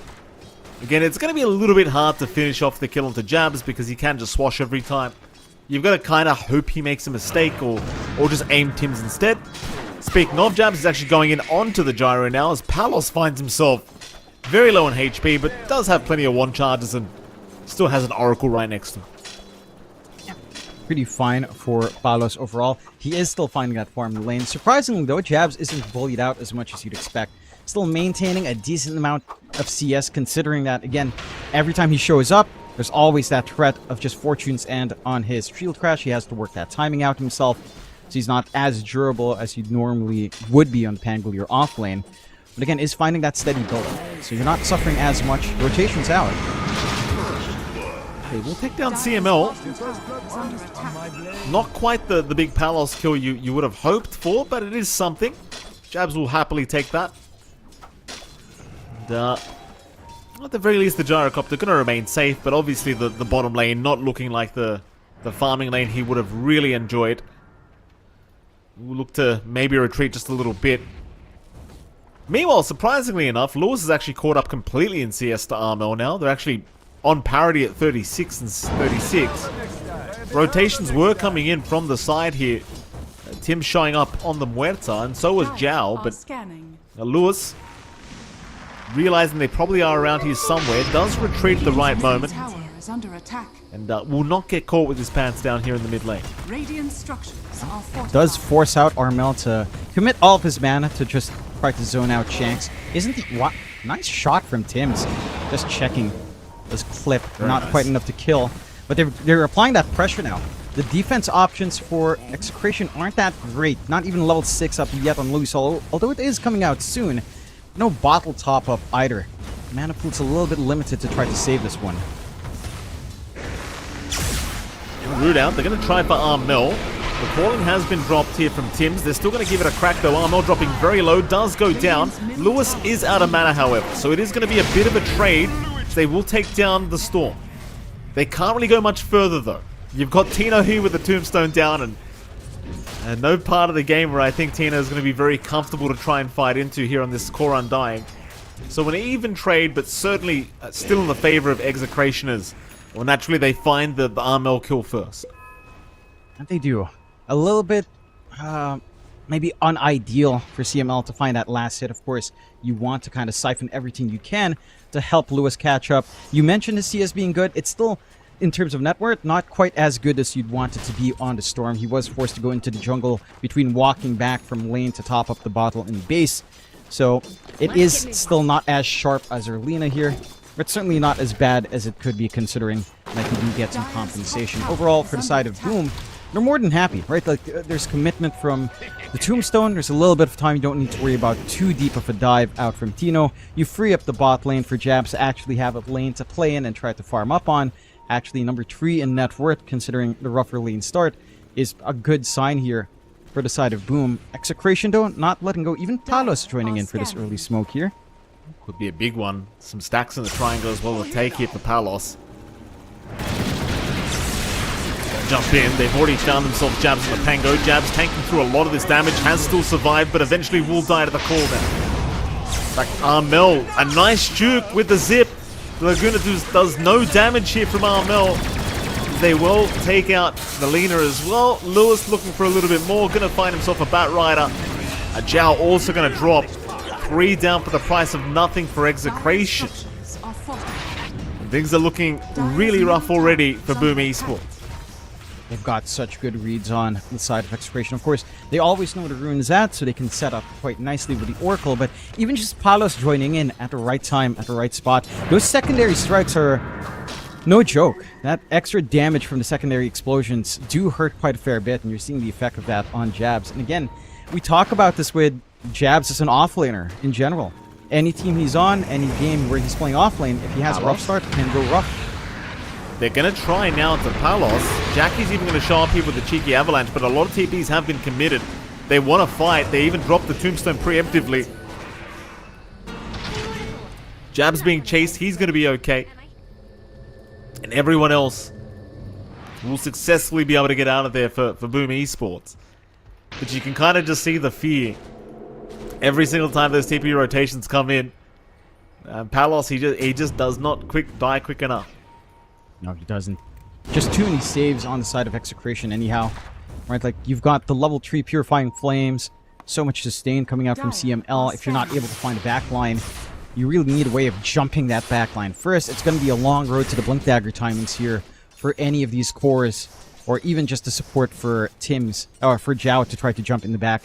As a pause 5 bat rate, that farm will take a long time, since you're not going to get priority even in the stacks. So just finding these openings out for Boom to get aggressive, not gonna be easy to do. They are still getting that build up. Again, Jackie still just TP's back top the farm. They will lose map space quite quick. There's just no defense. Like, they don't have Rolling Thunder. Even if they did, without a blink, without the defusal for some damage, there's no real credible threat onto Execration. And they are free to do what they want. The key thing now for Exa is this has to translate to more pickoffs, right? Like, you can't afford to also just sit back, allow Jackie to farm, as we've been talking about. Some pressure does need to come in with this early map advantage you do have here. Well, absolutely. For now, though, I mean, 3 cores at the top of the net worth board. It seems like they're more than happy to sit back for a little bit. At least Palos knows he can just keep playing the farm game here on this gyrocopter. They are looking at top tier 1 for Boom Esports, but in fact, it's Execration looking at it. And they probably will have their way with it as well, because Boom Esports not really in a position where they want to try and force a fight into Tino. So this one should be going down unless they're willing to commit all 5 to try and defend. But instead, they're taking the stacks right now in the triangle. You really don't want Execration to infiltrate this area and start taking all this gold away. Armel will happily take it for himself.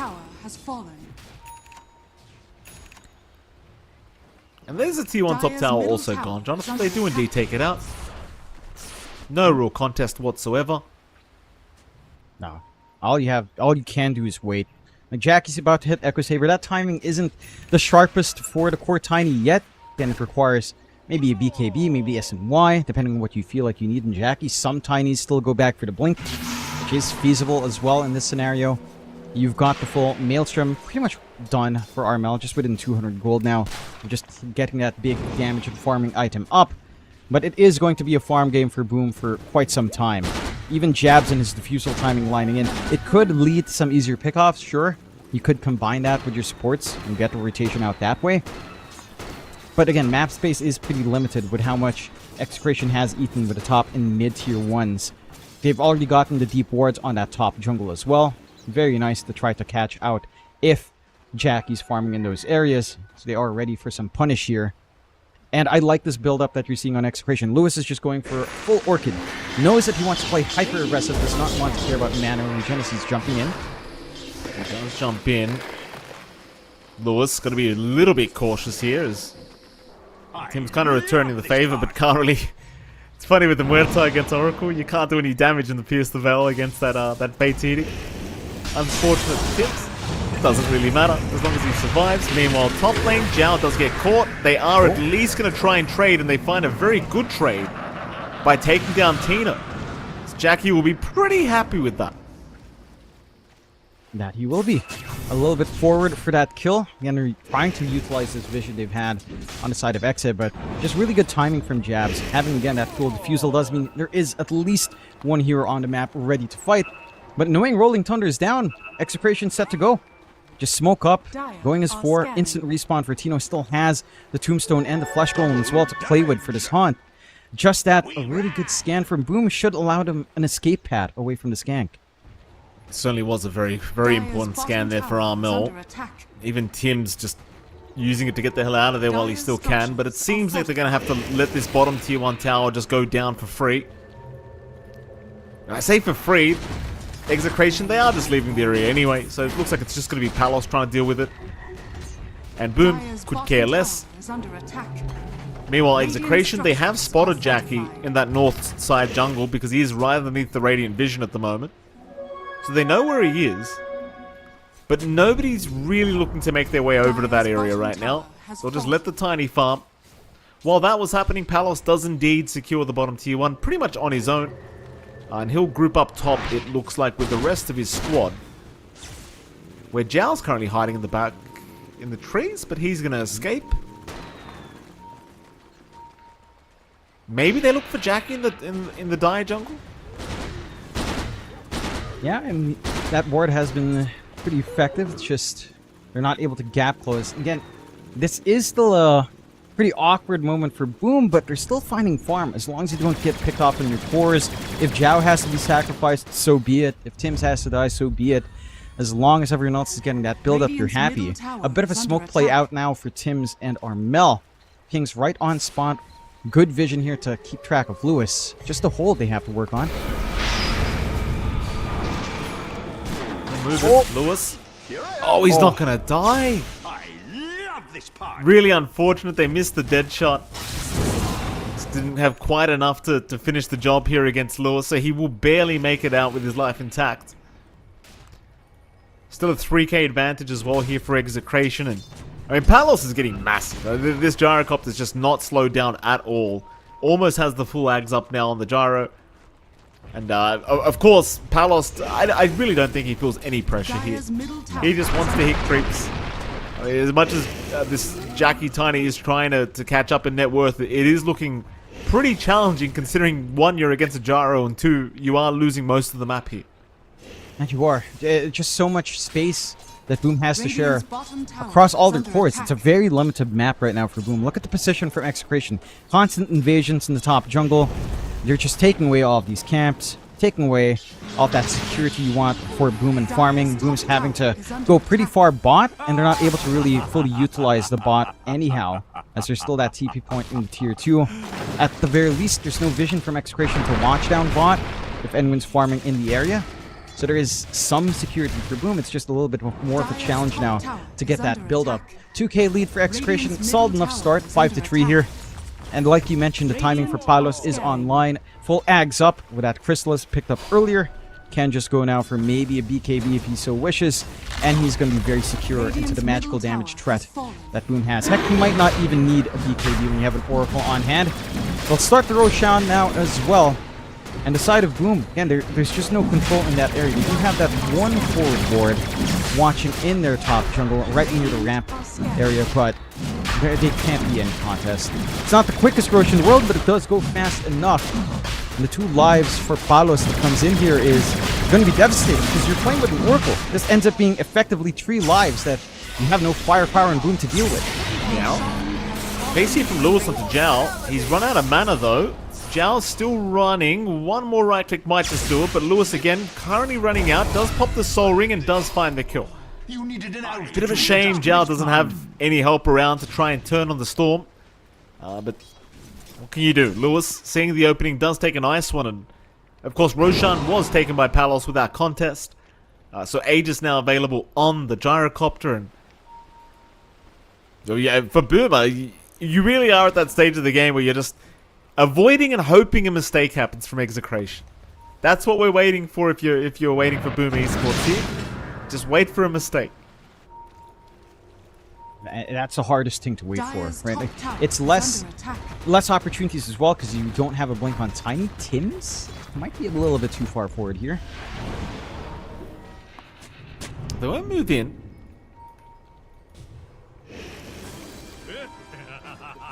Execration's still waiting to try and force Dire's this big top fight. tower is under attack. Again, with Tino around, they're just so confident in their ability to take any fight, which they should be. Dire's top tower has fallen. Armel just nowhere near the stage where he can stand in these team fights and just right click like we saw from Palos last game. He needs so much farm this hero before it feels really effective. Zhao's thinking about a blink in for a lasso. They're going to find Tino. Tino drops the tombstone immediately. But everyone has somewhat successfully retreated. Tim's the closest target they could look to aim for, but looks like they're going to have to let him go. And so I suppose in some sense, Boom do successfully waste at least the tombstone, and with that they are going to try and smoke up. It's a big spell not to have for Execration. It's just so challenging for Boom. They finally get some vision down. At the very least, no obs to watch. But they've dropped the ward, and there is a sentry preemptively placed still. And again, they still have this blink lasso from Zhao. They were lining up for it. Just a sneaky ward right by the tier 2. Not an easy one to take care of. Just make it awkward to Dire's find. middle tower Still a lot of is time in the Aegis. It might be a little bit of a risk, but it's a risk they feel like they have to take. There's an Aegis on that gyrocopter. They're going to try and get through the first life, and they boot burst him down, but can you get him a second time? Palos has got the help. Lewis, he's going to zip in, trying to go after Tims. Meanwhile, Armel trying to deal with the gyrocopter, but Palos will just casually walk out of there. So they will give up Tims for the sake of that Aegis. Not the worst loss here for Boom. In fact, maybe it's even a bit of a win, considering they can keep going with this team fight now. Cooldown's coming out though, making life very hard for Jackie, who has to try and fight back, but he's just going to die. And now the fight's pretty bad if you're Boom, as they find nothing for the loss of Jackie and Tims. And I appreciate them trying to turn. It's just that the damage, like you mentioned, Mike, is still lacking, especially if Jackie just gets blown to bits like that. You do have the fresh BKB running on Armel. Gets delivered out in the middle of that fight. That doesn't need to pop it open, so he does still have that fresh charge. But once Rolling Thunder is down, once Lasso is committed, it just doesn't feel like you have enough hold to try to work through someone. I'll try again with the smoke. Lasso is still half a minute away, but you do have the full complement of spells on Armel ready, along with a shield rune. So this should give them a little bit of XP or HP to work with if the fights go long. They have a nice long wraparound as well, but the scan does not connect to anyone as the Tormentor isn't being taken. So Exit might be able to make this smoke work in their favor. They're holding that typical ground right around the Lotus Pool once more. Nice area to fight into the smoke. They've got the forward ward set up. They see Jabs go through the gate. And they see the smoke applied. He walks into the smoke area and just is forced to de-ward. Very obvious move now. Very unfortunate for Boom again. Execration. We'll go for a counter smoke.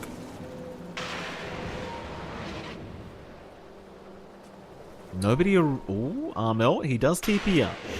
So the smoke is going to amount to at least a Tormentor, but it's still very worth it, just denying this away from Boom Esports. Shards for Shanks now on the Dark Willow.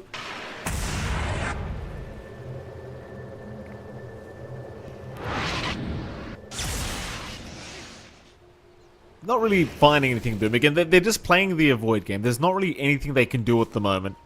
It's up to Execration as to whether they want to be applying that pressure, but with the Aegis that did go down earlier, naturally, I'm sure they are going to be quite hesitant to try and make any plays happen. even with this pretty big lead they've got, I guess there's just no need to risk it because you are in a grand final after all. Yeah. No need to give an opening back to Boom. And again, it's very cautious play, but they've winded the lead up to 7k with that Tormentor take. Would have been a little bit more ideal, of course, if that shard went to CML instead. Again, that Reign of Destiny with a heal amp, with how it's reworked, does feel amazing on the Oracle. You'd be surprised how difficult it would be to actually kill anyone off if they're standing in the Reign of Destiny the entire time False Promise is running. Something extra? And with the concerns of losing Aegis, it probably doesn't matter as much because you have the Oracle. Or like CML always has that False Promise. Still the level 1 False Radiant's Promise though. bottom tower Would is want a under little bit attack. more XP for that added 1.5 seconds on the level 2. But hasn't Dire's been middle able to really tower soak is up by under himself. attack. Just playing with his team, Radiant's not able bottom to really tower soak up. is under There's attack. been some room for Boom to just take over this bot jungle. And they've been doing a great job of just getting their build up there. But not enough to really catch up. Armel getting lion's share of farm at the moment. Jackie lagging a little bit far behind. Is working into the Dire's BKB, middle tower is under attack. which will help the cause. I mean, your Tiny is starting to do a decent amount of damage. No real burst without something like the Dire's middle Daedalus up. tower has fallen. We'll try for a gate movement. This could be a good pincer with Jawa's bait. I'll try. Lewis will retreat. Oh, that's a big Laguna! Oh, Palos! Palos just getting bursted down so quickly, and this is the kind of error we were talking about, John. This is not what you want to see if you're Execration. They'll save Lewis here with the False Promise, still trying to chase down Tims, and they will get him. But CML will also go down as now Armel trying to get through the False Promise barrier. He won't quite get there, but he'll move back onto Shanks. Now Lewis still trying to fight, but the BKB TP, no, it's going to wear off just in the nick of time, but Armel, he says thank you very much. I didn't want to go home anyway. Let the party continue. oh man, that was such a forced error. Boom, playing their cards perfectly right. Johnny well baiting them in, and you saw the hesitation from Lewis. At a certain point, he turned back. He didn't want to keep that chase. He knew something would be wrong. Going for that, not seeing anyone on the map, not seeing anyone farming. And that is some severe punishment. A huge lead lost by Execration. They do still maintain the margins here. Radiant's 3k top up, tower 10 to is 7, under 24 minutes in. But the catch-up is there, Jax. Oopsie daisies. Jabs, still alive? Not for long though. He does get taken down quickly by Palos. I'll tell you what though, that last fight, big problem for Execration, because now you're starting to see that Armel is starting to rack up that damage, and a lot of gold was handed back the way of him and Jackie. Net worth now down to 4k, and if you see one more of those team fights from Execration where they end up losing like that, I feel like the game just flips completely. It does. Again, we're still a ways off from Jackie being that full beast, yet he does have the BKB flying out. I would say Carry Tiny with his insurmountable facet really becomes a monster when you get the SMY, right? Plus the Crystal is up. That's when the damage racks up, but the stat resist this hero has with Sanj and Yasha is dump. Right now, he does have 14.2 without the Sanj being completed. With that up, it should be around 30% or so. Pinning down the Tiny, trying to burst him down at that point, becomes a really tall order, considering you're playing into that really annoying craggy exterior. Right-click damage from Palos will scale down a tad bit, giving more EHP out for Jackie. The late game scaling is there for the side of Execration, don't get me wrong, but the game does feel maybe a little bit easier to execute for Boom, because you do have debuff immunity Pierce. You've got the Lasso. You've got Pangolier with Rolling Thunder, which can be a menace in the middle of these team fights. Whereas for the side of Execration, your teamfight control is kind of just Bramble's Tombstone. Area Denial. Maybe a root or two from your Oracle. Your big saving grace is just having False Promise as your ace in the hole. But if CML doesn't manage to get that blink and hangs too far back, it might not even be a factor in these engagements if you do have the smokes out. Oh, Radiant are scanning.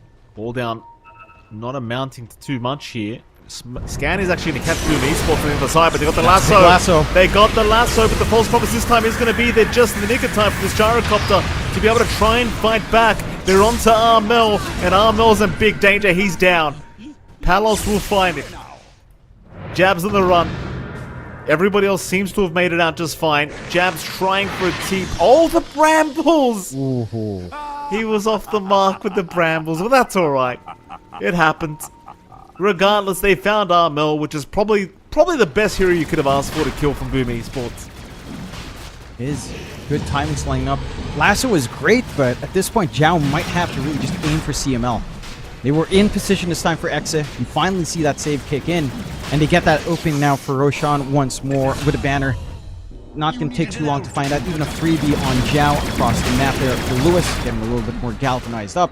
That was also a big moment for Exa in that it was their fresh BKB reveals, along with Boom revealing that BKB on Jackie, but with that lack of damage, can't really do much with that debuff immunity. And you're just seeing how much it does for Lewis. In a direct confrontation, and yeah, the Lina does have right-click damage, but you're reliant on Maelstrom procs, you're reliant still on just your magical at this point. BKB's ruined. Tino? They're going to find a nice one here, Tino.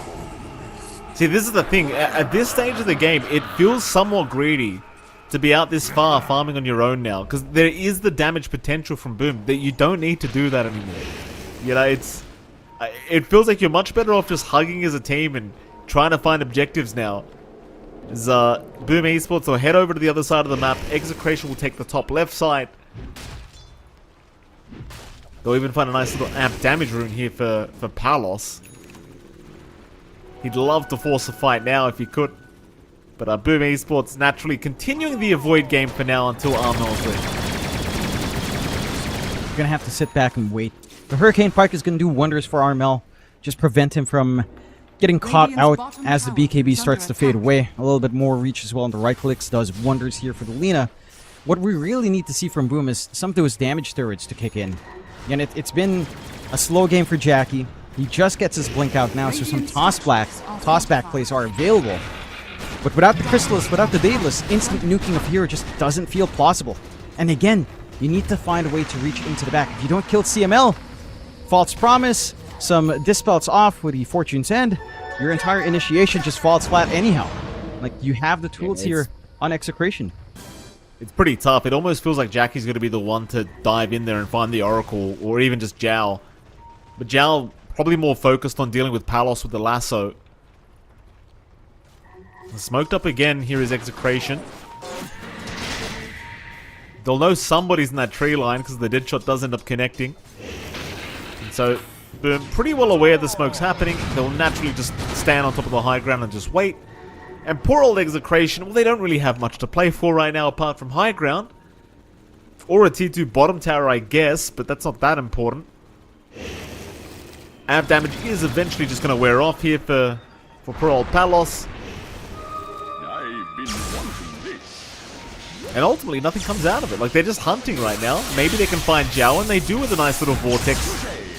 Zhao having his TP cancelled will end up going down. Very nice here from Lewis. See if they try to make the high ground attempt. I mean, there is about 40 seconds no buyback on this Bat Rider. That's a big deal. It is. Again, no threat to the lasso. It has to be down to these tossback plays from Jackie, but it's just so hard to work that backline. Look at the position from CML all the way at the back. No clear shot. Maybe if you drag Palos far away enough, sure. But he still has the BKB, he still has the Aegis for 2 minutes. Just too much to ask for. Will be at least one set of racks. That is the banner committed for that at the very least, so movement onto the other objectives might be a little bit slower. And the respawn isn't too far off, so you're going to get some compensation soon. Armel's not even interested, just working the farm. Does have that full Hurricane Pike up, working towards a Mjolnir. And for Execration, it's just rinse and repeat. No problems whatsoever. There goes one raid rats. Palos still a little bit hesitant on the melee barracks, but he's just letting the flak cannon do the work with the creep. Here we go. They do drag him in. They're going to try Tino following up with the tombstone. BKBs have been popped here for Palos. Tino still in the middle of nowhere though, getting tossed back by Jackie into the T4 towers, but he's just so tanky. They're still just trying to blow up Tino, but he's just not dying quick enough. Meanwhile, Tims has lost his life, and so has Jackie. Buyback from Tims, but Jackie does not have the gold. They're looking to punish still, but Execration will leave the building freely. And with that Execration, more than happy seeing that they've forced the buyback for nothing. They've gotten the top racks, and they've lost nothing. They didn't even lose the Aegis. Still 40 seconds on it. A very split up fight from Boom. You were seeing just different targets being focused. With the lasso out, Jackie takes that opportunity to try to find back. Tino is just such a big, bulky body to have to try to eat through, though. There's no damage whatsoever from the side of Boom. The output of Jackie's Tiny is just, again, not there. He's still trying to go into the Sanj. Will need the Daedalus to really have some impact. And those are all just pipe dreams at the moment. Execration hasn't fully backed out here either. Absolutely not. They want more. They see Armel. Brambles is going to lock him in place, but they do four-staff him out of there. Lewis zipping in, wants to die back on Tim's, and he might just have it. Tim's silence can do nothing and is down. No buyback for 70. Another opportunity now for Execration to approach that high ground. They do lose the Aegis. It does expire this time around, but it almost feels unnecessary on Palos. Although, jump in. They're going to try. Lasso is out. They've got the gyrocop done without an Aegis up. Palos, no, he's going to survive. The false promise gives him another chance. As Armel is just getting destroyed here by Lewis. So is Jabs. Might be time. And there you go. GG's called. Execration taking game 1 against Boom Esports in this best of 5 grand final. Can you believe that, John? I certainly can. I think Execration's shown us already that these guys can deliver the goods. This iteration of Execration has looked very consistent. I love how aggressive they've been playing early on. And this time around, I think, while Execration played really well, I don't think Boom was ready for that Oracle pick, right? Like, again, they set themselves up for this Jabs offlane Pango very early on. They don't ban the Oracle out. They don't respect that Pango into an Oracle lane is unplayable. You lose your double shield, or your double jump shield. You don't have any sustain to play with there for Jabs. And like we talk about with any team Jabs is in, if Jabs has a horrible time off lane, then you're looking at like 3 farming cores, or at least 2 farming cores with no one to connect with Armel. And that's what happened in this game. There was no play for Boom whatsoever. You had a slower time for Januel overall, which meant a slow blink, and you can't initiate. Just nothing going right for Boom, but all well done from the side of Exit. Yeah, we'll talk about it a little bit more after this short break, John, because we are going to head to a break, and right after that break, we'll be back with Game 2 of this Best of 5 Grand Final between Boom Esports and Execration.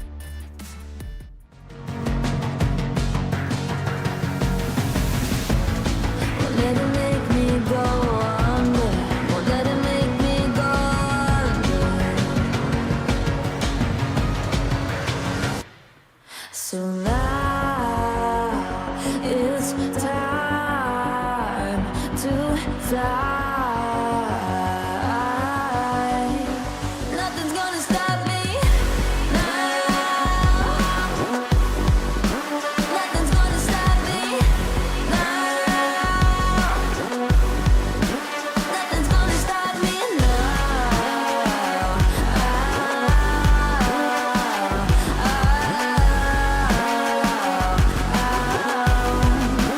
Nothing's gonna stop me.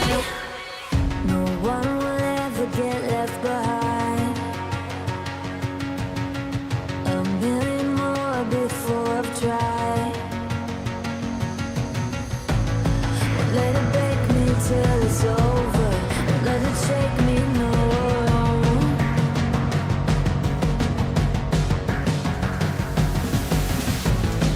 Let it make me go under. Let it make me go under. So now it's time to fly.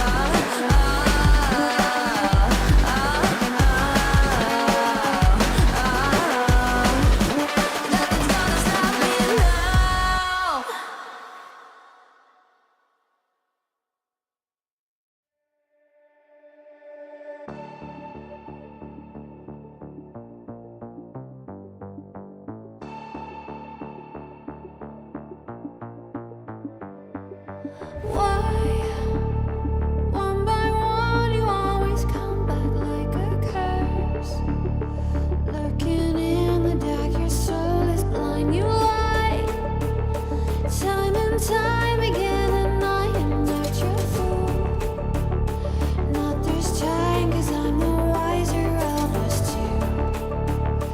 I'm the one of light, the anticipates of you.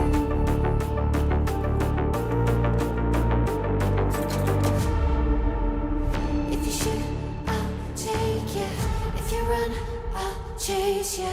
If you scream, I'll whisper. La-di-da-di-da-da-da. This is all you ever wanted. Take it all, you deserve it. This is how we're gonna end it. La-di-da-di-da-da-da. Take it all, you deserve it. Take it all, you deserve it. Giving back the freedom you want to destroy. And my power's way too strong for you, so try. 'Cause you can't dominate and nor will you survive. And not this time, 'cause I'm the wiser of us two. I'm the one of life, antithesis of you. The fire in my heart will only grow. If you shut the gates, I'll burn them down. I am 1,000 steps ahead of you. You'll see soon.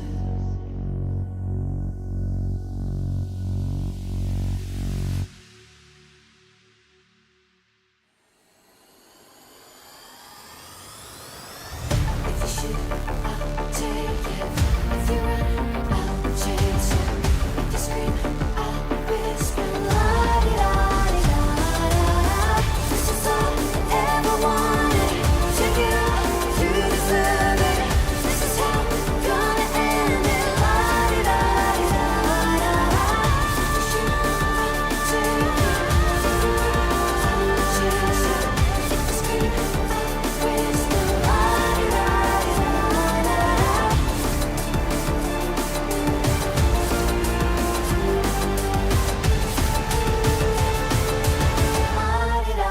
La-di-da-di-da-da-da. I am 1,000 steps ahead of you. You'll see soon.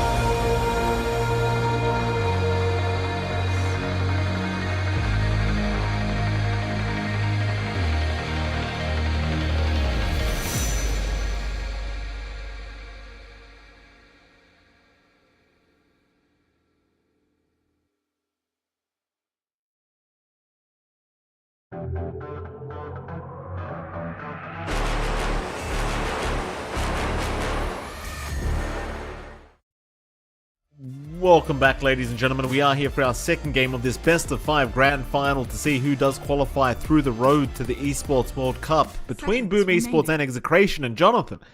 Game 1, at least for me, was an unexpected result. Before I saw the draft, I might add, John X Fire. Before I saw the drafts, I would have assumed Boom Esports would have been heavy favorites in this, especially considering yesterday's results. I thought maybe we wouldn't see a clean sweep, but I thought, you know, they'd pick up the first game. But, Jonathan, I suddenly stopped believing very quickly when I saw Lena Tiny, as I said last draft. John, I'm going to say it. I don't know why these teams keep doing it to themselves. Tiny is not a good hero unless it's support. Right now, please stop picking it. Please. Enough. I don't think it's actually bad as carry. I think that's actually its best position support along with Pause 4. But I think as a core, Pause 1's the best for Tiny. The Lena's a harder sell, even though I personally believe Lena is a fine core. But the stats really don't agree with that. Again, referring back to Dream League 26, the win rate of Lena was, I think, 44%, if not 41%. So the Lena definitely not as good as you'd rate. We were talking about how often we'd see Tiny. It comes out for Execration. I'll say this. I'm surprised Boom don't ban out Oracle.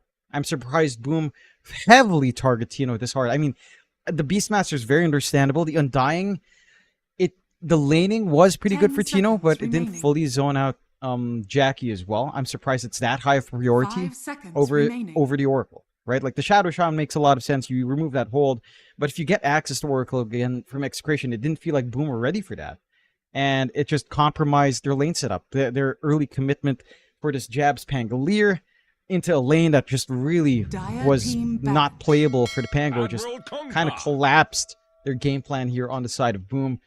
I'm keen on seeing what draft adjustments were made. Do I think Tiny's an awful hero? Not quite. Lena, my heart says no. My mind says yes. It's pretty bad. So I'll hand you that. But core Tiny, I do still somewhat believe in. I don't think it's the worst thing in the world. It's just that what was Jackie supposed to do? Because he went back for the blink. Because Jabs had a slow lane, because he had a defusal at like 15 to 20 minutes, got a blink maybe a little bit after that. Like the timings were off for the Pango. That meant your Tiny had to act as initiator, which is not what Carry Tiny wants to do. Carry Tiny wants to sit back, wants to hit, wants to get a BKB Sanj and Yasha into a Daedalus after the Echo Saber, right? None of that happened for Jackie. I don't think he even finished his Sanj at the end of the game. 10 seconds remaining. I'm so confident with what I've said, John. I will guarantee after this game it's going to be a 1-to-1. You have my personal MLP guarantee. That I can see, but I wouldn't pin it on the Tiny. I can... especially I'm if it's like a Tiny 4, right? Like, I'm just messing with you, John. I think your points are very valid, Jonathan. I actually agree with them wholeheartedly, Jonathan. I'm just messing with you. Don't worry. I just like getting you rolled up, John. We got 5 games, you know. I just want you to feel a little bit upset. At times, but you did ask me how often we'd see the Tiny. I did say we'd see it every game. So if it's not gonna be banned, these two teams they're gonna be like, oh, this looks like a good Tiny game. We're gonna pick it up and we're gonna flex it, and then they'll end up running it mid, and it's gonna not look so hot in mid, which I'm hoping Execration won't do, because that's probably one of the worst lanes for Tiny. Until, I will hand this caveat, until Tiny hits like the Blink, Eul's, Octarine at like 35 minutes. That's when it's good. As we do get the next 2 picks here, Boom, get into the Tusk. Punka Tusk, you've got a little bit of save coming out from Boom. This can also go terribly against you if you snowball as 2 into a Witch Doctor with a Cask. That can be very unfun for Boom if you're trying to save, and if CML holds on to the Cask, which CML has played a fantastic Witch Doctor throughout the day. Love seeing this. Malpractice is an outstanding facet. You have the Gris as well, Mike. Oh, the mighty Gris in your pack, the gold, and now the Shanks Batrider special comes in. Take Silencer right now, Boop. Don't even think about it. Take Silencer for Jow right now. What are we thinking about? Take it. Unless they want Oracle or Abba to counter Lasso, but I think it's a nice silencer game. You know, annoys the Witch Doctor, annoys the Bat Rider, annoys the Tiny. Jow likes playing silencer as well. He's a smart man, Jonathan. Maybe, you know, big head, small mullet, as we were talking about the other day. with all the brain drain he was having. Radiant team dire team pick. They go for the storm Uh-oh. first, though. Which Okay. means... Oh, there's the sound. There you go. Beautiful call, Mikey. Along with a storm. I had no doubt. John. You don't need to congratulate me. Execration. I like will the storm. say- It's they went back for the Armel storm. Go on, John. What are you gonna say? I will say 10 I'm not seconds I'm not remaining. completely sold on Kunkka now. Ideally, this is your jabs here on the off 5 lane, seconds and it remaining. can be fine on off depending on like Radiant's timing, all of that. Safe lane for Jackie. This is one of the heroes that I don't think is a very Dire Jackie team hero. back. Radiant I don't know team if you'd agree, but Templar the assassin. Radiance build could be good as the TA comes out for Exa, which is very interesting to pick TA into potentially a Kunkka lane matchup. That matchup doesn't tend to feel too good. Let me go back on that point you made about Jackie. All right, this will be my criticism of Jackie, right? Because I don't criticize the man enough, 10 probably, seconds but remaining. he is one of those carry players that doesn't like. He is a pure 5 farming seconds carry, remaining. right? He's one of those guys. Like he's not a Duraccio that wants to fight at 10 Radiant minutes in. team banned. Yeah, he's one of those pure I'm gonna hit creeps for 30 minutes kind of carries, which is fine, but it does raise doubts for me, like you just brought up when you see a pos 1 Kunkka, because I certainly don't think of Jackie when I think of Kunkka. No. It's really not like his outstanding hero. Mind 10 you, seconds there is extra remaining. value for the Kunkka now because you're playing into TA. So Radiance is there, X Mark Torrent 5 melts through seconds refraction, remaining. taking away that durability. Even the X alone, when the TA is trying to jump out with Blink, can catch this TA by surprise. So I'd say there's value here for the Kunkka, just baiting out this TA pick. It's not going to be the easiest of times for Palos, certainly, as he already has quite a fair few things to worry about. And just the Kunkka alone is a myriad of worries here for Palos later on. My question now is, are you really going to run the Jackie Kunkka? Because it does look like Exa is expecting that to happen. They're banning out the Brewmaster, Boom for their part, taking care of some bigger Tino heroes. Magnus out of the picture. There's still stuff like, say, maybe a Mars, Tidehunter, Enigma Dire is kind of team standing out back. and could be really nice for Boom Esports to go for the Enigma here, as they have the Global Silence on their side. So they can just try to sneak away with the Enigma pick if Execration don't ban it. And I'm sure Execration should understand Jabs loves his Enigma. That lane map partnership as well of Enigma Tusk 10 isn't that seconds bad. remaining. There's some early aggression. Sure, the Eidolons can melt to some Psyblades by the time you get some 5 levels up on that seconds for the TA. But I believe, who was it? I think it was Diracho talking about this on some random article I saw.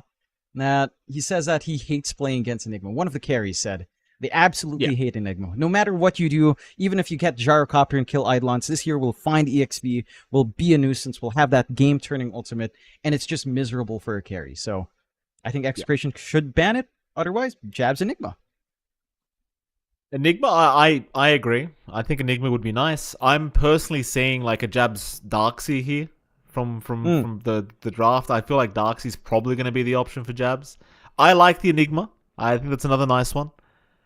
But yeah, Darkseid probably pretty likely.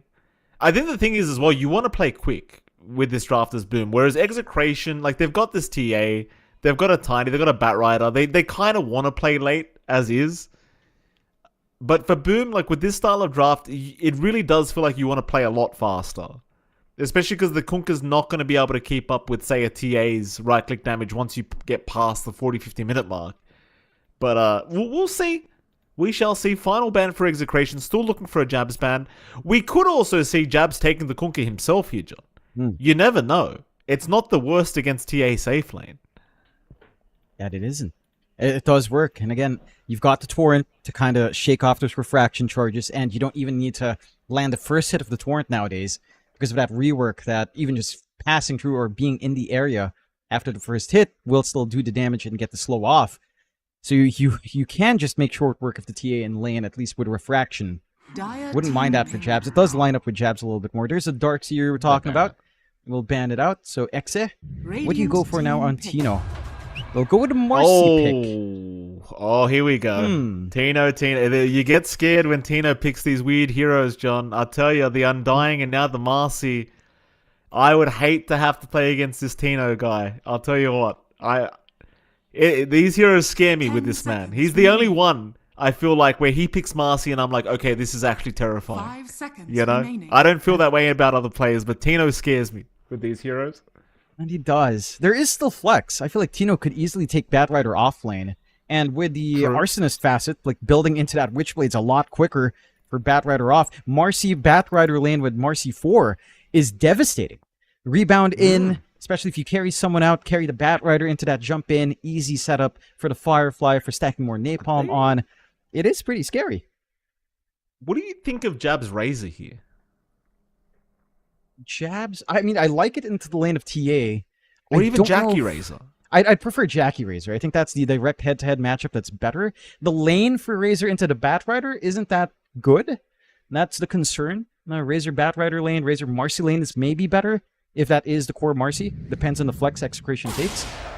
And they'll go for the there you Enigma. go. So they just Good calls. stick to the Jackie Kunkka. I think that was the call from Execration as well. They're wondering, do we prioritize the Enigma or the Darkseer? And they follow your train of thought. They don't want that faster pace out from Boom with the Darkseer, so they'll allow the Enigma out. My concern for Exe, this puts a ton of pressure on Shanks, as he's playing the Batrider, to actually land a lasso with, say, an Aether Lens or an enchantment with plus cast range. Because down the line, when BKB comes out, you have nothing to stop this Enigma. And we're talking about maybe like a 35 minute timing. Sure, it's going to take some time. You don't tend to rush that nowadays on Enigma. But that is still a little bit of a concern. Tino does pick up the Marcy, as you said, though, Mike. And this is a fun one to watch. Fleeting Fury Marcy. It's a stupid amount of damage. Like this here is 10 really seconds ridiculous. remaining. It's not completely busted, but it's just so annoying. When she gets the rebound in, gets free hits on Fleeting Fury, then pops her out, you're dead. Any of these supports on Boom gets caught from that combo, they are just blown to bits. So I like this coming out from Exa. The key thing now is they've got to play for the lanes on the side. They really need to establish that early lead, because if Boom, even though they are more time sensitive as a draft, they need that good start. They need that Radiance timing on Jackie. If they do hit those timings, there is play, because you are picking TA into so much AoE control, into so many ways to just apply DOTs on her, melt her refraction, take away that durability. Like Silencer is there, Kunkka is there, even jabs on the Enigma with Malefice could be annoying for Palos in an early tempo game. So Exa has to maximize that early presence. CML is going Fluff Death? Holy base, that is insane. That's unhinged. I like it. There is Eidolons, there's stuff around, but it's still not a great facet. But you know what? I'll take it from CML. Cool. Okay. Yeah. I don't mind it. Makes enough It is sense. hot. It's hot trash, though. Like, half the damage, you have to be sure that your 2 shots are worth it. Because it's not going to be good until you get Ags. That's when you're like, all right, this is busted. But in the early game, trying to get a solo pickoff with half damage on your death ward, it's not great. It's really not great. So I'm keen on seeing what the mindset is here from CML. Because maybe, again, he's worried that with the Eidolons up, it's not going to be as smooth. Maybe he's expecting them to clump up tighter. Maybe this is in anticipation of some snowball mistakes. Right? Like, snowball onto 2. You get the bounce. You get the double cleft death. With the Maledict onto it, that's going to be a kill. Perhaps. Game That's the no only loss. situation I see that. Time to play. Yeah, he's Armal's just telling pilots, it's game time. Yeah. Speaking of which, John, I mean, who? I mean, I know we're already in the game, John. Who's got the better draft, in your opinion? Who's taking game 2? I think it's actually pretty even in draft. There's some timings to meet on both sides. I guess when it comes down to execution, you could argue it's easier for Execration. It's much more forgiving, right? You're not relying on big teamfight wombo combo. You can play pickoff. You've got easier Roche control with the 30 TA. seconds to battle. So that's the argument for Exe. But I think in like a later game scenario, you did mention scaling, tapering off. Sure, there's this massive teamfight threat from Boom that never goes out. With like Silencer, Global Silence, Black Hole, plus maybe in ultra late game scenario, Ags up on Armel. We have seen Kunkkas actually scale up. I'd say even. In draft, I'd say even. Easier for Exe though. If you want to scale it by how easy to execute, easier for Execution. So, well, gun to your head, you're going to say Battle Exa. begins. Yeah, I guess. If you were... I mean, I would be happy with a gun to my head, but that's a different topic. Is Tim's? Jeez, Tim's. Calm down, John. Tim's going to be handing first blood here to Lewis. Jonathan, I've already handed out my MLP guarantee here. It's going to be a 1-to-1 after this game. And you know why. He got first blood here on this mid-tiny, but I still have zero faith in it. Let's see what Lewis can get done. Yeah, I mean, this matchup for Lewis is pretty atrocious. This is Tiny into Storm. Storm just has a good time. You play with Static Remnant, you get Overload, not much Lewis can do. He can farm whenever he has a tree grab up, sure. But Armel doesn't care. Look at his positioning. Running forward, isn't scared of the early right-click damage, just playing with a Remnant and just shoving Creep Wave fully out. He is going to be very mana-sensitive here, of course, for Armel. Down to maybe just 1 usage, maybe 2 with some regen on that Static Remnant, so there's some window here for Lewis. Water Rune control is going to be very important in this mid. I wouldn't be too surprised if we see early supports coming in just to deny the bottle top-up for that Storm. We'll see if there's room later on. Taking a look at those side lanes, of course, where our supports are lying in wait for that move later. You've got Palos on the TA, CML on the Witch Doctor up against Jabs and Tims on that Enigma and Tusk. And this is such a threatening lane from the side of Boom. Look at the Eidolon spam already built up. The early side blades from Palos can kind of help soften that up, but this makes it hard for CML to kind of try to play threatening. Right, Maledict's nice. You won't really have a clear paralyzing cask threat because of the Eidolons that can come in. If you try to throw out Maledict on something like the Tusk, he's a little bit too tanky for you to commit with the Blood Grenade on, and it does make it fairly annoying to look for that aggression. And again, like we said, carry players have been hating to play up against Enigma. He'll find EXP. You're getting the good pulls from Tims to soak up that EXP as well. And as long as you do that, even if the free farm comes in for Palos, you will still hit your initial timings here for the Enigma to a certain extent, overall. Bottom lane going pretty well already for Tino here on this Marcy. Jackie going to be there on the Conqueror, of course, with Zhao. Things could start to get a little bit spicy down to this bottom lane as you do get those initial couple levels up on the Silencer Conqueror, because there certainly is a fair bit of kill potential for either side, really. Say a little bit more so down to this bottom lane for Boom. Palos, top lane, getting caught on the TA and just getting destroyed here by Jabs and Tims. Very hard if you get trapped in a shards by Tims. With those Eidolons out, they're going to burn through those charges of refraction very quickly. They do, and again, there's no real counterplay here for CML. He throws out the cask, it's 3 bounces, there's Eidolons, they even find Tino now. Jackie, though, is going to die to Shanks. So they don't find the worst trade in the world down to that bottom lane. A 1-for-1 certainly feels like it's a little bit more favorable perhaps for Exler, as they are still fighting here for these Lotuses. And Zhao will win that fight as he's playing Silencer John. It's kind of hard to contest in the laning stage, even for a hero like Batrider. And it doesn't feel great to play this lane for Shanks, right? You get hit by Arcane Curse, you can't really spam out your harassment spells.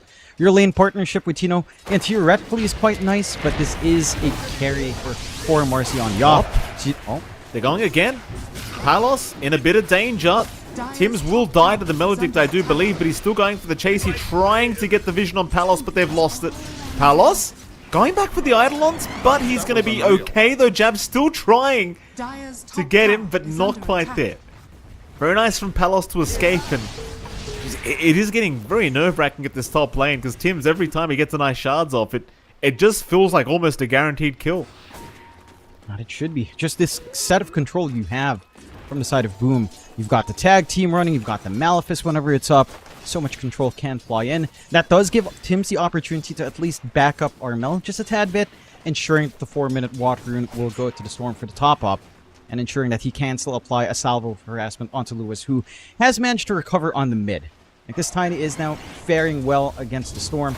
Armel has not been able to capitalize on the range advantage he has.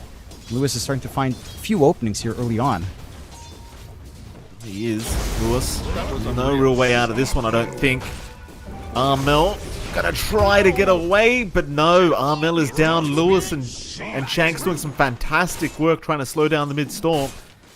And in fact, that gives Lewis a pretty nice little kind of entryway to level 6 before Armel does. It's a big opening for him to hit that early spike. The Grow is going to make it a lot harder to make that solo kickoff on our Tiny, of course. And just having that added damage coming in with a toss is going to feel really nice to set up for these kills. So a slower game for Boom across almost every lane, maybe top. It's probably your best lane right now for Jabs. This drums timing is going to come out quite nice. CML.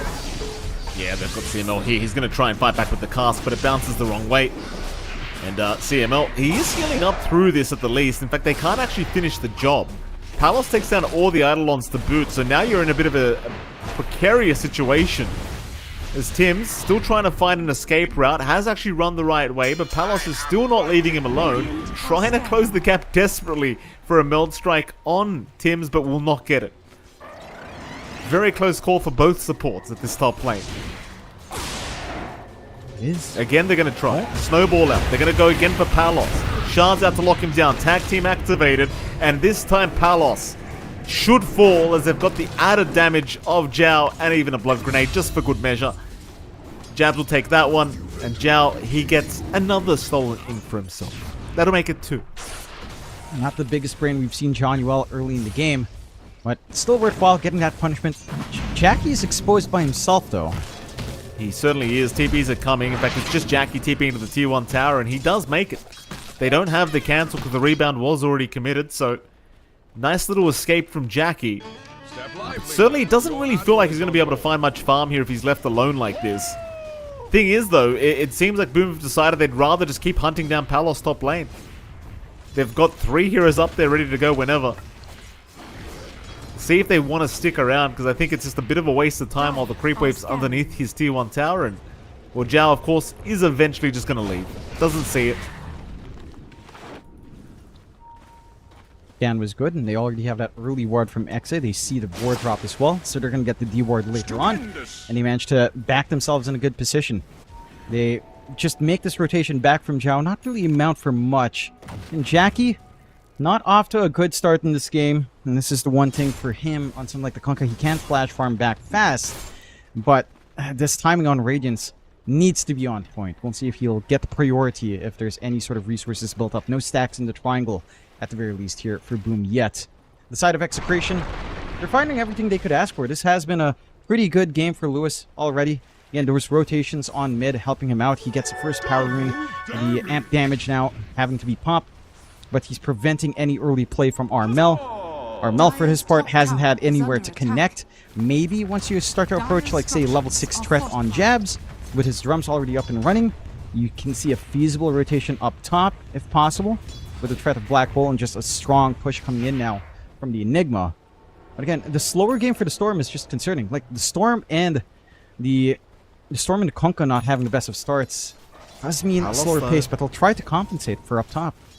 They can get an X. In fact, they don't even need it. They've got the snowball out, and Palos again just a sitting duck at this top lane. They're going to bring Lewis in to try and help, but it's all too late. There's too many heroes. There's just not enough spells to throw out here for Lewis. And so they'll get Palos a 3rd time already here in this game too. Just complete emphasis on shutting down this TA early. And honestly, you love to see it. It's very good. That's what they need. Tino? Bottom. Tina. Torrent's going to land here from Jackie. They're going to just try and lock him down before the rebound. In fact, he does get it off, but it's such a short range that they will find another. Now, this is the way you've got to play this Boom draft. Like, you don't want to sit back. Even with Jackie, you've got to start rotating and finding these kills.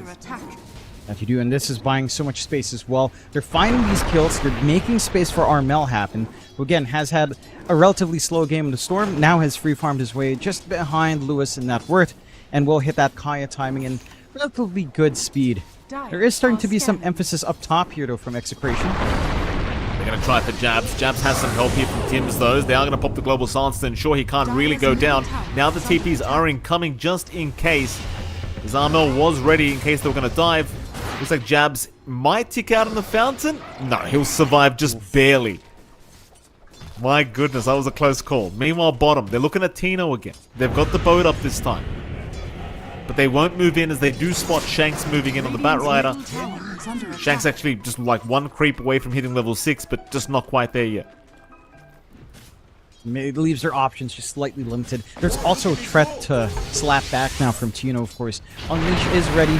Rebound with that Fleeting Fury is going to give some extra damage now as well. Tim's up top, playing tag. Okay. Radiant are scanning. Tough times right now for Exa. Like, they're just not finding these kills they're looking for in these engagements. Positive is Lewis with these rotations hasn't exactly lost much farm. He's still top of the net worth borders. Bottom lane, they have thrown the X boat out onto Tino. Not really much follow-up yet, but here comes Zhao and here comes Armel. From a mile away, just zipping right in. He'll take one kill. Lewis, though, looking to trade. They got the Maledict off, so Armel could slowly tick out. Flamebreak gonna land as well, and Armel should have no escape route. He's down. Not a bad trade at all for Execration.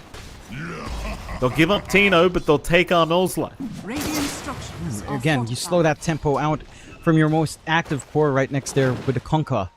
So it's going to put a hamper on Armel, back down to just one galvanized stack. Not going to be feeling as good on that Storm. You will have to play catch-up on Tino, and that is the concern. This BKB timing might be a little bit slower than you'd want. You're not going to get stack priority when you're playing with a TA as well. So that all of that gold, all of these resources built up in the triangle is certainly just going to Palos. But that investment should pay off. It's just a matter of can Tino get his game going somehow. Has to just take some safe farm elsewhere. For the side of Boom, this is good signs. Right? Like the Radiance time we were talking about for Jackie, 1.3k away from the full Sacred Relic at the very least, then you just have to farm the rest. But with the added damage, it should definitely speed up that pacing for our Kunkka. You've got Jabs finally getting his free lane up top. Does have the tracks up Widow's drums we were mentioning, and still has the Black Hole on hand to try to force something out if an opportunity shows itself. So this is where Jabs really shines. When the action's drawn across the map, he gets a free lane on the Enigma. He takes over that jungle. He shoves in, makes threatening moves onto tier 2s, and just eats up all the farm. Starts to grow fast. Bit of a smoke out though. Tims and Jabs here. Looking for mid. Problem is Armel's already been jumped, but they're going to get a global silence off to ensure he does remain alive as they're going to move on to the Tiny now. And Lewis is dropping pretty damn quickly. In fact, he's gone in the black hole. Jabs found two of them. Palos TP'd right into it. Oh, he got black holed immediately as he TP'd in. Meanwhile, at least Zhao does get caught out, and somehow Palos has actually run away, but the torrent does connect from a mile away. Still, they'll continue trying to chase down Armel. Tino trying to get a lot of work done. In fact, they do get both of them. Tims and Armel going down, trying to dive a little bit too deep. And so what started off as a fantastic fight for Boom Esports ends up in a pretty bad one. Yeah, a little bit unfortunate. And Jabs manages to land that big black hole, but they focused down on CML first. Like maybe they didn't expect Palos to come in. They were already just going to kill off that Witch Doctor as Jackie. Jackie? That Maledict very scary. He's going to be okay. Meanwhile, Zhao actually finds Shanks. TP's coming. Lewis trying to reach Jackie for the avalanche. Can't quite get in range, and now he needs to run because they're on the chase. Lewis. Oh, Lewis. You don't want to give kills away like this, Lewis. He was top of the net worth board for the last 10 minutes, but he's sunk pretty down, and Armel suddenly top of the net worth board himself for the Storm. Yeah, a little bit too keen, trying to play with that Maledict. Didn't quite commit early enough. I think he backed off for a moment. If he just fully committed all in, kept that chase, get a couple of right clicks, might have been a different story. Would still end up dead, but at least you get the trade. Aggressive smoke out from Boom, trying to camp out for this 14-minute Shrine of Wisdom. They've got the numbers here. Certainly do. Zip forward. They're going to try for the Witch Doctor first. And it seems like CML does go down as Tino has jumped in, trying to salvage the scenarios. They are going to find Armel. Not good trades again from Boom Esports. They give up Armel for a support, and now they've even found another. Tims will get tossed up into Tino, and that'll be a double now for the Marcy. Very nice once again from Execration's end of things. Yeah, and that's the recovery Tino needs. We were talking about this. We were wondering how well the BKB timing is. He's only one part away now. And that's when this Marcy just becomes a beast. From support to core, this is something we've seen time and time again. You get a 15-minute BKB, maybe around 16, 17 in that time range. This here is a monster. Tino's just going to have so much damage, so much forward presence. You're going to have to expend either the Global Silence or the Black Hole to stop him. And he can buy that space. He can be that front tank to enable Palos and Lewis to play a little bit more flanker. Look for that backline for the rest of your team. Even the Blink for Shanks coming out at this point now as well. So Execration having the tools to start to play with their full complement of capabilities here. Palos, Desolator flying out. 2 out of 3 of the items on TA Trifecta. Just needed the Blink Dagger next. And with all of these timings coming in, it is a concern for the side of you. You don't have auras coming out yet on Jabs. Right, again, he's been focused on just playing drums, pushing lanes, farming up, but doesn't quite have anything like the pipe or, say, Guardian Greaves up in this match just yet. So your physical output is going to stay very relevant on the side of Execration. Jackie, almost at the Radiance. And then that is one good bit of news, at very least. 300 gold away. Blink reveal from Shanks. Ha! Global Silence immediately out. Shanks not really finding anything for his trouble. OTP home. Oh, yeah. Just in case. You never know. Both of them just get the hell out of there. Like, you know, just, I don't want to be here anymore. And so, yeah, Blink reveal for a Global Silence committal, I guess, is something on Shanks' part. Not that big of a deal. Everything's still going swimmingly here for Execration. But it is. Can't. You have a bigger window here for the side of Exa. No GS for a minute and a half. You could go for a smoke play if you so wish. The issue is trying to catch out Boom. Your forward vision here from Exa is pretty nice down bot, but you're not showing anywhere there. You'd have to make a blind run up top to try to go fishing for something. And maybe Boom starts to play together now with that full Radiance up in Jackie. Damage is there, the mischance to burn onto someone like Palos on TA could cause some issues. See, that's something they'd want to commit on. But again, the timings are still there. The blink for Shanks still going to be relevant, even though the reveal wasn't great. BKB for Tino is the big one. And they'll try again with another smoke out, knowing Global Silence is down.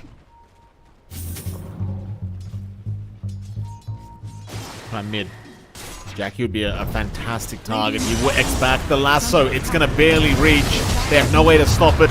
And Jackie, just a sitting duck in the mid lane, is down. Very nice ambush here from Execration. T1 mid tower to drop as well. Nothing that Boom can do about it without that silence. Not even any TPs coming in. Like, they just knew that fight was over from the start. Radiant's bottom tower is under attack.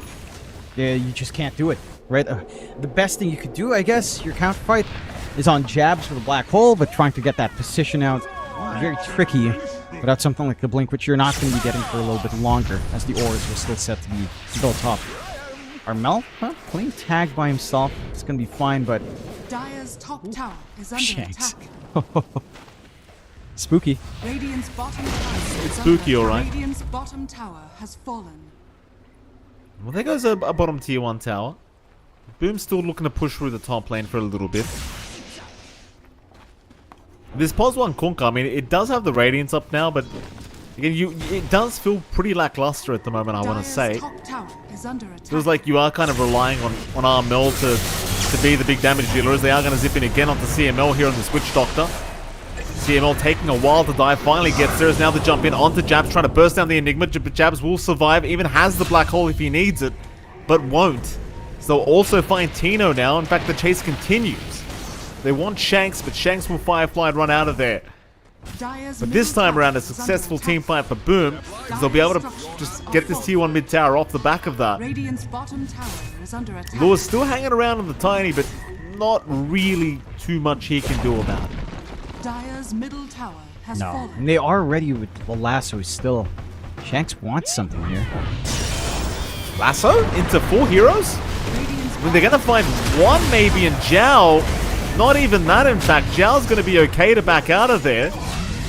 So you'll lose the life of Shanks. CML just running forward, trying to find himself a target. Lewis is like, let's go. Let's find somebody else. Zip in from Armel. He can't believe what's happened. What are they doing? Jumping from Tino now, but you've lost Lewis. They'll take Tim's life away. Now Palos has jumped in. Keep in mind, they still have Black Hole here, John. Jabs is waiting. He's been very patient about it. Tino's going to get jumped. Execration feeling very charitable this game too, apparently. As now they zip in for more. Armel says thank you very much. 8 galvanized stacks off that fight, John. Easy peasy. Yeah, that was so curious. I mean, I saw Shanks sticking. I knew he wanted to do something, but why? You know, why would you want to do that? They still had everything they could use here. Execration just streaming in one by one, and they kind of hand over the reins of this game back towards Boom. Your one silver lining is that Palos is alive. You don't lose your TA, but that's all you can really say there. Very clean fight out from Boom, not even needing the black hole. Jab's been super patient in this game. Will be able to farm up into this next aura item that will be the Crimson Guard. and they've gotten room to just clear out the tormentor themselves now. No problems. Get themselves a nice shard to play with. If it lands onto Zhao, I guess you're going to be pretty happy. It does end up on Tim, so you have the deeper shard, which I suppose is a pretty big nuisance, to be fair. And there's some more utility coming out for our Tusk. But 17-12 and Execration. I mean, that kind of fight loses you tempo hard. With a TA lineup, it's not the kind of fight you want to lose. Because now taking Roshan is very awkward for the side of Execration. They still need to look for a pickoff. They still need to find a win to really get this TA timing active. And the side of Boom are getting very confident. They smoke out again. They have Global Silence back up. That Black Hole threat still ready. Radiant's middle tower is under attack. Jump in, Armel. He's found himself CML once again, and they really enjoy taking CML out every single time they can. In fact, Jackie's just going to throw the boat in. He's had enough of this voodoo restoration. Just let me get this boat out and get the job done. We'll find himself a nice little kill on the Kunkka. Meanwhile, they've also found Tino, who has no rebound targets to jump off. So he's just going to die to boot. And suddenly Roshan's open now for Boom Esports. And that's devastating for Exa. You're the team with a TA. You're the team that wants to be able to play in that pit. You're not able to find the pickoffs. Maybe a kidnap opportunity. Shanks could try to be brave here. It's a tricky one, though. We saw him be brave just a few minutes ago. So what happened that time around? Palos is going to move in. Has found Zhao. So Zhao could get burst, but no Tim. So save the day. Global Silence immediately popped, as he knows he hasn't got the time now. Meanwhile, Palos, well, this is what you get for being risky, John. Palos is in a bit of danger here, and there's no help coming. You know why there's no help coming, John? Because he's got a mid-tiny. That's why. No, I mean, I don't understand why the TA opens up like that. You saw the positioning from Exa. Shanks was in the ramp. Lewis was right behind Roshan in that pit area, and Palos decides to play away from his team. That's just not the position. You're looking into the pit. You're looking at stealing. You're looking at using the tiny Batfighter, not the TA. And it cost them. Now, they could still try. Lewis, he's going to try to jump in. Jackie being targeted. Black hole. Jab's going to lock down Tino. Not messing around whatsoever, as Jackie will finally go down. Aegis on the deck. Armel has picked it up. He's going to get that secondary life now, as they Shanks dropping solo, waiting for Armel perhaps, or just waiting to find a way out. Meanwhile, Tino and Tim's both dropping. They'll find Shanks though. So nice contest in the end of the day, but it's, you don't find the Aegis, you don't find Roshan. And how many bodies was that total that they gave up?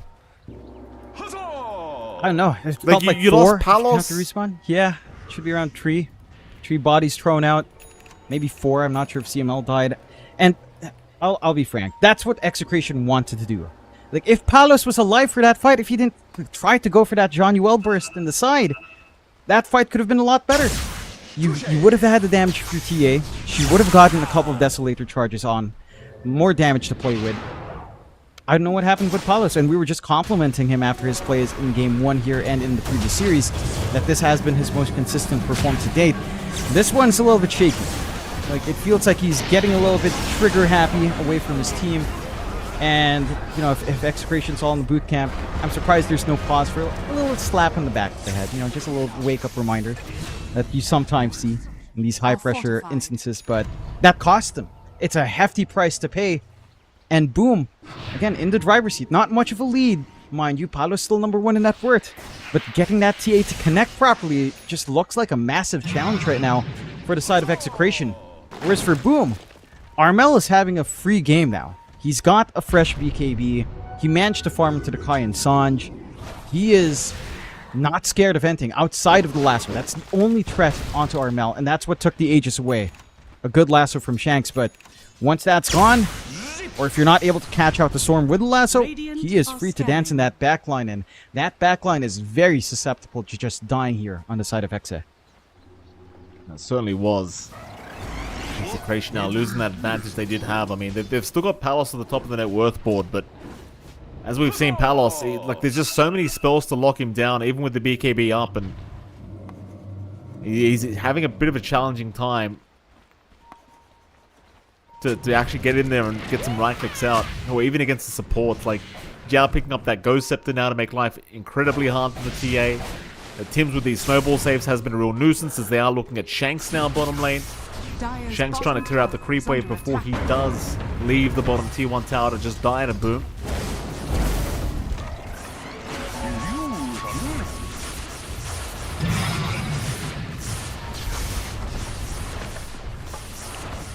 And that'll be it. T1 tower gone basically for Dire's free. bottom tower is under attack. They do have Palos nearby in the triangle. In fact, they saw him. Tim's, shards out, not going to lock him in. He did have the blink ready on the TA anyway, so chances are they wouldn't have caught him, regardless of whether the shards locked him in or not. And with that, Boom Esports happy to retreat, looking top lane instead, where CML does get caught out here by Tims, and CML once again, the big target they want to start with. It's actually so hard to kill with this damn voodoo restoration, but they finally get it. Dire's bottom tower is under attack.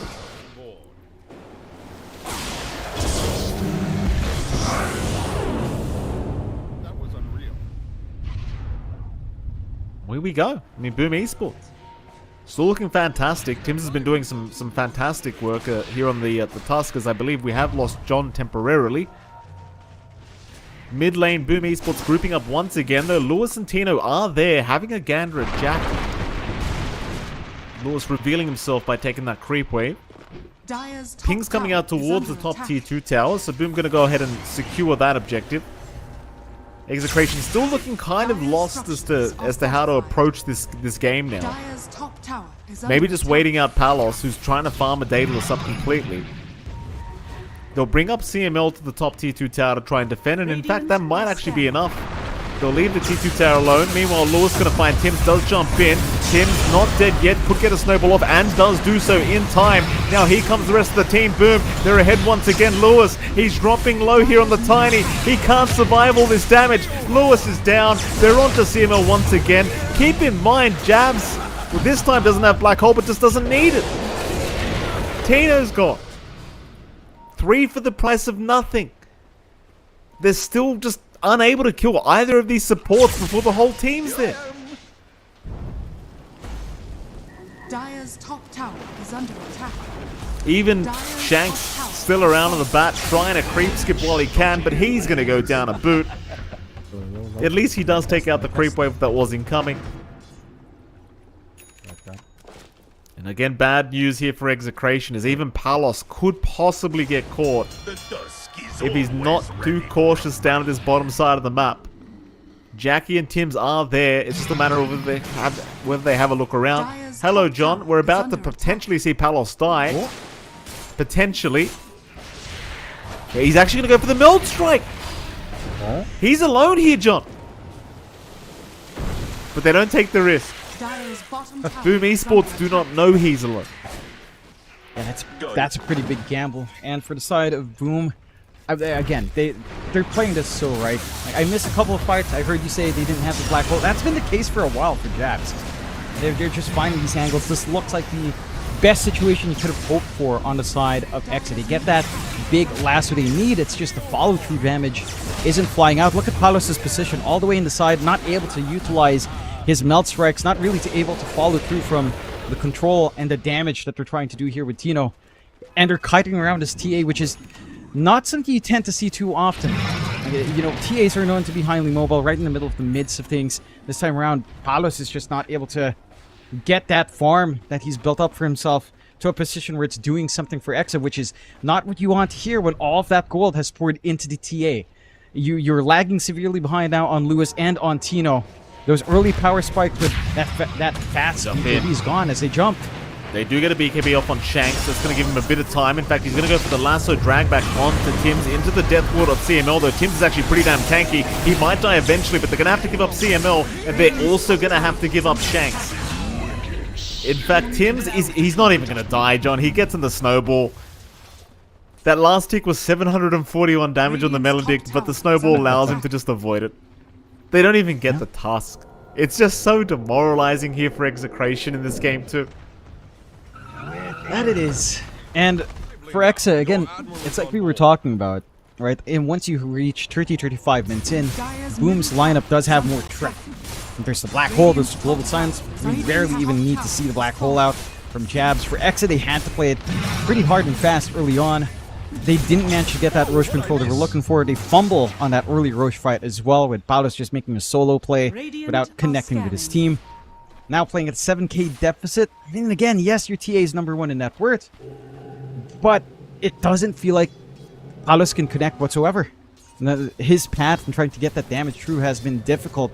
He will at least find a Tormentor for the team. Get himself a nice free short out. Lewis might need some help here. They're taking a Tormentor, but it's going to cost them a mid-tiny. Though in fairness, I suppose these core tinies don't have that much value, John, as Lewis will die. I troll your guts with my blade. Certainly not right now, unfortunately like for to Lewis. talk. People like to say I complain, John. I tell these people, you know, what to look at. You know, I give them the guarantee. You all don't believe me, John. You think I'm some old man shouting at the sky all the time? Look, but it wasn't Lewis's fault. Who's the one who threw that bloody Roche fight? It was Palos. They were still even in the game at that point. You know, Palos makes that solo play. Lewis is hanging there. Shanks is hanging there looking for like a toss back and a blink in with the lasso, and Paulus decides to try it for John Uel and he can't kill him? And you're telling me it's the Tiny's fault? Man, I don't buy that, Mike. I don't buy it. I don't buy it. It's not the hero's fault. It's the common denominator, John. That's all I'm saying. But who made the play? Who made that lousy play? Paulus did. No offense, Paulus, he's had a great day. But that one wrong decision, it's making this game so much harder. They do at least take Roshan. So they finally get that spike up. Secondary life for Paulus. Full Daedalus up. His damage is there. They just need to find a way to leverage it. And that is getting more difficult now. I think the next timing for Lewis, it's not even a Shivas. It's the Octarine. It's got to be down to just having more uptime in Avalanche Toss. Having more uptime in even the Yules and trying to get yourself in and out. This Tiny can still get some good repositional plays. It just gets extra hard as the game scales on with all of this counter control coming in from Boom. And Boom are just constantly on the hunt. Going out with the smoke again. They don't have that forward vision up top, but they do have a good guess as to where things are going. At least CML can maybe snipe away a little bit of a ruin later on, or a Shrine of Wisdom if he camps here for long enough, but that is a lot of time you'd have to wait here for a shrine. When's he going to use the Gree thing? Like at this point, yeah, that's surely, a lot of gold. I mean, I guess maybe just straight up for the Ags, right? Like, yeah, that's just the idea. Just straight up. As soon as I got enough for the Ags, I'll just use it. Because I mean, the Ags is game changing for sure, and he does have that facet, the Cleft Death. So, you know, it's a game changing facet with a game changing Aghanim Scepter here from our Witch Doctor CML, who continues to be focused every single time a fight starts because he just doesn't die that quickly. Yeah, it's just the nature of the hero, and I appreciate that for Execration, and you know, that timing is going to be nice. It's just a tricky game. Like, you called it with the Silencer pick. Witch Doctor hates that. Like, if Global Silence comes on, you have to wait. You have to hope you can get a good position again post-Global Silence to get that Death Ward going, even with the Ags. You're not going to be able to get the BKB and the Ags in this game anytime soon for CML. So you're going to have to bank on, again, just good counter control coming out from Exe. Good baits, if you can bait out the GS or the Black Hole or both, and hope that none of your cores dies. Then that turn happens, but it's hard to see it for Execration. Again, X's key thing now, the biggest thing they're strong at, outside of solo pickoffs, is the repositional plays. You've got Blink Lasso, you've got Blink Tossback. You have ways of dragging these heroes very far away from the rest of the team. You have to be focused in on that. Now, that's how you get these pickoffs. That's how you start to reel this game back. That's how you start to hope to have a shot to get that 2-0 lead in the best of 5 up against what I'm assuming everyone's favorite is in the side of Boom Esports. They have to show some finesse, Mike. They got to show some finesse. You're damn right, Jonathan. Oh, Aegis is still up here for Execration. Like they've still got an opening with this Aegis on Palos to try and get something going. Maybe just a farming Aegis at this point here for Palos, though he does still have plenty of time to try and find a way to use it. Tino kind of falling pretty flat here on this Marcy as well, I've got to say, John. Just not the kind of Tino Marcy game you'd hope to see. He has had a pretty rough time, though, in fairness, because they just black hole him every time he jumps in. Like, Jabs is more than happy to just commit the black hole as soon as he sees Tino, which is fair enough, because you never want Tino to just run off with the game with this Marcy. Just ensuring he just doesn't get the chance to actually beat people up. Yeah. It just makes so much gives so many questions to Execration that they have to answer, right? Like, if you will go for the lasso, pull back, are you willing to risk it up against the black hole of jabs? That's, again, one of your best ways of canceling, especially as the BKB starts to get formed up here for jabs. It has to be the lasso. So you have to hold that back, but you need it with the avalanche toss. With a toss back combo to really drag someone far away, it puts you at risk for that wider team fight. The game's just harder to execute now for the side of Exa at this timing. It was so much easier earlier on, but again, they didn't find those openings. Boom have been playing really well as a team so far here in game number 2. And they're just set to scale. Mind you, there is a hard cap to their scaling. Again, the output of Jackie is strong. He is going all in on strength, going for his Satanic into a nullifier, so the right click damage is staying relevant. And with a high tide, the Tidebringer cooldown can start to ramp up in these wider 5v5s, enabling him to sustain through that damage. But it is manageable, again, if you manage to play to that displacement spell style here for the side of Exa, which is just easier said than done. The Ags for CML, almost there. If he eats his Gris, he's about 1.4k gold away. So not too bad in progression. Unfortunately, with only the 2 points in the cask, it is a slow process in farming literally anything. So that is going to be a slow, tedious pace here for CML to get that big game-changing Agonins. And again, even with the Ags, it's just so hard. If Johnny Wells sees it first, he knows that he just holds on to Global Silence when the ward comes out, and what you do, you spent 4,200 gold to do absolutely nothing extra. Very true.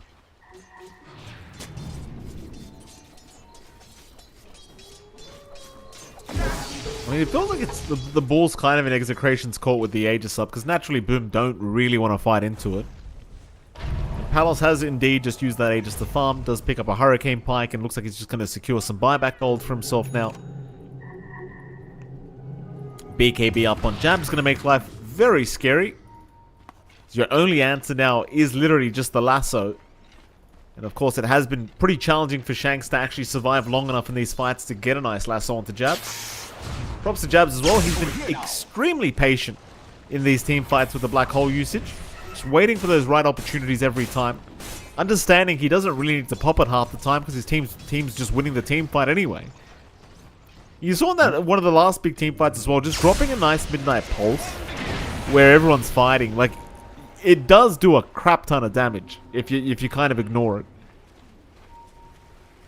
That it does. You don't have anything to mitigate that as well here from the side of Exa. Because you've got the Morrissey off lane, no one with a pipe to just provide some magical damage, a barrier. So it's always relevant damage. Smoke out, boom. They're looking at mid. Almost got it.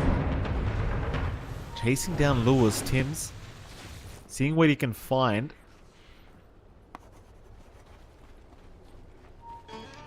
Around here. Not gonna find anyone yet. Oh, Noah's got the full Plasma up now. That's a crap ton of damage to come out from the storm. Very, very scary to have to try and fight into that. It's old Palos. He's gonna reveal himself in the mid lane. Thankfully for Palos, though, they had just left the building. Had Boom stuck around, I think they would have gone for the jump in.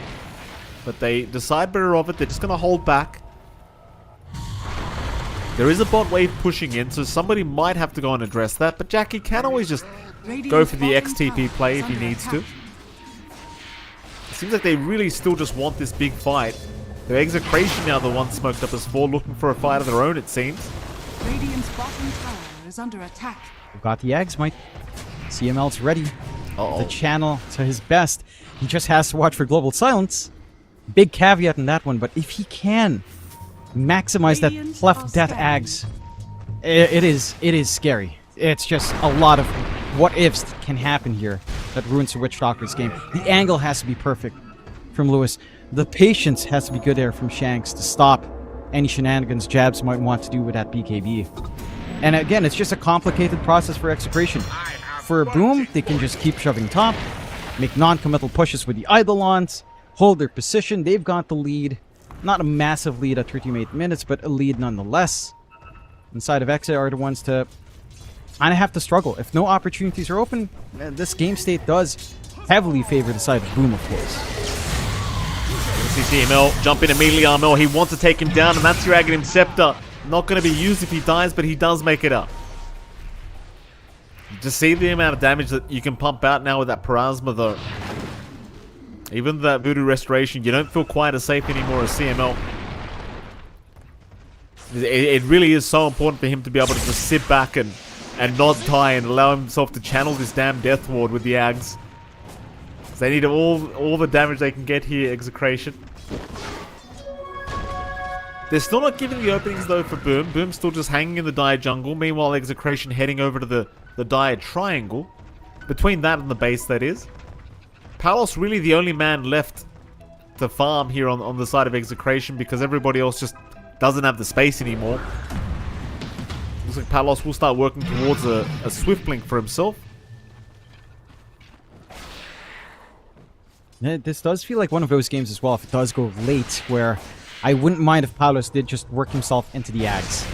Into the full Ags blessing. Just having that psionic projection, work the map, keep split pushing, find some farm for your team, stall out the game. Could be one process here for the side of Exa to force a mistake out from Boom. If they overcommit in the chase or they misuse their spells. The trap vision is also providing some leeway here for Execration to actually get some farm out. Like the triangle is completely covered. Relatively safe spot to farm. Bot lane as well. You've got coverage for when Palos does lean a little bit forward there. So they do have some safety nets in place. And again, the network lead hasn't been growing on the side of Boom Esports. It has stayed relatively the same at 5 to 4K. And which is mildly shocking when you're 30 to 14. Almost 2 times more kills, but not really reflecting in network fully. One team fight could blow that right open, though. Like one bad team fight for Exa, this game goes sideways instantly. Big smoke up again, Execration. Wrapping through that Radiant jungle. Tims, ready to break the smoke. Does pick up a bounty. Smoke is broken. Tims is caught out immediately and does go down. It's a nice start for Execration. They will move in, also finding Armel here with a Yule Scepter, but there's no real way to lock him down through that BKB, so Armel just happy to jump in as Tim's now going to buy back into the fight. Lewis taking so much damage on this Tiny, and he's just down. Meanwhile, onto the Death Ward will go. Rather the Voodoo Switcheroo, but CML, he's going to channel it now, but it's just not doing anywhere near enough. Doing nothing, really. In fact, there's now Palos jumping in against 3 heroes, but the Black Hole jabs. It's cancelled by the lasso. It won't matter, though. It's already done the damage, or has it? Palos trying to get out, but he's down. Tino will drop to boot. Lewis brought back, but he needs to get the hell out of there. And so another team fight, won by Boom Esports. Execration losing 4 and even committing a buyback here on Lewis. Yeah. A little bit rocky. At least they get the dieback on Tims as well, but not really the target you're looking for here on Exa. And that's a fight where you really didn't manage to initiate the way you'd want to, right? They didn't really get the repositional play. They didn't drag anyone out of position. And in fact, catching out Armel first is probably one of the worst targets you can find first, just because you don't have the chain control. If you do commit the chain control onto Armel, once he pops BKB, you have to go for the lasso, which Shanks smartly did not do. As mentioned, it at least that save to kill off jabs to stop that black hole. And now does have enough gold for his full ag. So some more play coming out there. The lead does widen for Boom like we were talking about. One bad fight, this game goes sideways for you in Execration. Side of Boom Esports now has that room to go for the Roshan. So far, just Armel, but the rest of the team will join in. Exa does still have threat there. They still have that steal potential. They need to be able to try to smoke, though. You can't give this for free. The high ground just becomes so much easier if Armel has 2 lives or if Jackie gets that secondary life. Either way, full Revenant's Brooch for Tino boosts his damage by quite a huge margin. Now it's just a matter of finding that angle here. They're coming, but it might be a little bit late. They're going to jump in very soon. Here comes Lewis. Roshan ages. It's picked up by Jackie. They did get the Roshan kill at least, but they miss out on the big item they really wanted. Because now they move in for more. Lewis will run away with his BKB. Boom Esports actually looking to retreat for a little bit. They do take down CMO with a huge swing of the sword. Now jumping in onto Zhao, but Zhao's just not dying to Tino. Meanwhile, Shank's also going down to the Bat Rider. Tino's trying to man fight Jackie, but the man fight's not working out really for him at all. And this is looking like another bad team fight. It's Execration dropping the ball another time. A real shame for Lewis too, because his timing was perfect with that jump in. He even got the Roshan kill with the Shiver's Guard active, I do believe. Under attack. But couldn't really get in for the Aegis swipe, and nobody else was jumping in with it.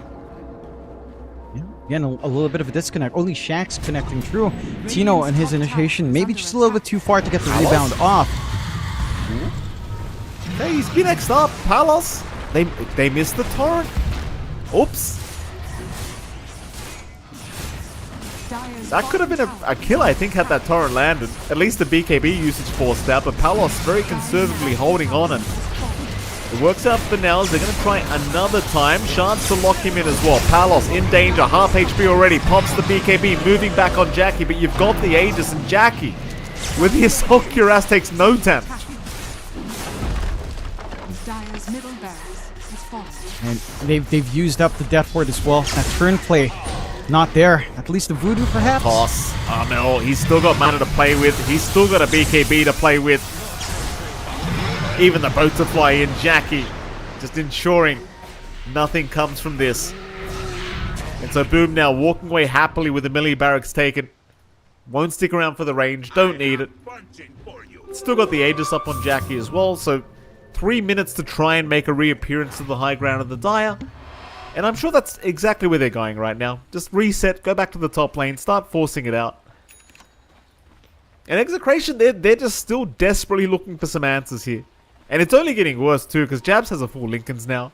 So the lasso, not even that effective anymore against the black hole. Radiant are scanning. No, you have to be smart now in Shanks. You have to look for someone adjacent, close enough to the Enigma that the secondary lasso connects, and you have to hope that RNG is on your side for that one. Not the steadiest of times. You do have some things to help burst through the Lincolns, at least the nullifier is there. You have some single target spells you can throw out. Maybe the cast could be used in such a way. Armel. Not seeing the bat yet. Now Might with the Firefly. But he won't zip too far forward. Boom again. Plenty of time for this Aegis, so they can try again for the high ground. Lines being drawn out through the mid lane though, so they're going to go for a smoke rotation through the mid lane. See if they can find somebody in the back of that top tower. In fact, they're just waiting to hope somebody farms this creep wave by the mid racks. Armel, who's he zipped in on? Oh, they saw Palos. They saw Palos and he just blinked away. He's got no other way out of this. He's going to pop the BKB and hope for some teammates to come help him, but the shards will lock him down. Where's the team? Where's Palos' team? You can't? They've got the Ags up in the global silence. There's no way you can blink in. Just cancels everything. Oh, You don't want to have to commit BKBs as well. And Palos gets the late pop in the BKB on top of all that. If he didn't get slowed down and zipped first, maybe could have had an angle. Horseback play. You're hoping on Tino to have enough damage here. Jackie, though, more than happy to oblige with the man fighters.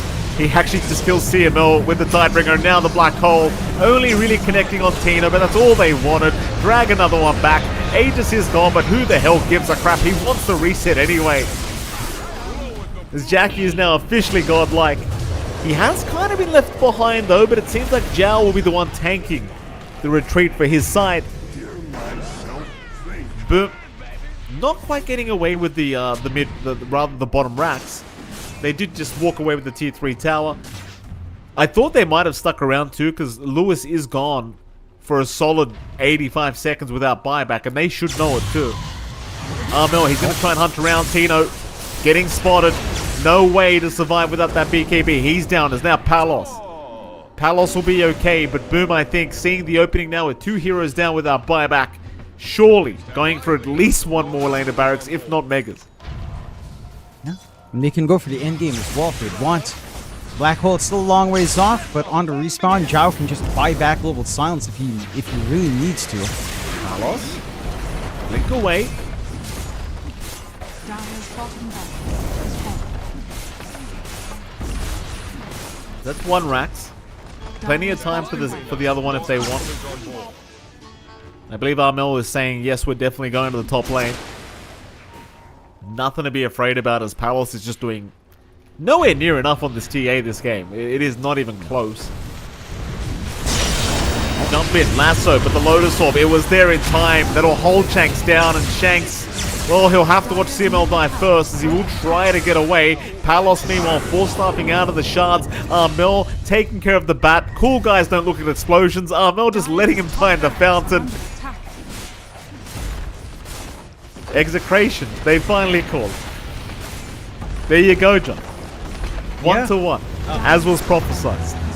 As was prophesized, and we're still, I'm pretty sure we'll still get Tiny in the next game. It's not going to get banned. Both of these teams can't help themselves, Mikey. But look, I'll give it to Lewis. And again, I don't think it was down to the Tiny this game. I think he was doing the right things. I think him and Shanks were definitely setting up for the team in the way that these heroes should with a Batrider and Tiny.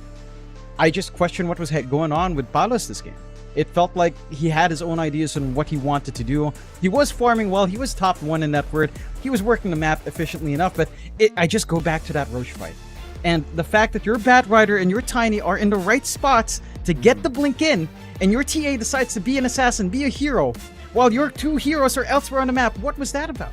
That could have been their spike in. They needed to play it perfectly here on Exa, and boom, just comes out on top.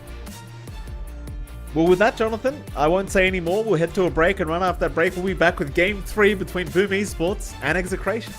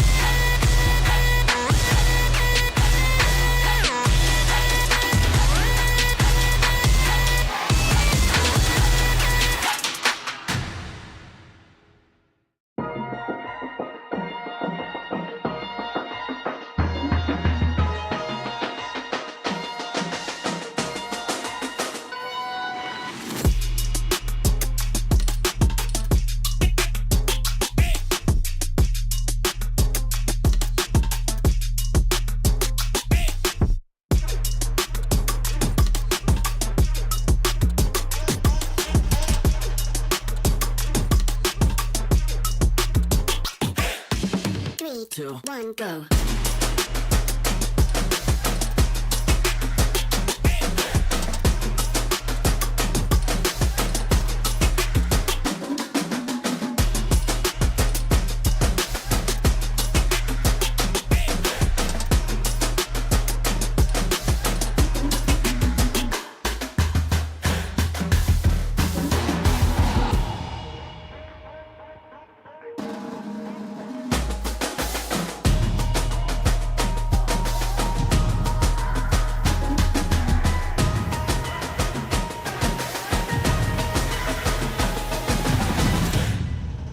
3, 2, 1, go.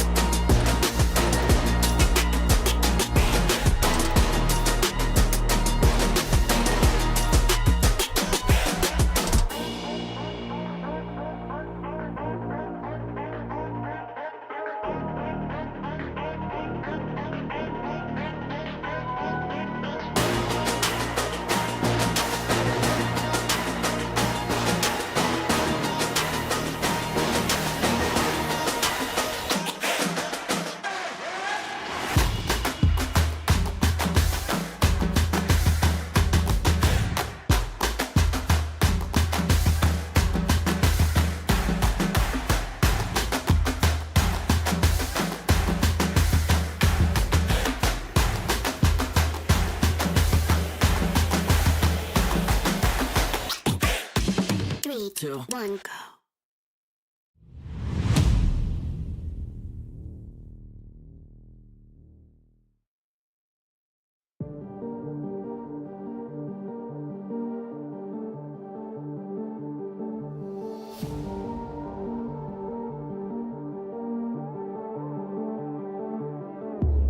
Come into my world if you wanna see some action. Enter my zone, shut down the competition. Stand out from the crowd, yeah, I'm the main attraction. Come into my world if you're ready.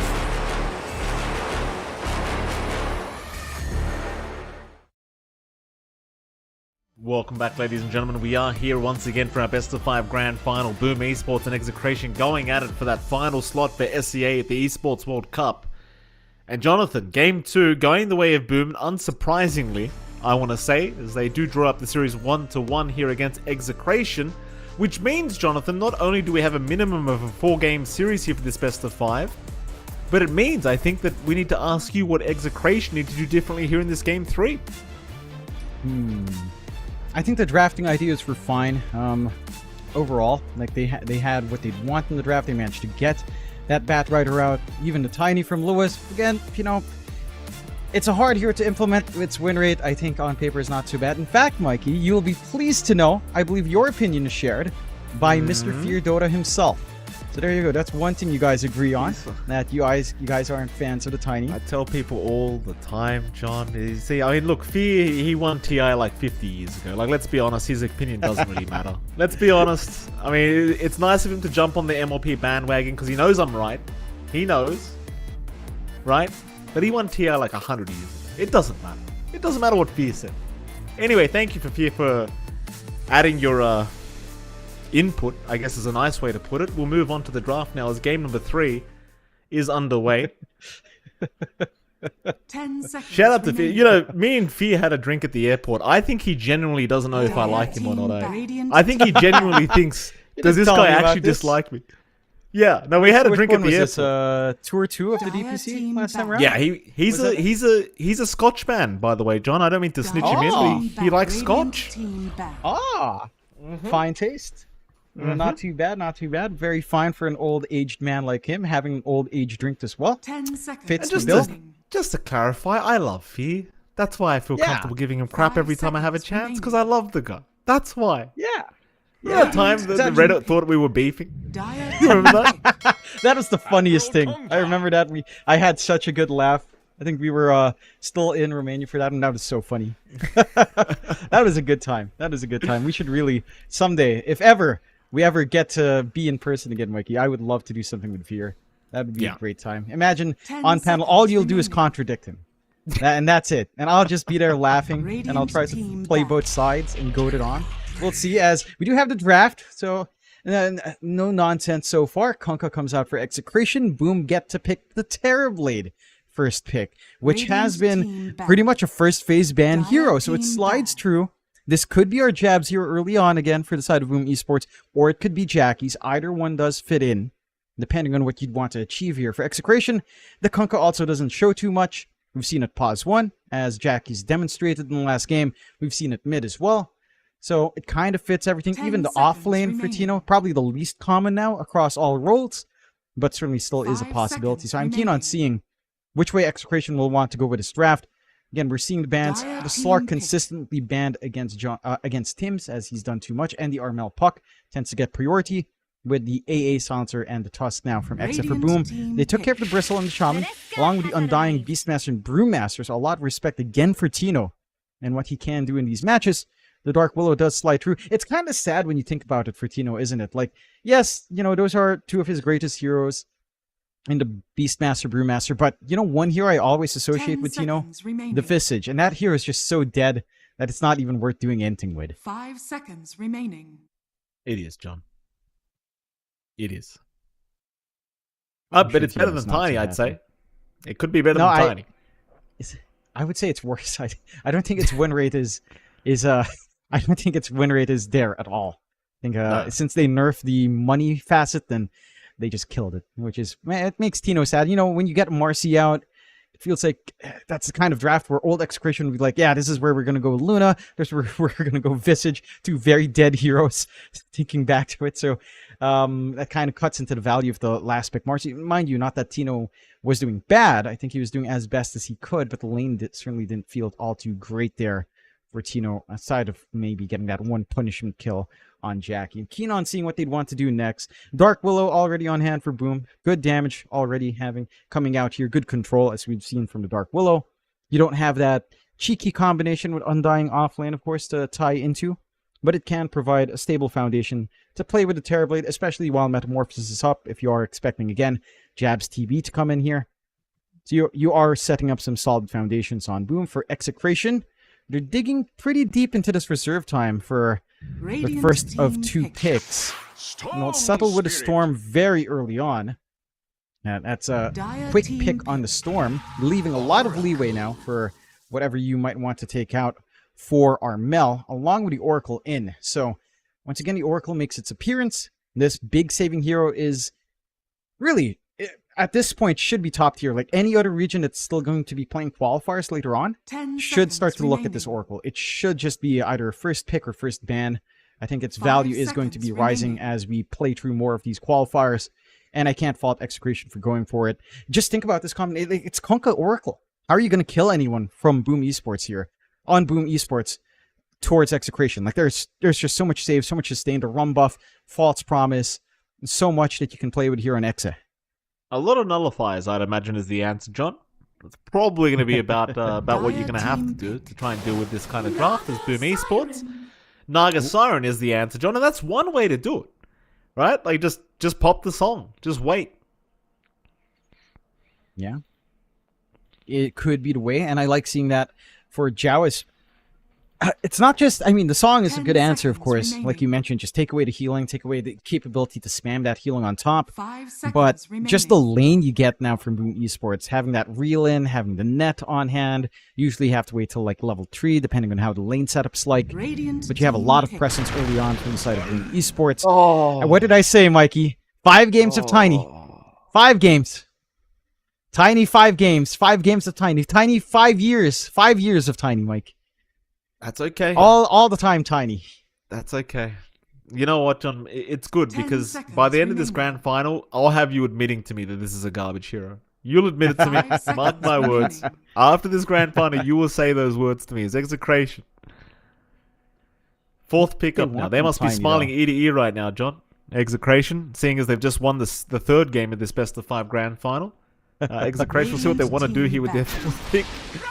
And it's Dire team Gyrocopter. back. All right. It's a safe pick. This is one of Palus's best heroes, of course. He was one of the guys in Southeast Asia who revolutionized the Crystallis first build all the way back when he was still on Boom. Well, right before Boom finalized their roster and had that dominant run in DPC. So I like seeing this coming out. It's a stable combination with Dire Oracle. team banned. It lanes fine. That does mean you're shifting the Kunkka likely into pause 3 for Tino.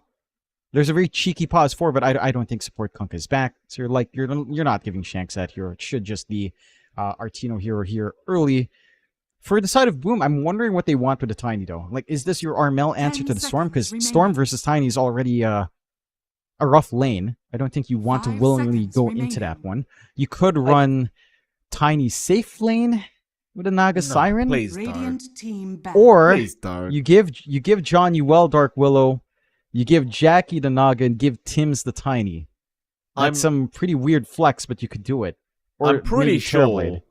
I'm pretty sure it's just Armel Tiny, because the pick is purely based on trying to kill Oracle. 10 seconds. I'm pretty sure. Radiant For Boom. team pick.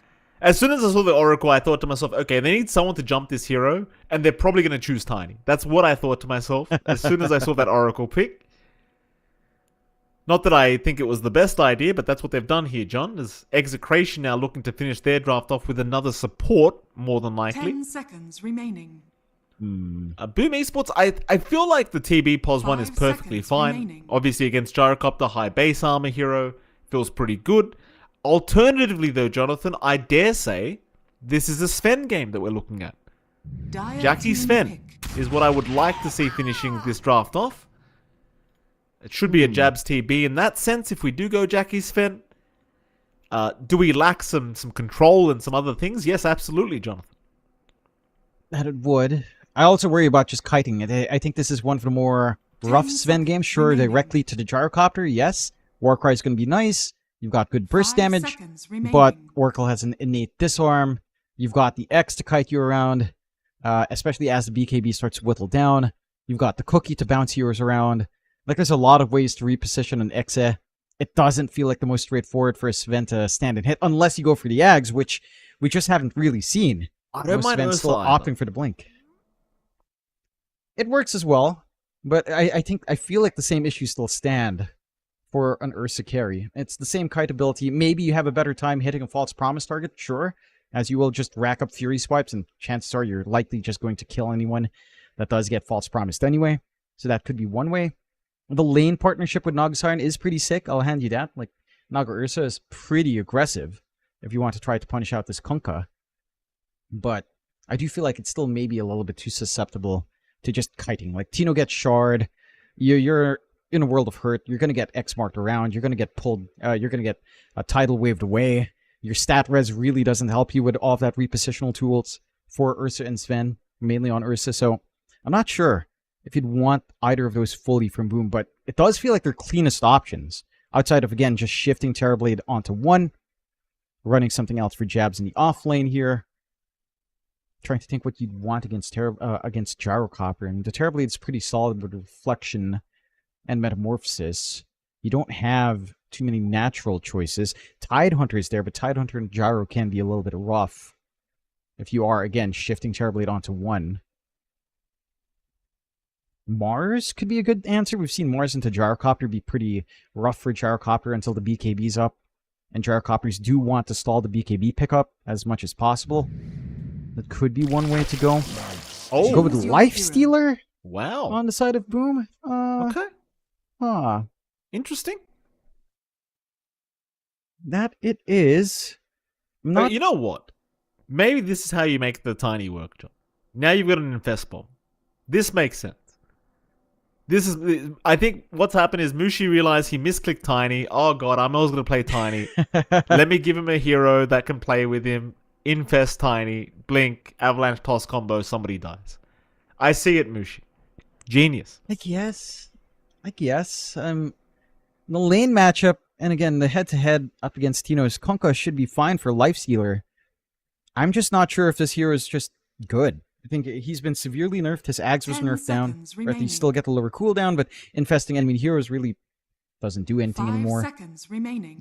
His tempo is fine. I think you still go for the same build. It's a Radiance carrier up against a Gyrocopter. That's always going to be important. That little bit of mischance you get. Going to give you some good EHP to play with. And it is tanky. It doesn't care too much for the Oracle, for the disarms, for the X, for any of that with the Rage. So I can see the value here for Jackie. I'm not fully convinced. I want to see what he'll do. I want to see how he'll play, because it has felt like the hero has taken some big hits, right? Like, they nerfed down his innate, where you're getting extra HP from the creeps. That was severely nerfed very early on, along with Centaurs, but it didn't matter as much for Centaur. Really hurt the Life Sealer. I don't know. Like, this hero has just been weakened so much. I don't recall any big buffs for him either, outside of maybe the facet change that we have seen. Keen on seeing how much Jack you can utilize with that. Overall, draft-wise, I would lean towards Execration here. I think there's just way too much sustain coming out with Oracle and Kunkka on hand. Your team fight looks pretty sharp. Just early ganks with X-Mark Kisses is just going to decimate anyone that steps into your for the gank. And I don't know if your answers are clean enough here on the side of Doom. Again, the Life Sealer idea is great. Into stuff like the Kunkka, it feels fantastic. You're ripped into shreds. You're going to be healing through. You're perfectly fine here for Jackie. Like you mentioned as well, Infest Bomb is there. Although I do feel like that playstyle's been kind of washed away. Like, it's not something you see too often, going for the Infest Bombs nowadays, but it can be quite nice. It's just, I'm unsure. I'm really unsure just how much you really get out with Life Steal now. The Radiance timing has to be on point for Jackie. That's one thing. But I know we just don't see it enough, and for good reason. As again, it's been changed quite a fair bit for this hero. It has. See if the early fight is to break out here. It's going to be a 5-man smoke committed from Boom. They could head south. There are a couple heroes hanging around the southern side. Smoke broken on Tino. 30 seconds. Tino's going to have a pretty good idea. They're just smoked up here, trying to find something. Meanwhile, a pretty big wraparound from Jabs and Tina. Tims.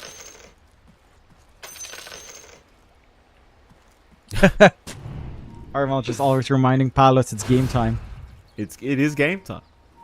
That's what it is. They're going to find themselves Palos, in fact, very soon with this TB illusion. Doesn't seem like there's going to be a jump coming, though. Bannering's just going to be traded around. Is going to be what appears to be a... No, it's a 3-for-1. But there is a chase on Shanks now from Jackie. Problem is, Jackie can't really lock him down. Ghoul Frenzy being a slight annoyance, but... No, that's about it. He's perfectly fine. How does this top lane go, Jonathan? I mean, Kunkka Snapfire into Lifesteal and Naga Siren. Not something you see every day. I'd say it's maybe a little bit easier to play for Execration. You can always stand back. Tidebringer in a melee matchup feels good for Tino. Always going to have that steady harassment out. You can even deal with, say, early illusions of Johnny well. Once the mirror image starts to come in. Not going to be too comfy for Jackie. You're seeing it already. Shanks playing with a little Shredder. The minus armor already forces you back a little bit. Once you have the cookie and that long bore scatter blast, there's a lot of threat that can come onto Jackie as well. It is very uncomfy. It's not a very strong Naga Siren lane. I mean, the chase down can be good with the Deluge, sure, but it just feels easier to poke at range here with Expiration. That's certainly what's going to be happening here. Again, they're just applying all of that pressure onto Jackie. There's not much relief that Johnny Well can really provide. Even with the slows, it's like, what do you expect? Jackie just right-click down. It's not going to be enough. We'll see if that can change later on. So far, Tino's going to be having himself a very fun time, although Jackie's still finding a decent amount of CS. Can take a gander there at the bot lane, where you're already starting to drop a little bit low here on Jabs. This lane for Jabs is not the safest. There's a lot of magic damage here early. He doesn't have the HP to withstand that, of course. He wants to utilize his armor. And at the least, the flak isn't going to hurt as much. But one little misstep, you get Fortune's Ended, you get Rocket Barrage down once the levels are up there for Palos, and Jabs is not going to be a happy camper. It can be quite painful. So first blood onto CML. Tims will be able to secure very nicely here on the Dark Willow, and it didn't look like he was going to be able to secure that kill, but sees the opening, does take it, and doesn't even require Jabs for that. And that's the way you have to play. It's down to the Dark Willow, trading hits with the Oracle. Have to get that positioning right. You can poke back quite nicely.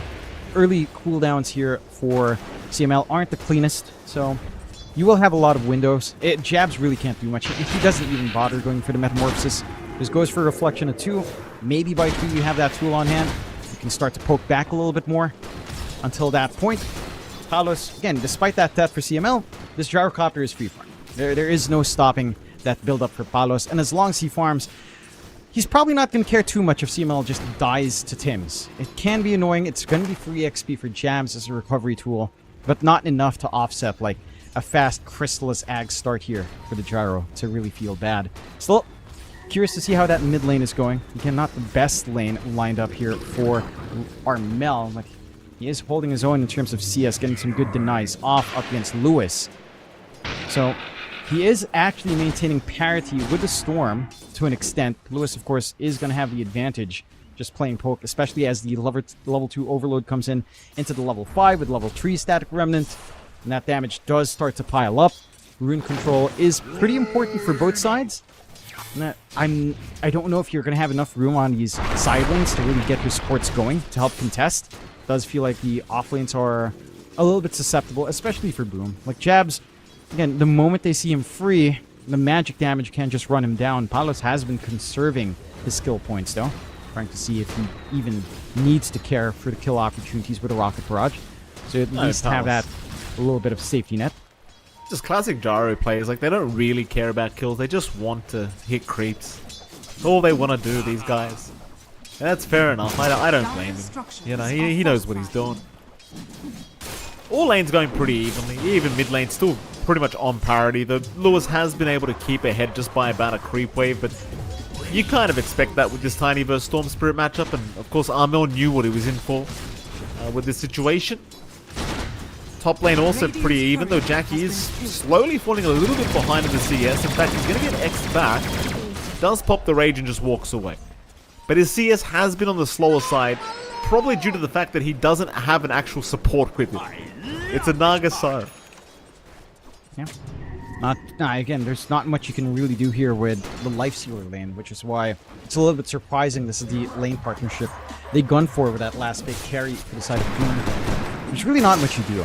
Like, you even see Zhao holding on to the skill point, not up going for the end snare or mirror image. It's really not going to do much at this point. And Jackie, this is going to hurt. Like, Flash Farm for Lifestealer isn't particularly great until you hit Radiance, so it's going to be a slow-going game for him. Maybe he can bank on, again, as you mentioned, some infast plays later on, but with a laning start like this, I don't know how much you can hope for here. Not sure. They're going to find Zhao. Zhao actually getting away, narrowly avoids that blood grenade thrown from Shanks. Meanwhile, though, no, he still goes down. CML catches him. Very nice rotation here from CML, even catching a courier on his way out. Jackie can't do anything against him. Nothing you can do about it.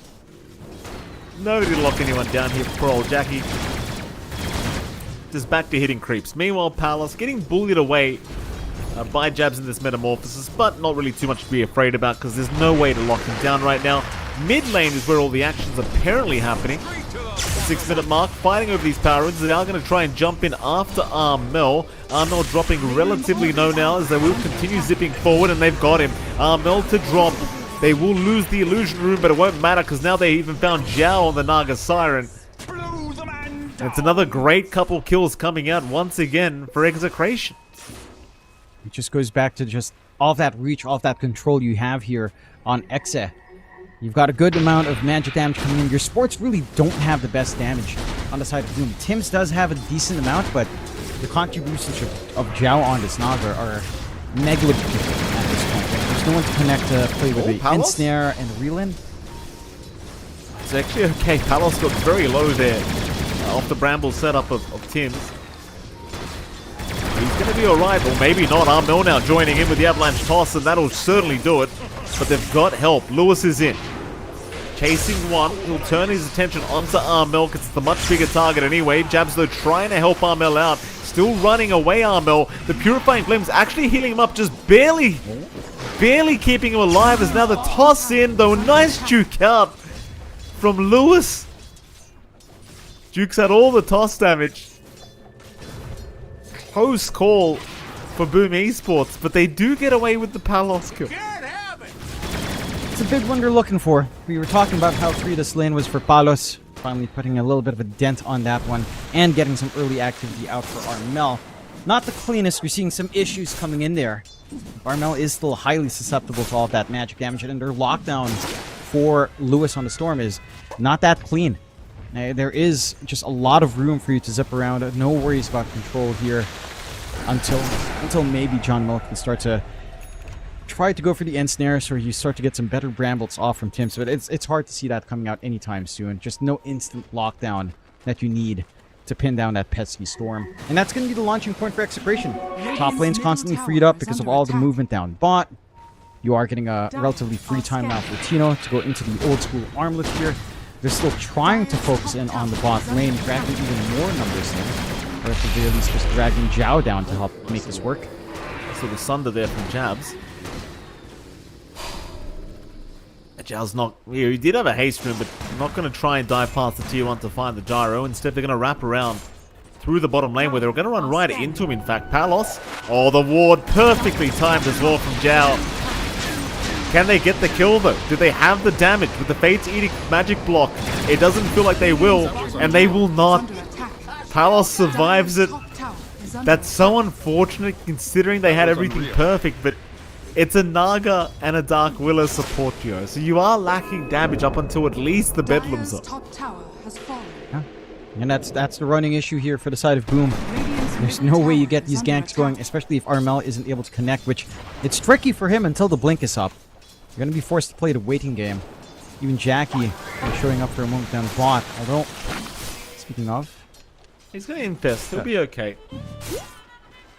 Not a good start at all for Boom. Pretty good start for Execration though. 4k advantage already at 9 minutes. Seems like everything's really gone their way. In fact, Armel now being overtaken in net worth as well by the opposing mid lane of Lewis. And that spells pretty bad news, because this draft of Boom, while it can play from behind because you can just play the avoid and farm game, it's gonna take you a lot of time. And you're against a gyrocopter with an Oracle and a Conqueror. Not to mention a Storm as well. Like it's scary to go into the mid-late game against this draft of Execration. And it is. And I'm not sure how you're going to even get that farm going for Boom this game. Right? Like, the farming pace for Lifestealer is atrocious. He has no creep clear. He has no real way of clearing camps fast enough outside of just raw right-click damage onto the creeps. So this pacing for Jackie doesn't get any better. He's going to have to wait for a big item in the Radiance. He's not going for the intermediary, say, Armlet or Maelstrom to try to farm up. And that's going to leave him as a bit of dead weight here overall. Outside of maybe some Infest bombs if they want to connect that way with Armel. Which is still a ways off anyhow on the blink. Like, this 4k lead for X is going to snowball fast. Because what you do on Boom, all you can do is sit back and farm. Your supports really don't have kill opportunities, except, as you said, if you hit level 6 on Tim's, and even that, as long as the Oracle's around there with Fate's Edict, you're really not killing anything. It's just not going to be enough. So, I know, like, Boom just has to try to stall out as much as possible, hope that Jackie can work some magic and just hitting creeps, which is easier said than done. At least he is a fairly tanky here to try to go on. And as long as he has a creep wave next to him, the Infest will save, but there's really not much else to speak of here for the Lifestealer end. All you can hope now is that the blink timing for Armel allows some opportunities. They'll actually go for a bit of an early smoke, Timson Armel. Maybe get that angle out to catch someone. It's just that Tino is really tanky. He even has the armlet. I don't know if you're going to have enough burst damage for this Kunkka. I don't even know if there's a point moving without the blink on the Tiny here. Tino could get ensnared. Zhao not really going to be able to get within range for it though, and yeah, just a waste of time, really. Feels like you may as well just farm the whole blink up on Armel before you really start to move. They will try to snipe Tims here with the kisses, and well, Lewis has jumped in pretty deep and they haven't even found Tims. He'll actually survive all of it. But there's no real trade to come. So Armel can't do anything because there's an Oracle right behind Lewis all the time.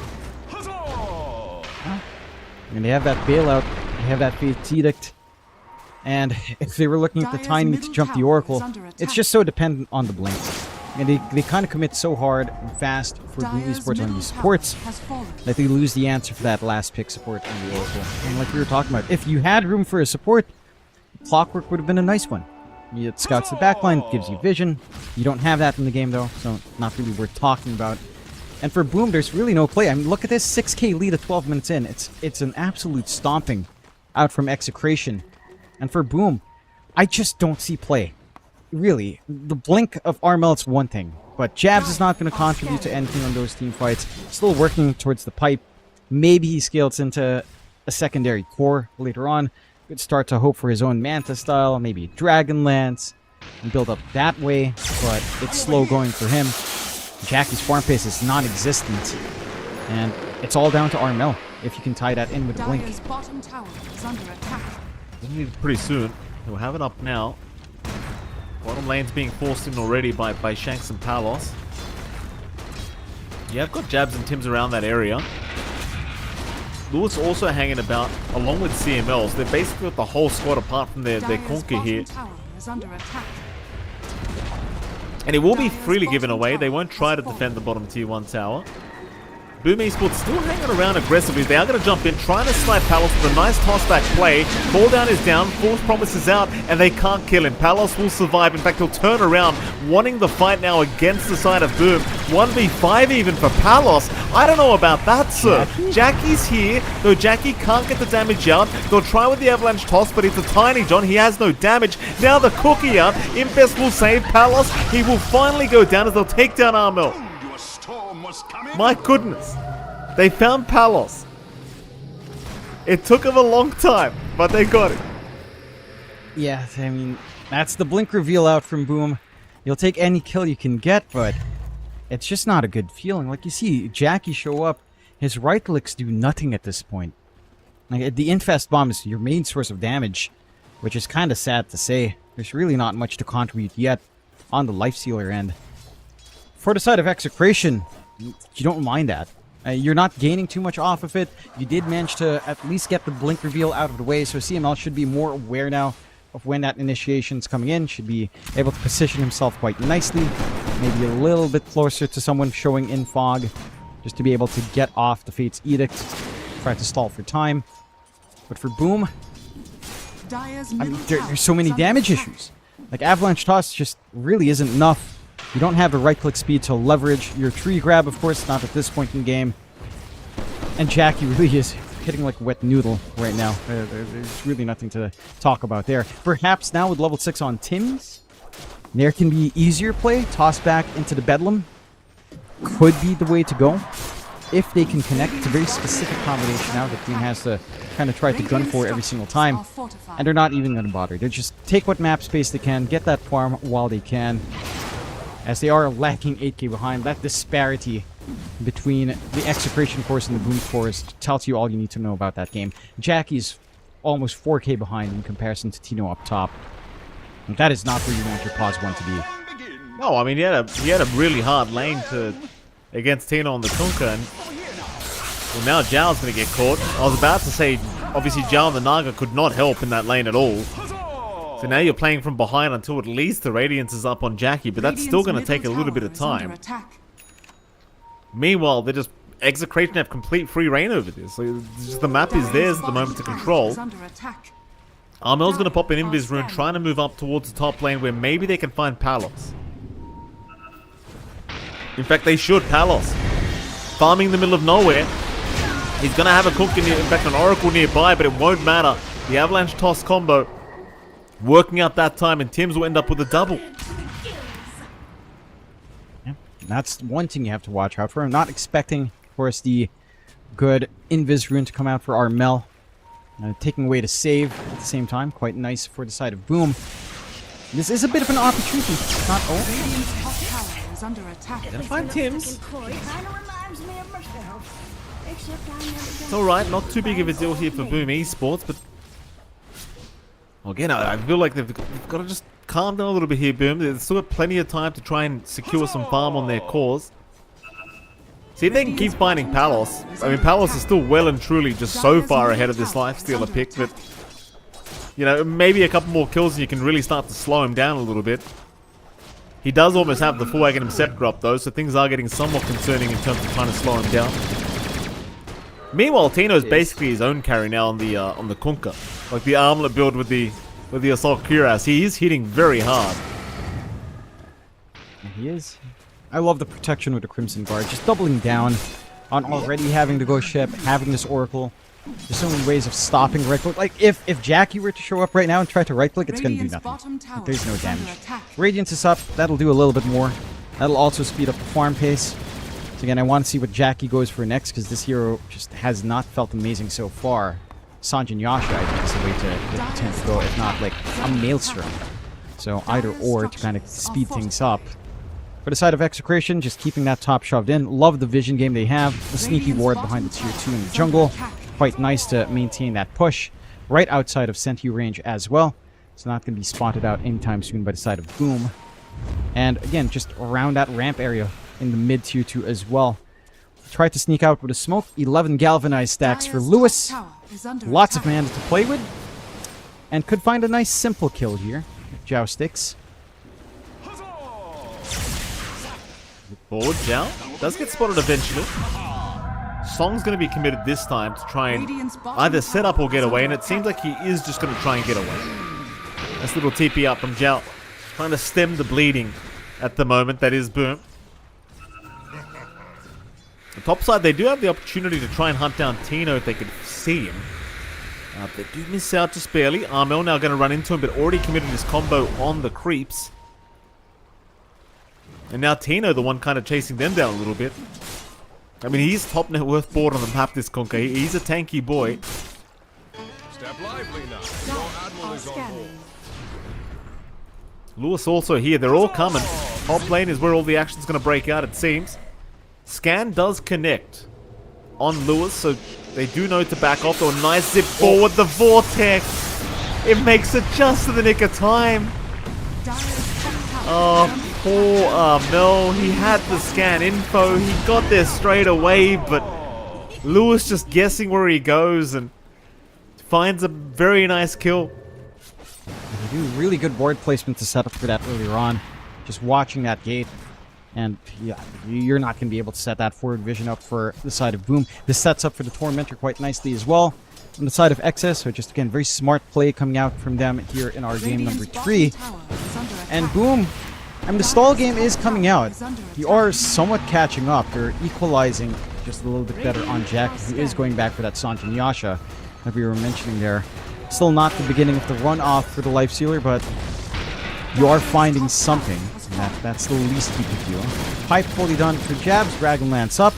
Can start to hope to be a secondary carry. Perhaps going for the Hurricane Pipe now or the Yasha into the Manta. Either option works for that transition on the Terror Blade. 6k deficit for the side of Execration. Still feels pretty damn good though. Ag's fully up and running on Palos. Going for the BKB next. And he is only lacking the recipe gold, as they also have access again to that Tormentor with the early ward. Gonna be able to find it nice and free here. And Boom just with no map presence. They are shoving in botches a tad bit. That's something coming out here from Jackie, but they don't really care in exit. Radiant's bottom And now tower Reign of is under Destiny attack. on hand as well for CML. With all of the healing coming in, I don't know if you kill anyone as long as CML lives through. It's looking pretty rough. 7k advantage still standing for Execration. There is a bit of catch up now from Jackie with the Radiance up. He's got a bit of a farming tool to rely on, but still well and truly a ways away from being able to contest Palos in the squad at the moment. Armel trying to work onto that BKB now on the Tiny. He has not been feeling too great. 1-3-3 is the scoreline on Armel. So whose fault is it this game, John? If it's not the Tiny. I think they went ultra greedy with the draft, like overall. Okay. Like they haven't made any misplays. It just feels like the lanes were all kind of weak. The Tiny lane being weak, along with a weak offlane Terrorblade lane, when you're playing into a lot of magic damage threat of Oracle and Gyrocopter. You had no real lane. You had nothing to do with John Uel. and the Life Sealer. I'm not sure what they were gunning for in this draft. That's why I was really curious about the last pick, Life Sealer. Right? You mentioned good heroes like Sven. Sven would have been better than this. You would have at a farm pace at least. You would have some play with reel in an ensnare with a stun, some threat onto the Kunkka. Yes, there's a kiting issue that happens, but at least you have damage. And you can kind of try to outplay the kiting issues later on as you get a BKB, as you get some items up. In this game for Jackie, it's a farm simulator. He's sitting there, he's lasting creep, he has the Radiance, he has the Sange, he'll go S and Y. Maybe by the time he hits AC, he can do some damage. He can start to be a credible threat, but at that point, once you say Sange Yasha AC is up, you're going to be fully set on Palos. That should be like a BKB into maybe even the Satanic timing already lining up there for the Gyrocopter, if not the full Daedalus. You know, it's like, I know the draft this time around is one of those drafts where we talked about it with Boom and some of their upper bracket games where it does feel like they're testing some things or they get themselves into a little bit of a draft trap. Again, they just open with the Terrorblade, trying to flex it, ending up having to hard commit for jabs relatively early in the draft with how they were working the draft out. Like when they pick Tiny, you're like, alright, yeah, there's no way you're running Tiny 1 with an offlane TB. There's just no tempo there. So you're likely having to run Tiny mid. You're having to run TB off. It's very readable from Execration. And they just set their lanes up to be nice and strong.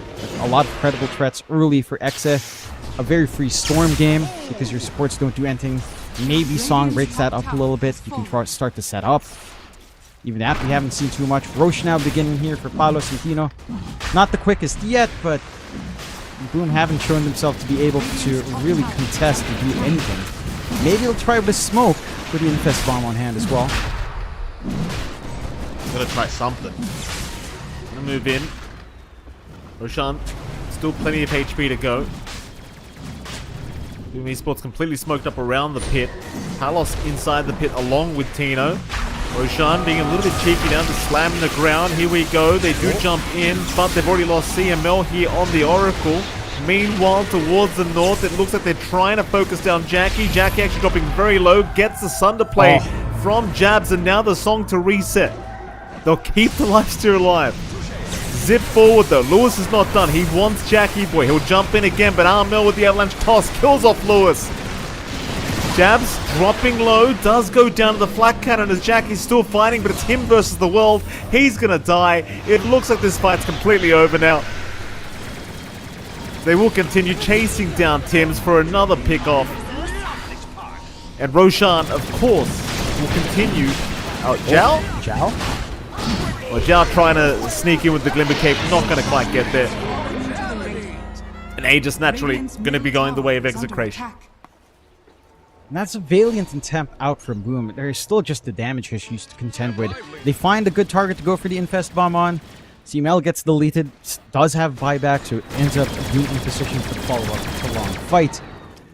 And we're just not seeing enough output in. Again, you're playing into a Kunkka, you're playing into a Gyrocopter who just has everything he could ask for. He didn't even need to pop like his EKB as it flies out there.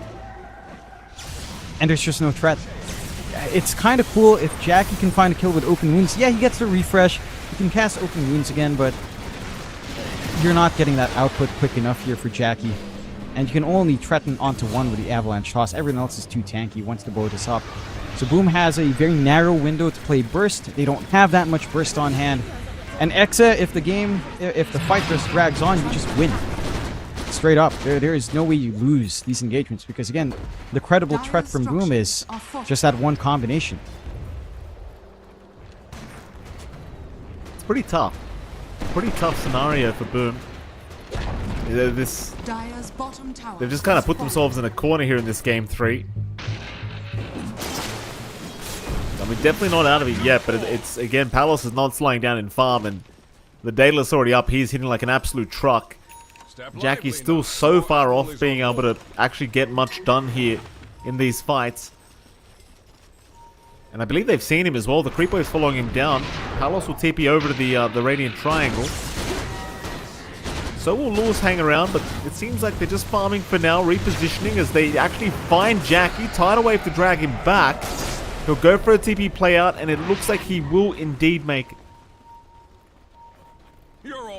I guess that's the beauty of Lifestealer. When you do Rage TP, you're not wasting a BKB charge, so that's a bit of a blessing. But you're not able to maintain too much presence here just yet either. I'm fascinated by Jab's build. He's going back for the Manta. He's going to go straight into the Scotty. Wants to try to mitigate some of that healing coming in here, especially from the Oracle. So that could be one way to go about it. But again, the timings just feel like it's going to take way too long. 10k behind now. The outer tower is gone. All the opportunities in the world here for Execration to start to think about high ground. Even the Ags up for Tino. So double boat coming in. More control to play with. Jump in. They're going to try and go after Palos here, but it's not really panning out for the Palos. The one moving in onto Jabs, killing him off very quickly. It's under attack. And all the heals can come in at any time here for Palos if he needs it. He's still got that first life though. You've got to go through twice as Jackie trying. Gets an infest onto Armel to survive. They will take down the Aegis. That's one life down. The thing is, you've still got the Oracle with the false promise to worry about this whole time. So in theory, you've got 3 lives here on Palos, really. Jump in again. Nice toss back, but no, a quick X. Tino dragging him right back to Palos, dropping low with the false promise. Not going to allow them to get the killers. Now Tim's gets caught out by Lewis. And that'll be your mid-racks gone. Jump in again, toss back this time onto Tino, but he's a very, very tanky boy. Boats are flying out. In fact, Jabs is dropping low. The Sunder, it's not going to keep him alive. They're trying so desperately with these toss-back plays, but it's all they've got. All they can do. They don't have options. The damage on Jackie, again, is just non-existent. There's no output whatsoever in this Lifestealer. And I don't know what you're supposed to be hoping for here for Armel. Like, he's doing what he can. Your best combo against just tossing into Tims with Bedlam. And that's it. That's actually your best shot. Which, it's just not enough. There's too many saves. 17k advantage now for Execration as Boom Esports again just kind of get drafted or draft themselves into that corner. The Lifestealer really, this experiment with a hero, it's really not doing anything. And I know, like, you get into this AC, alright, cool, more right click, more armor, some minus armor to play with, but at that point again, Palos is going to have Satanic. He's going to have Satanic, in fact, much quicker than his full AC for Jackie can come in. Just because map control is heavily in Execration's favor. I'm trying to think of a path back in. There's not even, like, big displacement plays you can do. You only have the toss. And you have to look for the backline. Like, the X save we've seen from Tino is nice and quick. He's on point. He's locked in for this game. Didn't all chat Armel, so you know he's serious. You've got the saves from CML as well. There's so much in the backline to worry about, and only the one Tiny to do it. That's correct. Tier 3 bottom tower now under siege. Palos are obviously not afraid at all here.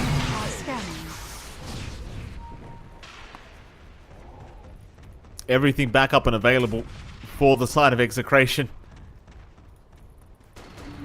There is an infest bomb coming though. Armel sneaking up from the back. Jackie's with him. They're going to have to find this Oracle first. CML, he does get jumped. Maybe they can burst him down. And he does finally go down. So you've got no Oracle here. This might be the opening they needed. But they've lost Jabs in the process. So it's a 4v4 now. In they go though. Armel still behind them. Does get spotted. And Armel to fall. Meanwhile, Tina's holding the rest back, finding Tims. And it's starting to look like a game you might want to call here for Boom. Because Execration do not look like they intend on losing. Jackie, X'd up, will rage. The issue is, like, there's just, the lifesteal is not, there's no carry right now. No. It really isn't. There's no output from anyone. You can try to make all of these plays you want, but you won't have damage to kill. And you can at least kill the backline, as we've seen. Take care of the Oracle, but your wider issues just have no answer. 23k lead coming out for Execration. Satanic fully done on Palos. So you might not even need the Oracle now, because What's going to kill him through Satanic? There's just no damage on the side of Boom. For Boom Esports, they're not calling it yet. I'm guessing they have a fight or two left in them, but we just get wiped off the smoke. Chances are there's not going to be much of a hold left here. And damage out as well on Palos, and he'll just get started. I mean, look at this. This gyrocopter is just standing in front up against the Tiny, because even if you toss him back, what will it do? Nothing. They're going to use him up, John. That's one thing they can do, I guess. Palos unaffected by those yules. Jackie to move in. Just tickling Palos at the moment. Zip in from Lewis onto Armel. And this is all just buying space for Palos to just take the racks. Toss back. They have got Palos now, but there's just no one's confident to actually try to hit him. Jackie will move in. False Promise immediately committed. They just want the Megas. Here we go. Jab's now being targeted. Jab just melts. Infest from Jackie. Not going to amount, and GG's call. 2-1 now for Execration. Jonathan? Do you see a common denominator in these 3 games yet? I mean, look. Yes, the Tiny didn't do much, but what's he supposed to connect with? A Terrorblade off lane? A Naga support? Like, again, I don't know how they're drafting on Boom, but if maybe Mushi needs to call himself upstairs if this was his idea, you know? Because I don't know what you're expecting with a Lifestealer last pick. Like, what is that lane supposed to do?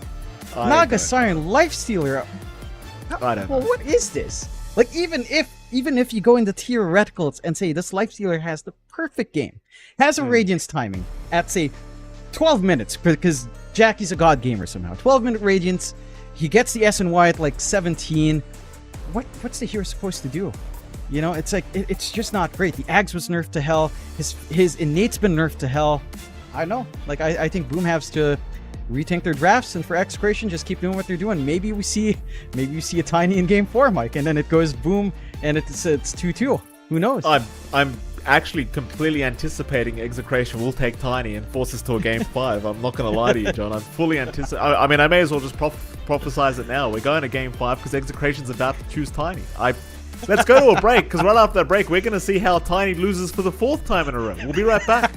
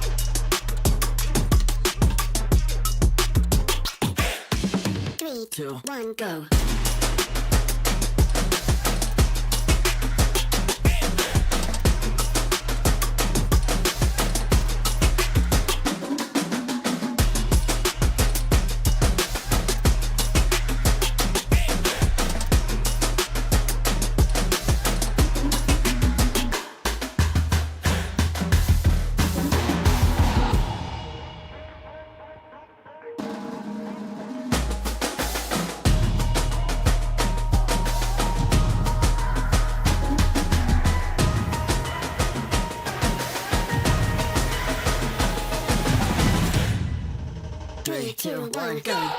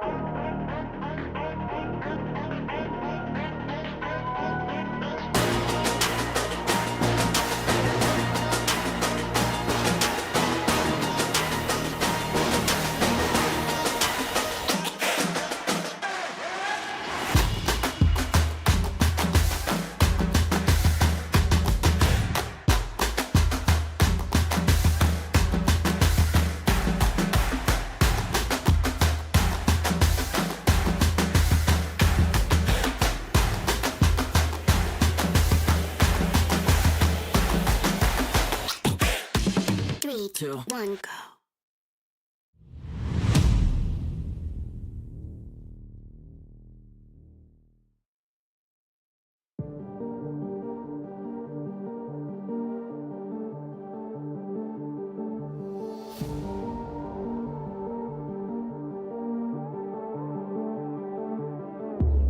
Come into my world if you wanna see some action.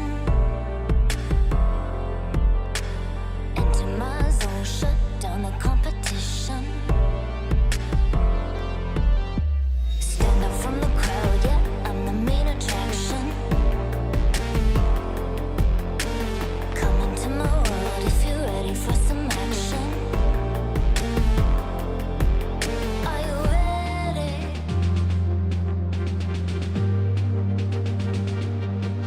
Are you ready?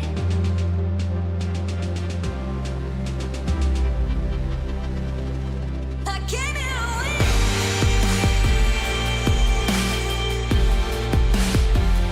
I'll never give in.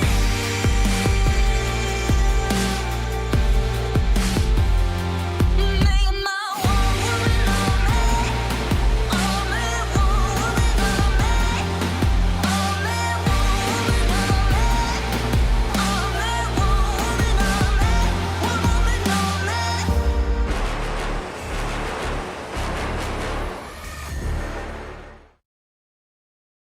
Welcome back, ladies and gentlemen. We are still in this grand final here between Boom Esports and Execration to decide who is going to be the second SCA representative for the Esports World Cup.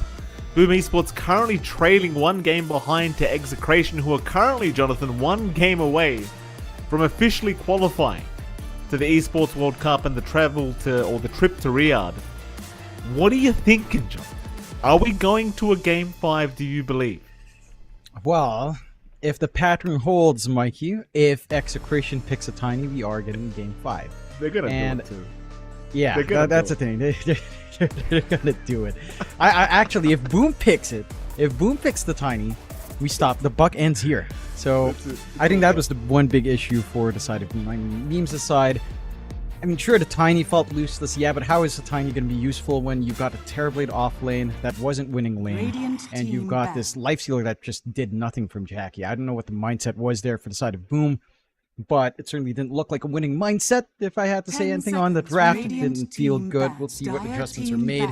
banned. As we have that draft on hand, no changes for Radiant Execration. team banned. Armelt's Puck and Tim Slark are gone. Boom as well, just taking care of the Monkey King and Shadow Shaman. So nothing really changing. No evolution here 10 in our band seconds so remaining. far. Probably just an Undying band now, or an AA for 5 Execration. Boom. seconds remaining. We'll take care Radiant of just team Tino banned. heroes once again. There's the AA. Will you get the Undying band? Maybe the DP. Maybe the Silencer. For Boom, 10 seconds you're going to take care of, again, remaining. Tino, Beastmaster, Brewmaster, probably in their minds right now to take 5 care of. seconds remaining. And see what Execration will want. As I can't believe they're actually taking this long to think about it, but they will. Again, these bans have not changed in the last 3 games. I don't know what they're Dire team considering ban. here. Kunkka is what they consider. So that's a shakeup. That's something new. That's okay. Kunkka ban, all right. I mean, Boom do have first pick, and Kunkka 10 has been seconds very remaining. good. Definitely first pick material, no matter where it's going. So I completely 5 appreciate seconds that ban remaining. from Exa. They do leave heroes such as the TA, but I mean, we've only seen TA once this grand final, and we haven't seen any teams first picking it. They do tend to wait a little bit later on in the draft for these TA picks. Other options, I mean, we always, you and I have been raving on about Oracle. That's obviously available, but that has also not necessarily been first picked very much. No. Been a little bit sneakier coming in. I'm wondering if, again, Boom just keep respect banning Tino, like Beastmaster, Brewmaster. Only one of them can be banned out here. Dire team pick. They'll take care of the Radiant Undying, team actually. So they actually leave the Beastmaster for once in the series, and they'll have access to the Bristle. Dire team ban. So there it goes, and the Witch Doctor is prioritized by Exa, which I do like. It didn't feel all too great the last time when they had to count on, say, Cleft Death along with the Ags. Didn't really have too much impact there, but and the good old malpractice facet should be nice here. CML shown himself to be a very capable Witch Doctor, of course. And for Boom Esports, the Bristleback is pretty 5 flex. seconds You can run it in remaining. Jackie. More than likely you are running it in Jabs. I think Boom has gotten into the rhythm of Dire actually team first back. picking Jabs hero and trying to flex Jackie Boy's hero till the end. So we'll see what ideas they will have, as with a Bristleback on hand, if TA is not banned, chances are Boom Esports will actually just pick it up in the next phase. Kunk is already taken out of the pool, one big TA counter out of the way. So you 10 could gun for that seconds here remaining. for Boom if you really wanted to get that Bristleback combo. We'll have to 5 see. seconds Bans for remaining. Execration into, well, bans for Boom into the bans for Execration with the picks. Radiant team PA ban. being banned out is interesting, and finally a Storm ban as well to stop Lewis from running around all throughout the game. So he had a fantastic game tree there. I don't necessarily blame them for the PA ban, because it was Execration running PA Witch Doctor, right? Yesterday, I think it was. And it was actually Radiant pretty team busted. Dire team pick. Just the Melodic plus Dagger spam was pretty yucky to have to go up against, as Execration do follow up now with a Pangolier. Boom Esports, how do we want to respond to this, Pangolier? Please, for the love of God, don't do what I think 10 they want to do. seconds remaining. Tiny. Don't do it. It's I not mean, even look. good. It's not even 5 good against Pango. seconds Don't do it. remaining. Yeah, the lane matchup is not that great for Tiny. There's no real reason to pick it here. I was actually going to think of them going for a Bane to hold the Pangolier if you're really concerned. You could go for Quap mid lane matchup versus the Pango is nice. Even something like Lina, which, again, Lina hasn't been the most winning hero statistically, but the matchup against Pangolier somewhat makes sense. It becomes hellish once the Diffusal is up, though, so probably still a little bit difficult if you were gunning for that on Armel. Curious to see what they'd want. I think this Execration pick of Pangolier is actually really smart in the sense that if Boom are locking in Dire Bristleback team for offlane, you don't really have room for the Beastmaster here. So it makes it awkward to think about Beastmaster pickup to roar the Pangolier, which again means that you might have to go for Bane as your last resort to hold the Pango if you are concerned about the Rolling Thunder. Otherwise, you just have to deal with it. Boom Esports will take the Dark 10 Willow once more. seconds remaining. And the lane partnership of Dark Willow Bristleback is pretty solid. 5 Good area seconds control. remaining. Some good damage can come out there. Like seeing this for Boom. Hopefully a stronger 5 with some control, or more reliable, easier to handle control for Zhao to kind of tie into some early rotations, as the Naga just didn't pop off last game. So we'll have to see what Boom will want. Radiant team pick. Okay, there we go. I guess that's it. I think Execration Over. are going to the Esports World Cup. Congratulations for getting into a LAN after a long time for Exe. And I hope, I'm keen on hearing what our interview will have to say. Yeah. If they show up, that is. Of course. 10 We seconds remaining. they might just start celebrating right here. Right? I'm not sure. 5 seconds. Oh, here we go again. I mean, Here why we go pick again. Tiny? Like, the matchup isn't great. It's not amazing. It's pretty bad at its worst case. It's 50-50 at the best case scenario for Tiny. Maybe, this is the weirdest way to do it, but maybe you run a Tim's Tiny with Radiant Bristleback. team It's just pick. not amazing either. I don't know. Maybe it's a Jackie 1? Oh, please, no. John, don't say that.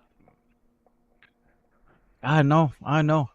Execration with the Magnus just looking better and better as this draft goes on. Now you're very happy on 10 CML. seconds remaining. RP into Maledict with a cask bouncing around. Dire Good set of team kills pick. with Malpractice. One hero dies, Oh, and it's a chain reaction of just burst as Shanks gets his Batrider as well. oh, I love So this. Draft. all the specialties on hand for Execration. I mean, if Boom will just lock in Tiny Core on mid or safe, you could still pick Silencer.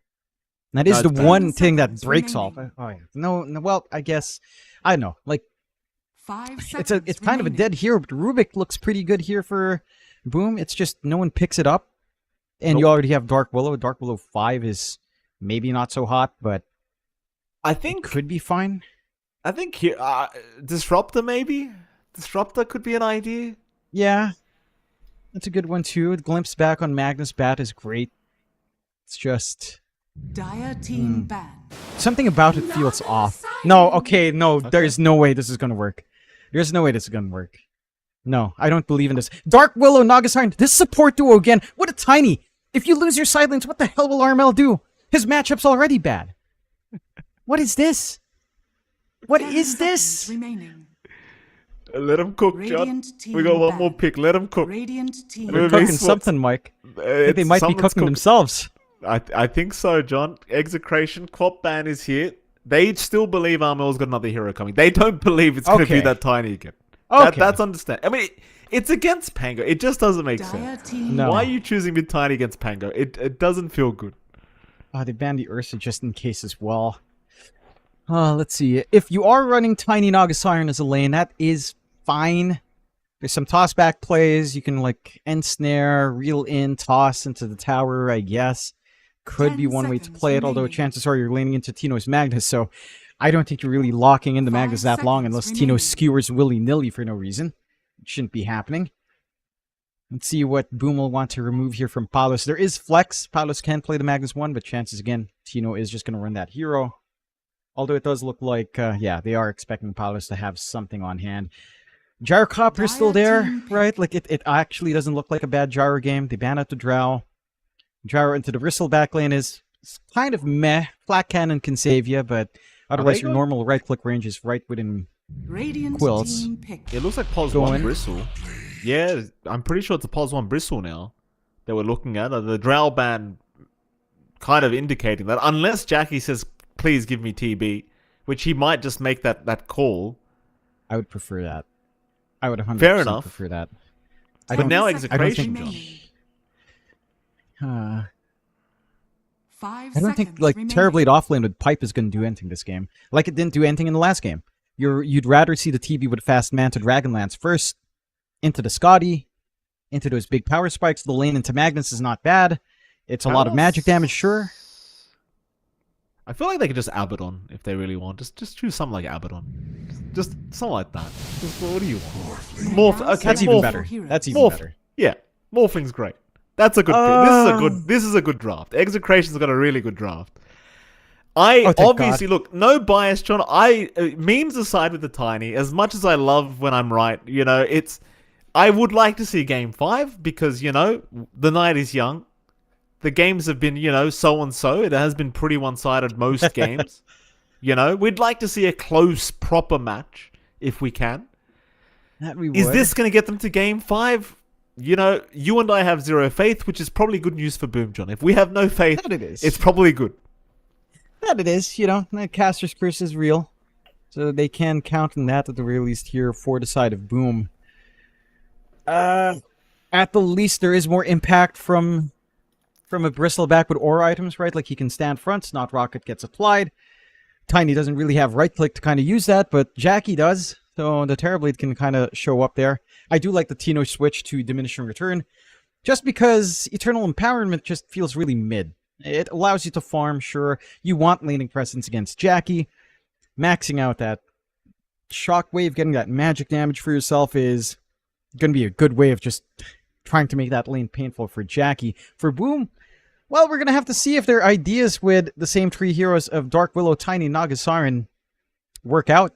Like, maybe this time connections can happen and things can go on, but again, you're pitting this Tiny against a Pangolier, which for Lewis is a pretty fine lane. Armel can play with Tree Grab, as we see Tinies do, just last hit away, try to sustain. The Pangolier should overall still be a little bit happy unless you overstep and get caught in an Avalanche Toss combo at, say, the level 3 mark, which rarely happens, but sometimes does. We'll have to see. Boom, this is their call. This is them with their backs against the wall, so they must have faith in this draft. And let's hope that Somebody fate does. isn't misplaced. At least somebody does, John. We'll see how this one works out. Who do you think gets called upstairs? Do you think anyone gets called upstairs for this one? I wouldn't. They call Nate? Call Nate I mean, upstairs? maybe call Nate up. You know what? For no reason.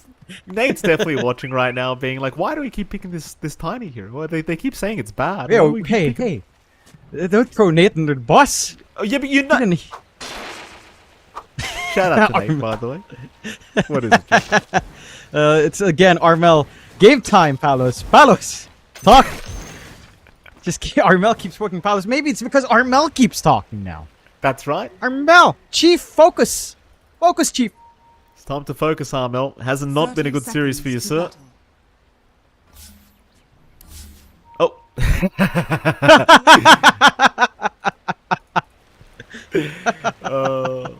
Thank you, Mr. Observer.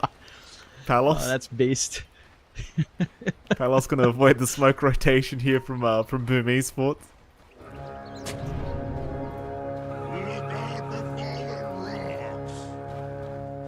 We're gonna try and find an initiation here at the CML. Lewis is there to help out. CML will get good up. Bramble's there. There should be a first blood drawn. Eventually, they will get it. Armel able to pick it up on the tiny, which is pretty damn good for him because he's going to need all the help he can get, I think, here on this hero. Happy days. And he will. A nice little gold injection coming out for Armel in the mid matchup that isn't the smoothest. Lewis should still have a great time. Shield crash leveled up. Gonna be able to sustain. Knows there's no threat of the tree grab anytime soon. In fact, Armel just drops the tree, gets eaten. Just trying to sustain true, but this lane should hold steady. Again, Armel maybe has some play by level 3 if Lewis oversteps. Avalanche tossback threat can be credible. Overall, though, Pango is a hard one to pin down there, and again, Pango should be fine, although Armel can CS.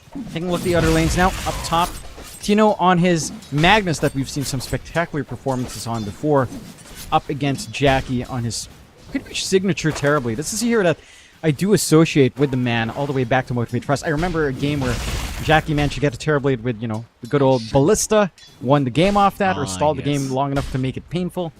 So he knows his ins and outs with the Terrorblade, of course, but this lane is not a pretty lane. As Metamorphosis fades, you've got the diminishing return, of course, so you're going to be maxing out Shockwave. You're going to have that magic damage here for Tino to play with and apply that pressure. All Zhao can do is try to pull, or at least try to contest Shanks getting the pull.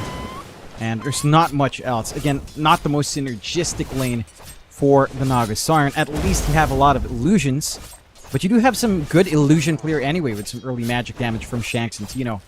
You're not going to be all too annoying whatsoever here on the side of Boom. See how much Jackie can farm up. It can be a little bit of a tough go there. Last lane down bot is probably your highest impact lane. Bristleback and Dark Willow for Jabs and Tim's up against Palos and CML.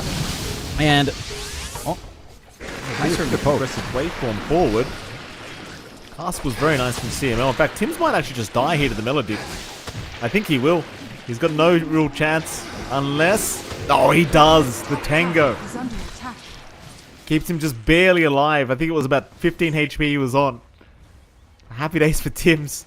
We'll make it out. And well, this bottom lane is scary. Like, CML on this Witch Doctor has been very good with these setups into the Melodict, and even just the waveform over it, it can prove to be enough damage. And it can be. And Jabs is very limited by his mana pool and maintaining presence here. Already down to just a one Mango. Not going to have too much left in the tank to play. At least has a Bracer coming out with some regen. But again, no mana. So Lotus Control can be very important. Unfortunately, the side of Boom does manage to, or the side of Execration does manage to shove the wave. And give CML the room to just pick up the Lotus away from Jabs. Tim's again just doing what he can, pulling the creep wave, trying to soak some EXP, kind of trying to mirror what happens up top. With a little bit of a pull shenanigans on both ends. Is going to at least soak some EXP up. So slower times on the side lanes, again, some aggressive posturing that can happen for the side of Execration. And for the side of Boom, they just have to kind of deal with it. And try to get some farm, try to get that build up. Looking back at the mid lane, Armel is working the lane a lot better. He's actually got a significant lead now, 16-3 in comparison to Lewis at a paltry 9-4. So So the mid-tiny is actually putting in the work up against this Pangolier. And that is somewhat concerning. Again, Armel, if you can get that Soul Ring, Phase Boots, Blink timing lined up, there are better heroes to rotate into. The Bristleback is a nice major kill lane. A Terrorblade safe lane does have more output as well, potentially, to kind of get in early on. So I like this. This is one important lane to just win. And for the most part, because of all that aggression in the sides, there's no room to stop the bottle top-ups. So the water runes go uncontested, which means you can still keep playing this for Armel. Same with Lewis, but it does feel more impactful for Armel to keep finding that refill. I was going to be a little bit cautious now. Lewis really starting to rack up the damage here on this Tiny. Okay, meanwhile, Jackie, a lot of stacks being applied with the sticky napalm. Still going to be okay. In fact, he'll turn around now with the Metamorphosis and the Ensnare into the real Lin. Tino's going to be just fine, though, as they will turn their attention onto Shanks, who's trying to avoid this Bramble and does do a pretty good job of it. The Metamorphosis not going to amount to anything as Tino will voice land on the way out. And I mean, it was a bit of commitment for nothing. I'd say that Jackie should be able to at least farm with this, but the creep wave is pushing into the opposing tier 1 tower, so you can make the argument there's not that much farm he's going to get out of this. No, not as much as you'd want.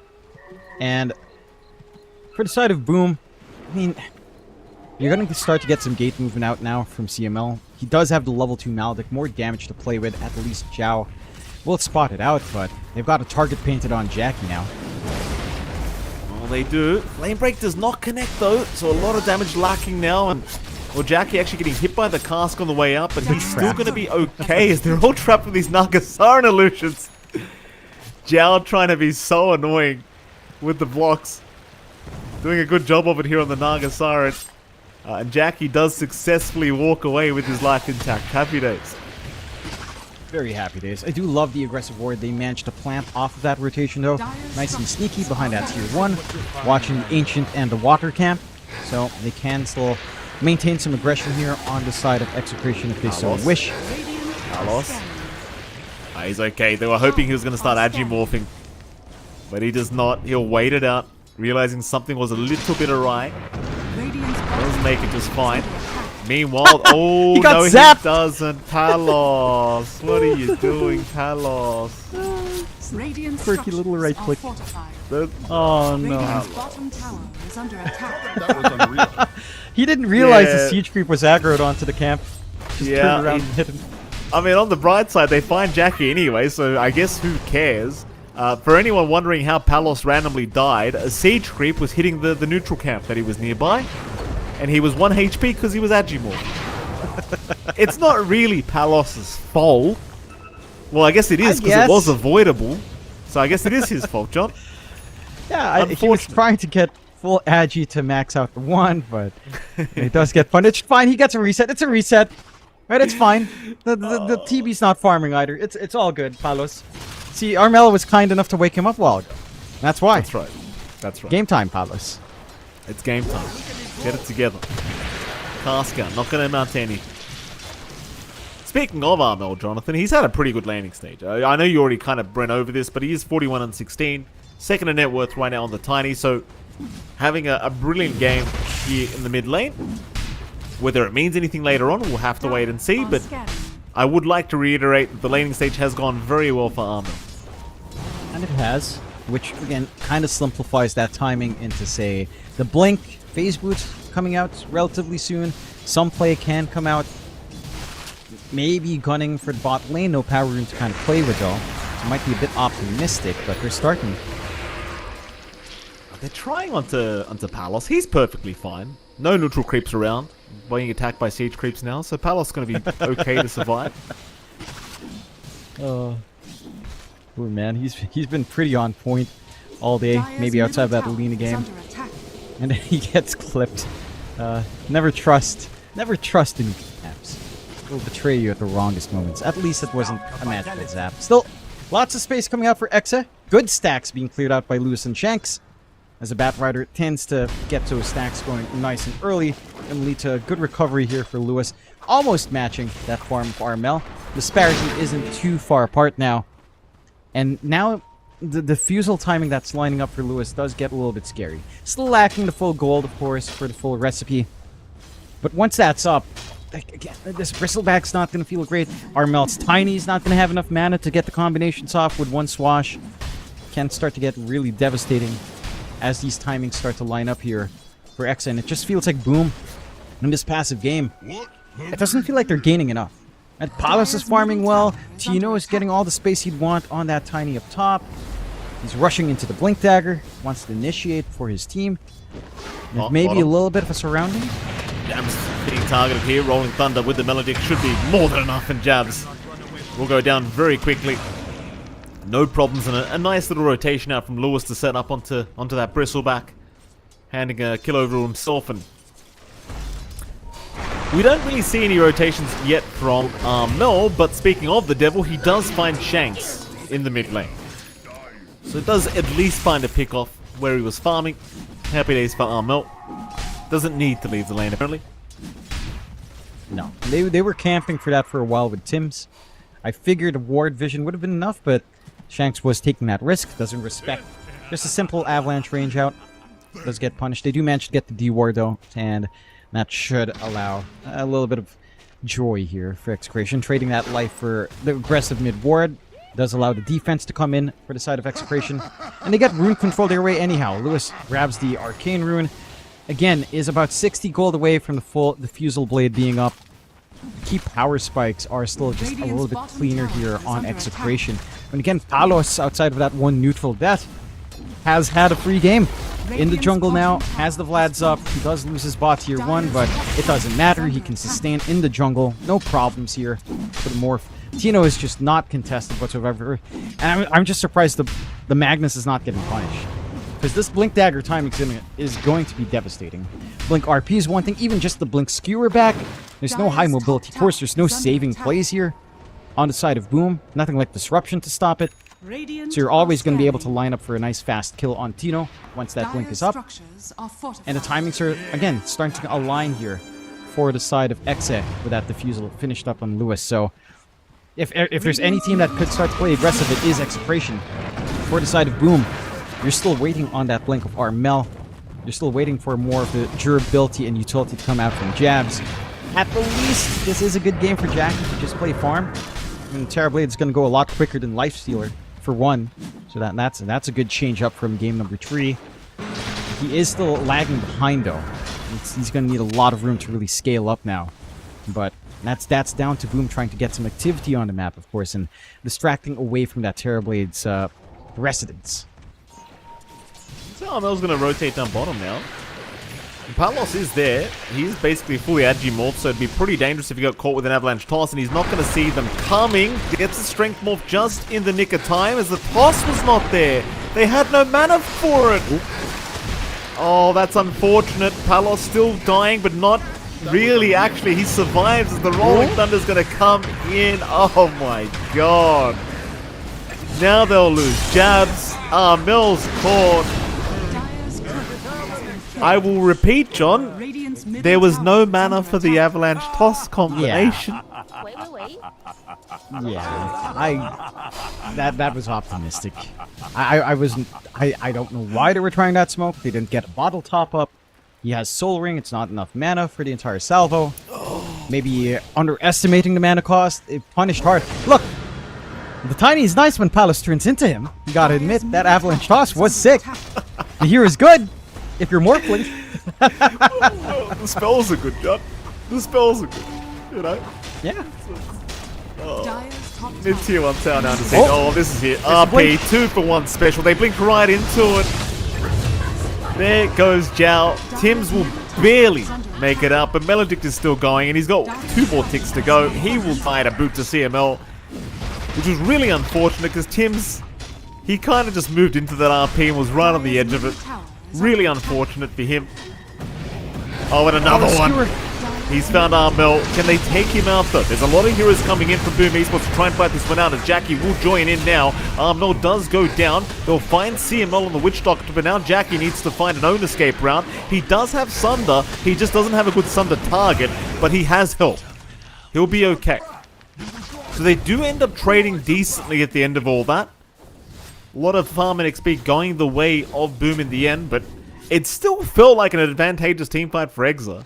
Like, they still found more kills in the end. They still got the tier 1 mid tower. You know, it's not like Palos died. He's still free farming. It still feels pretty nice.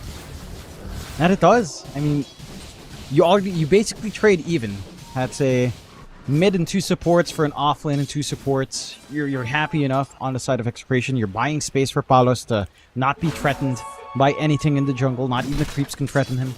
You get a good reveal on Tino with a blink. And you're still finding kills even without the full supplement. Again, that threat of skewer back alone from Tino is massive. And it's so easy to set up when you've got that diminishing return. And that slow on the return is just massive in helping to simplify that process for you. Smoke out now for CML and Lewis. Jabs would be a nice one, if not a little bit tanky to deal with, but he doesn't have too much mana to play with here. Oh, on the pop, they actually found Jabs in that jungle and death to it out. They're going to make very quick work of Jabs. Jabs having another bad one here, I think, John. Pretty low on the net worth board, and this Bristleback just not anywhere near enough to help his team out. So a lot of pressure now for Boom to have Jackie and Armel get some work done. But they are pretty high up in the net worth. Currently 3rd and 4th, Armel and Jackie. One good team fight could make them just be forced straight to the top. They've got to find that good team fight though, which they're struggling to do. They did want to go through the twin gates, but they scan out and notice somebody was standing there, so they won't go through the twin gates. Yep. I think the challenge now for the side of Boom is trying to line up who to burst first for Armel. Right? If he does jump in, if Tino's not showing himself, the threat of a Blink Skewer back to break that up is massive, or just the Blink RP can ruin your initial jump in, your initial combination there. There's a lot of punishment as well if you commit too many heroes at once, just because, again, you've got Magnus, you've got Witch Doctor, you've got a lot of good anti-area control actually coming out here for the side of Execration, anti-clump up control, so it can be hard to just look for what opening you can find. I will say as well, I love that Shanks. Again, he's on Arsonist. He's got the level 5, the very funny facet with the level 5 sticky napalm up, and he's going back for the Witchblade. Why not? Well, the thing is, what that tells you is he feels like they've got the game in the bag. If you ask me, that's what that tells me, because he's not bothering for the real item. No, he's We not. saw how fast this Batrider will push once you get to that high ground as well. It's kind of ridiculous. That it is. You know, I'm recalling as well, I believe it was last year, Jabs and Ollie, when they were asked about the most useful, they were rating fastest. It was the Batrider sticky napalm on. Oh no. Oh, Jackie, that was a desperate attempt at the creeps. He saw the shockwave, he knew they were around. He shows for a second, and Tino with zero hesitation moves in, but they're going to try and trade. Armel's here with the Avalanche Toss combination. They're onto Tino.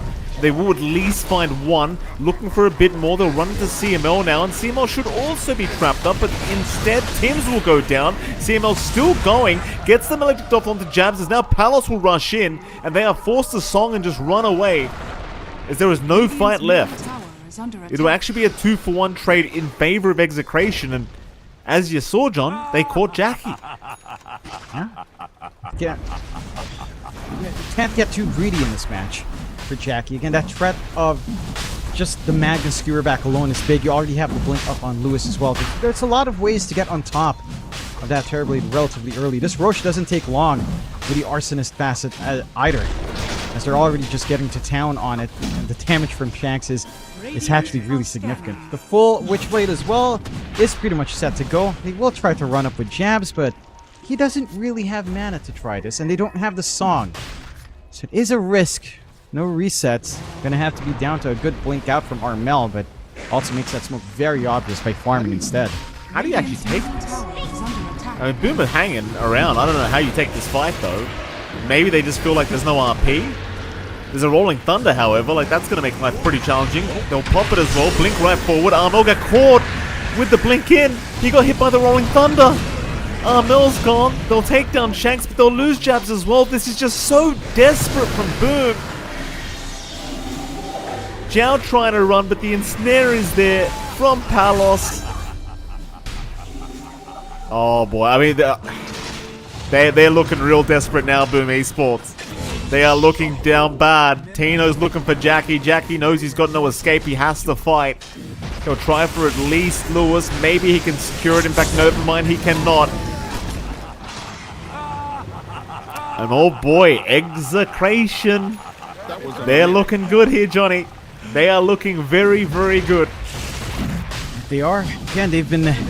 I think this day's been the best form we've seen from Execration in a while. This is the Execration that used to qualify for something Lance last year. This is them looking like they're ready to take that place, ready to contest. As soon as he blinks in, like he gets a toss. Oh no, Shanks just gets stunned by Lewis. Mel dies, Jabs dies. Like, what are you meant to do? I don't know. Like, you were asking that question, I was thinking hard. It's like, I don't know what angles to take. It had to be Armel. But Armel made his smoke so clear. Before all of this was happening, he avalanche tossed a creep wave.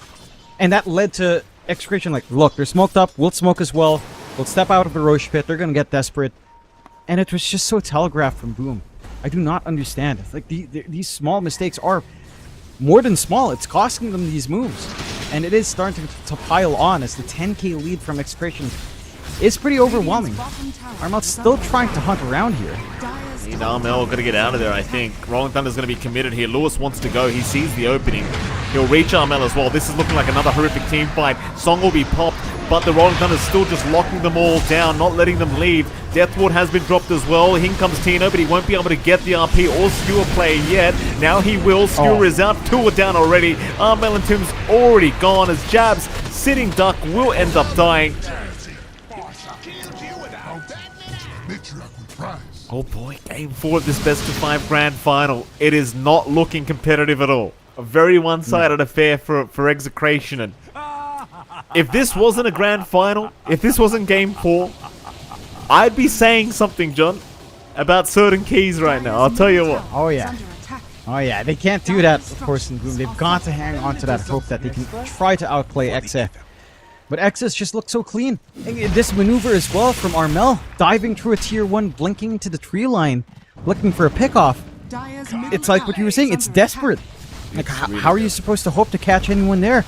You don't have vision in that area, your smoke just pops away because you're having to cross that tree line. You have no way to reposition.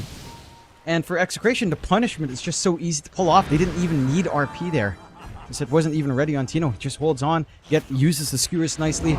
You've got Palos, who's fully farmed up now, and Morphling has a full Hurricane Pipe flying out into the full Butterfly. And then his damage is going to be overwhelming. You don't have anything on Jackie to speak of, really. Manta is up. That's it. Trying to go for the shard, trying to get that Demon Zeal to have some activity while Metamorphosis is down. But even that's not going to be enough. At least accelerates the farm just a tad bit. Still have the 2 lives up on Palos off of that Roche fight on top of all things. And, Shanks, full right click is online. Witchblade up, Dragonlance next, maybe a Hurricane Pike afterwards. Just to drag someone back with the lasso. Not that it's even been all about the lassos here, he's just literally running up. Yeah, Palos has got no fear. Aegis up, he's not dying. I mean, Boom has a chance. It's not game over by any stretch of the imagination. One good team fight, and Boom can push this game back their way. And of course, they will be holding out to the last second before they call GG here, because this is their lives on the line now for this EWC opportunity. But Palos does not care about the lives of Boom as he takes the bottom racks, daring them to come contested. Just such a hard fight to start. Like, Tino's nowhere to be seen, neither is Lewis. You don't know where the Witch Doctor is. They're all smoked up now to make matters worse. And to make matters even worse than that, John, you've only got one buyback, and guess who that's on? It's Armeltra. It's that hero. Oh yeah.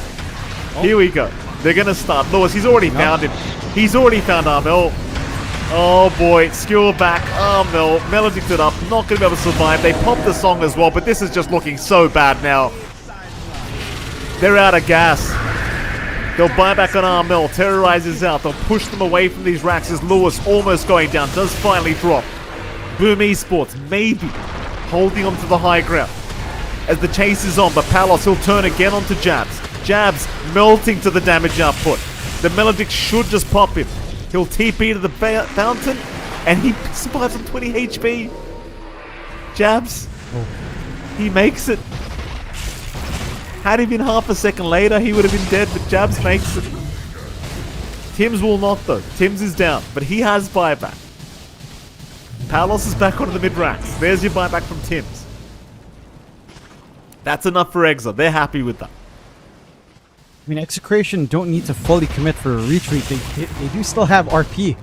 Somehow, Tino just never had to pop it again. Has that big teamfight tool on hand. A little bit of a reset out. Aegis gone, so perhaps Paolo starts to play a little bit safer off the back of that. But yeah, RP, Lasso still up. You are still in good hands here for the side of Execration. You are 1 racks up. Very exposed mid, you can just shove in. And for the side of Boom, you've already eaten through 2 buybacks. You're not in a very comfy spot. Armel has to watch himself here. Shanks? I'll try. No, they're going to find at least Shanks. You take what you can get. Although he does go for a cheeky lasso. Just for the lols. Palos is here. He's going to try and trade with the support. And of course, Tim's... Yeah, it's a lot of damage, John. And he's got a butterfly coming out very soon as well here on this Morphling. Just about 900 gold away. At the very least, as you can see, every kill for Boom means a lot of gold going their way. So literally any kill is a big win for them. And it also delays the next high ground attempt, which is also very good news for Boom. And it is. If you're on Execration, you don't mind waiting for the next Roshan anyhow. You are clearing out all these outer towers. The farm disparity between Palos and Jackie here is just so crazy. It is. I mean, you're at the point where Shanks is pretty much at Jab's net worth, right? Like this Bat Rider is at farm parity with a Bristleback offlane. Bat Rider 4. So we've seen this happen before. It was in the last series, of course, that lower bracket final. Shanks was just crushing it for that Bat Rider. Look at his build. And he's out. As they get the catch. They caught Jabs, and look at that, John. He just disappeared. As now Jackie's also been found out here by Lewis. Jackie, he doesn't have buyback if they take him out. They're actually ignoring him. But why take down Jackie right now? He's like a creep. He's not doing anything. There's your buyback on Jabs. Tier 3 tower down, they'll retreat. Very conservative, but also very clean play from Execration. They can smell it, John. The road to EWC, it's theirs. The flight tickets, John, to Riyadh. They can see them. Yeah. They're on the freeway right now for that road, Mikey. Full speed ahead. Maybe the autobahn to the EWC right now for the side of Execration. Man, look at Shanks, dude. Going for the full moon shard. I mean, why not? Right? That's the state of the game. Dude, like, you saw how fast he takes towers. People think this is a joke. Once that moon shard's up, he is the tower taker. He's that guy. It's him. So stupid. Look at this. So dumb. Imagine if he had a Searing Signet. Just wait till he gets to an objective, John. I love it. This is my favorite hero now. I'm going to play this every pub game I queue up, John. Dude, I swear, it's either you have to play it, or Mikey, if you don't, you got to ban it. You got to ban it. This crap is so bad to play against. No, I'm playing. And people run it mid. People run it mid, dude. It's so hostile. I'm playing it. My time as Bat Rider has come, John. I'm Batman now. But didn't we agree that Batman is Night Stalker and Bat Rider rides Night Stalker? He's riding on the Batman. He's the Bat Rider. He's not the Batman. Stop, John. There should be, you know, like something like Marvel Rivals for... Oh, never mind. Back. They've got Palos. They have got Palos, but they've got no damage for Palos. Though Palos is doing a lot of damage to himself due to that reflection, but he will survive. Lewis is going to roll in. They found Jabs again. They're going to leave him for now, instead finding Jao in the back as well, not allowing the song to come out as Tino just skewers him back. No song. Jabs now being targeted. They know he's not safe. He'll try to run away. Jackie's trying to man fight here against Palos, but he'll just get force-staffed out of there. Meanwhile, Lewis still chasing Armel, but he's actually going to go down. They've got on Lewis. Jabs actually still alive. Will finally drop to the damage of Shanks as Tino now misses a skewer. Tim's going to be okay, but that was a 2-for-2 trade. And honestly, for Boom, it's very well worth it. Any even trade is well worth it for Boom. And it is. It's a 2.2k gold swing in their favor on Boom Esports. That's how far behind you are. You need to make it happen. You take those trades when you can find them. And you just try to have hope that Jackie can carry this game, which theoretically he can. Once he hits that Scotty, it's going to be a harder time for Palos. Of course, Palos can always try to gun for maybe more sustain overall. There are ways to counteract that. Next big objective is going to be Roshan CML doing his duty as pause 5, watching the pit, as one tends to do. Let's see if he'll get lucky and respawn. Look Very dedicated. Look at this tail end of this team fight. Like, Jabs is just running from Shanks. Like, Shanks just is destroying this bristleback. It's just, that's your core bristleback, and he can't sustain himself against Shanks anymore. No. He's the one Hyperstone up. So, just 1,900 gold away He can from the solo dream Roshan. being real.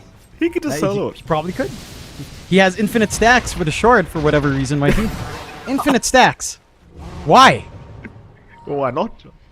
That was the question they asked in the Valve offices. Just, well, why not? It's possible, isn't it? Here we go. Come on, Shanks. Big smoke. Ah, he's not Roshan soloing it. started. Shanks is soloing Roshan. He'll leave it for now. Big smoke up. It's a 5-on-5 scenario.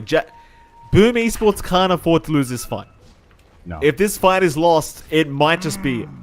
I mean, it probably is just it after this fight if they don't win this one out. Radiant are scanning. Execration moving forward. Die triangle is where Boom are occupying right now. Radiant are scanning. They know too. Tina gonna have his smoke broken. We'll notice Tim's is up there, but will not get Dire's locked into middle place with the barracks are brambles. under attack. Dire's structure. Meanwhile, Palos just says, screw it, I'll just go for the mid-racks instead. You're coming to me. There's no MKB yet on Jackie either. He's trying to farm it as they do jump in. Armel with an avalanche toss onto Palos, but he will waveform out of there. Very safe play still coming up from Execration. They do not want to throw this game. Morph into the TB here for Palos. He doesn't want to back off. He's got Metamorphosis now.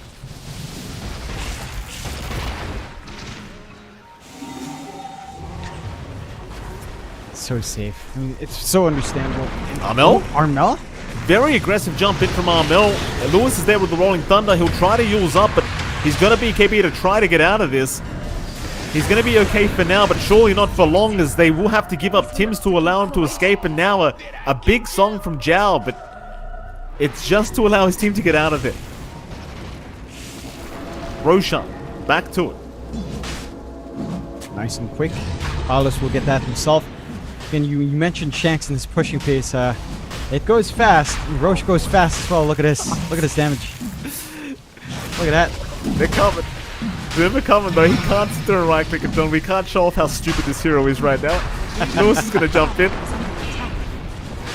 They'll pop the Metamorphosis. Jack's going to try and deal with Lewis. He gets the roll up, and now the RP. Tino, he found both of them. The perfect targets. Oh, no. Yeah, they're gone. They have buyback on Jackie. Oh, he bought out? What did you... Huh? He bought... Radiant's top tower. Jackie buys out? Dire's middle What did he buy? He bought the MKB? MKB. Okay. He bought the MKB. Roshan's gone. I guess they've got 35 seconds. It's not the longest respawn timer. In fairness, he probably feels like he just can't do anything without it. No, he really can't. He needs that output. It's just that even if you stand face to face to Palos, I don't know if you have enough. We'll smoke up. Shanks starts to push. Dire's middle barracks has fallen. Just let him get the job done. Why not? A few more seconds till Jackie's back up, and this is it. This is make or break. Good tree line hug here from Boom. But who do you toss? How do you find that opening? I don't know, John. But this is the last chance Boom Esports have on the road to the Esports World Cup. Execration. They're almost there, Jonathan. The fuel tank's full. There's no reason for them to fail here. They're basically driving a Camry up the highway. Very reliable, John. Here we go. They're on to Tims. Tims is gone. They'll move on to another now. Jab's in trouble. Jab's trying to get away. Won't quite make it, but Palos, he's just going for the Ancient. He wants the tickets to Riyadh, and I think he's got it too. The Ancient exposed Palos. He just has to avoid dying. That's one life Thanks, here for doing it. Palos Scott. Can he survive the second? He's gone for the Ancient. Palos, can he get it done? Terrorizes Oh, the out. song? They'll try to push him back. Tim's is down. It's looking really good for Execration. Tina to skewer past them. The Ancient's still completely exposed. They'll go for a celebration party. The RP! Oh, Execration! What a win coming out from these boys. 3-1 against Boom Esports as the underdog through the lower bracket. And I don't think anyone was expecting it, John. Apart from me, every time I saw the draft, but nobody else, I don't think. No, certainly not. And Execration, man, they showed up today. This is the finest form we've seen Execration in a long time. And again, since that period where they were going to Lance, I think last year was a pretty decent year for that as well. They're back. And now, if I may say so, Mikey, this is now their OFW arc, the classic arc, heading to Saudi Arabia, heading to the Esports World Cup, getting their passports ready, and carrying that flag, that hope for Filipino Dota now, representing Southeast Asia. What a journey for Execration. Again, coming into this one, you'd think with how Boom's performed in these it's been a struggle for Execration, and so many of our qualifiers, all of our Dream League, all of our ESL1 qualifiers have been touch and go for Execration, but they found that form. They finally blended together. Maybe it's the addition of Coach Leon Arthur Dota. Maybe it's just the team finally finding a groove, this patch working out for them, the quirky picks of Shanks being extra strong, but it has looked really impressive. And for the side of Boom Esports, very unfortunate that they're not able to move on, but it did feel like Execration were one step ahead in terms of understanding what's working in terms of picks, understanding what to do with their draft. They worked as a unit much tighter here on Execration than I can say for Boom, that's for sure. I certainly agree, Execration. I mean, definitely deserving this win here in the qualification to Riyadh, as we can look at some brackets to see exactly how it all broke out here, Jonathan. And well, here we are. Of course, Boom Esports, they had a clear run all the way through the upper bracket. They knocked down Execration in the semi-finals 2-1. Obviously, Execration go down to the lower bracket where they did have to play a series earlier today, which obviously worked in their favor, Jonathan, and they made it back to the grand final, and there you go. They were up against Tech Free Gaming. A quick 2-0 for Exa in that, and I mean, Boom Esports, I'm not sure if I want to say they dropped the ball here, John, but Execration, I can clearly say, were the better team today and definitely deserving of that ticket to Riyadh. That they are. I think, I don't think Boom dropped the ball necessarily. Some of the drafts were shaky, to be fair, but just how the team played, how the execution was certainly just stronger here from the side of Hexa. And that's one of the things, you know, we were talking about it during the start of game one, having to play that one series beforehand, having to come from the lower bracket, you know, playing that lower bracket finals. We've seen teams use that to their advantage. It shakes off the rust, it gets you ready for the big one, it gets you ready for the long haul in the best of 5. Whereas a team coming in without having to play that last series, you know, maybe they're watching, maybe they're not, maybe they're not fully warmed up, they're not into gear, they're not in sync. And that does work as an advantage there for some teams, and certainly Execration does utilize that well.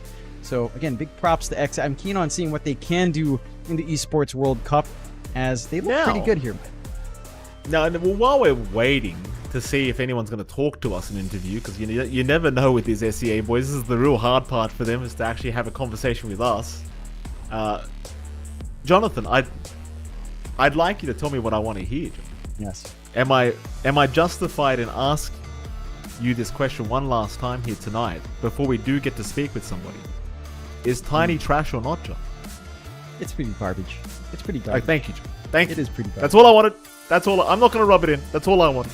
Thank you, John. I mean, if I had... I'm not rubbing it in. I'm not even going to bother Don't trying defend to it. sell the Tiny. It is statistically a bad hero.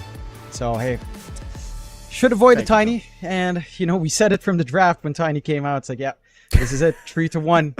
That's all she wrote. 4 games. Yeah, 4 games, not 5, not 5. We were saying 5 games with Tiny coming out, but no such thing. And No. yeah, I think in the games where Tiny looks good, you have to understand why it looks good. It's certainly not just good as a blank pick. I think it's kind of the same thing with Lena. It's not good as a blank pick. You've got to figure out what you want to do.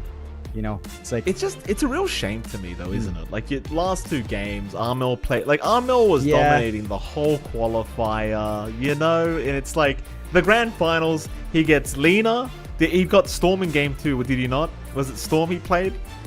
He got I believe Lena so. something, Got and then something. Lena, oh, it was Pango maybe. Lena something in 2 tiny games. Yeah, it's just. And look, I'm not going to be too critical, but those last 2 drafts, Yeah. I know you didn't like them either. I definitely didn't like them at all. I No. thought they were interesting.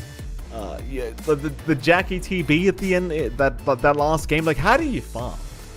Like, you've got a Naga pos 5, and you're up against this Tino Magnus and this Shanks Batrider. Like, what are you meant to farm in that lane with a pos 5 Naga? I don't know. Definitely some interesting drafts coming out. Obviously, they've got to go back to the drawing board because there's more close qualifiers coming up for other events and that I'm sure they're going to want to qualify for. And not this one though, Esports World Cup. That is going straight to execration, and of course, flips the talent who are waiting. And by the way, Jonathan, it turns out we actually have people to talk to as they are waiting on the line for us here. So we'll hopefully head over to an interview here, and we do. Hello, congratulations on your victory, thank you. sir. How the hell are you feeling? I think we're all on cloud 9. Yeah, we're feeling so great. It's been a long time. Yeah. It has been a lot. CML, I'm gonna ask you straight off the bat. Yesterday, you guys get 2-1 by Boom. Today, you come in and you guys 3-1 them. And let me be frank, you guys made it look kind of easy. What was the difference from yesterday to today?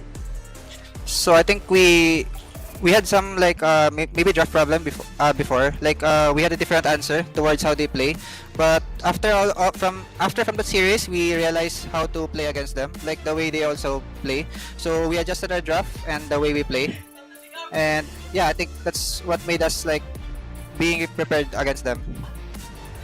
Absolutely. Fantastic performances here. You mentioned as well, CML, it's been a while since you guys have been able to get to a LAN, and this is arguably the biggest LAN of the year now in Dota 2. What are you going to do in preparation for that? Do you feel nervous? Straight to boot camp? What are we doing? I think for now we're gonna eat outside, celebrate, and then yeah, after some celebration, we're gonna be like grinding again, preparing for there's gonna be a TI qualifier also. So yeah, the grind's not yet done. Well, what are you eating, CML? What are we eating for celebration? We'll see what our manager will prepare for us. It better be expensive. It better be. Get that lobster out. Where's the manager? Go on. Leave it to Jovi. Nice to talk to you finally, Qualifier. It's been a long time. Now I'm curious. You guys mentioned, yesterday in particular, maybe bad drafts, but I think in general, I want to know what's changed for Execration. You guys look not just today, not just yesterday. The entire qualifier, you guys have looked pretty sharp. What's different now for Execration compared to it like a month or 2 months ago? So I think there had been like additions, like our coach Arthur and Tino's also like went back to us. So we had some adjustment after that, and like we found like how we wanted to play Dota. So I think that's the most important thing that we had compared to before. Fair enough. And I'm curious, what's the... I know it's thinking a little bit far forward, but how optimistic are you guys now going into those next set of qualifiers, going to the actual Esports World Cup? Do you feel like you guys are going to be looking to improve, or are you guys just going to take it game by game, as I think you guys tend to do? We're still gonna be grinding so hard because I think the C meta against the EU meta is kind of different. So we have also to adjust our game and the way we play. So yeah, it's gonna be a lot of like preparing and studying also. Fair enough. And I think one last question for me. Going back to the LAN after so long, what's the one thing you look forward to having being back on the LAN environment for you? I think meeting with other players and having the audience, the crowd, like the hype is very, very different compared to playing online. Oh, yeah. So yeah, that's what we're waiting for. Thank you, CML. Thank you, Qualifier. One final question, CML. I couldn't help but notice the coach is in an Alliance jersey, I think. Leon, can we get Leon a damn Execration jersey? My goodness. Oh, What are you doing? Where is he? He doesn't want... you're wearing Alliance jersey. Get it together. Arthur, what are you doing? Oh, Well, he's okay. gonna- Someone get they're that gonna- man a jersey. He's gonna do something. He's been preparing for this. Oh. Do it. Yeah. So, Okay. So Arthur made us like a list like of opponents and what we're gonna be doing in preparation. So yeah, we have this like 9 boxes for us to win, and Excellent. thankfully we are able to cross out all the boxes now. So Charles will do the Excellent. honor. Cross them out, boys. There you go. Yay! Excellent. Well done. Well, I'll tell you what, it's great to see how happy you guys are. Again, congratulations on your victory. And man, we can't wait to watch you guys at Riyadh. Best of luck to you boys. Thank you, guys. Thank you. Thanks, Ian. Thank you, bro. Thank you. Bye-bye. Well, there you, I mean, John, you can hear how excited they are. I mean, it's hard to not love those boys. You know, you and I, we've seen Execration so many times. The boys during these smaller tournaments, you know, these Predator Leagues and whatever else. And well, here we are. They've made it to, again, arguably the biggest LAN of the year, Jonathan. You know, it's a big deal for the boys. And geez, I hope they perform. I mean, I should have told them as well while we were on the interview. I'm sure they're still watching someone. Don't start being tense when you play. For the love of God, I don't want to see this. We're going to follow the EU meta crap. Please don't do that. Please don't do that. I'm so sick. Every time an SEA team gets to a big LAN, they start doing what Europe's doing. You can't be better than them at what they're best at. Yeah. Just do the weird stuff. Yep. Give Tino like him. You know, just do weird crap. Please don't follow the meta. No. For the love of God. No, plus if you had to copy Eastern Europe, not Western Europe. There's Yeah, that point. exactly. A little bit of a dig at Western Europe as well while we have the chance, but very well played out to Exit, carrying that Filipino hope and the Filipino passport into Riyadh. Hopefully they shine well, and you know, I'm feeling good. This sets a good tone for the Esports World Cup, Mike. The Filipino fans, all of our OFWs out there, have a home crowd team to cheer for. That's going to make all the difference as the crowd environment. Yeah, well, I can tell you from watching the crowd, there's a lot of Filipino fans out there. So I'm looking forward to how Execration does with a lively crowd backing them up. And on that note, Jonathan, one last tip. Don't choose Tiny in Riyadh. Apart from that, though, it is MLP Dota. John Xfire, it's been an absolute pleasure for the road to the Esports World Cup. We'll catch you all again next time. Bye-bye.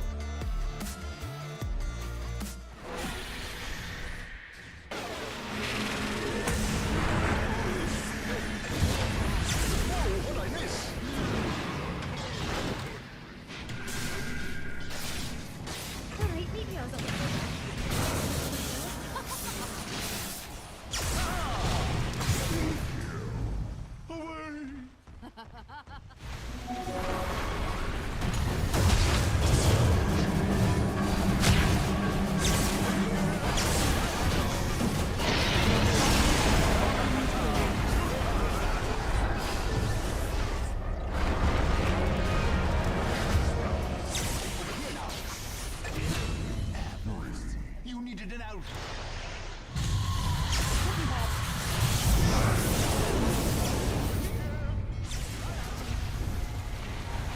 Dire's bottom tower is under attack.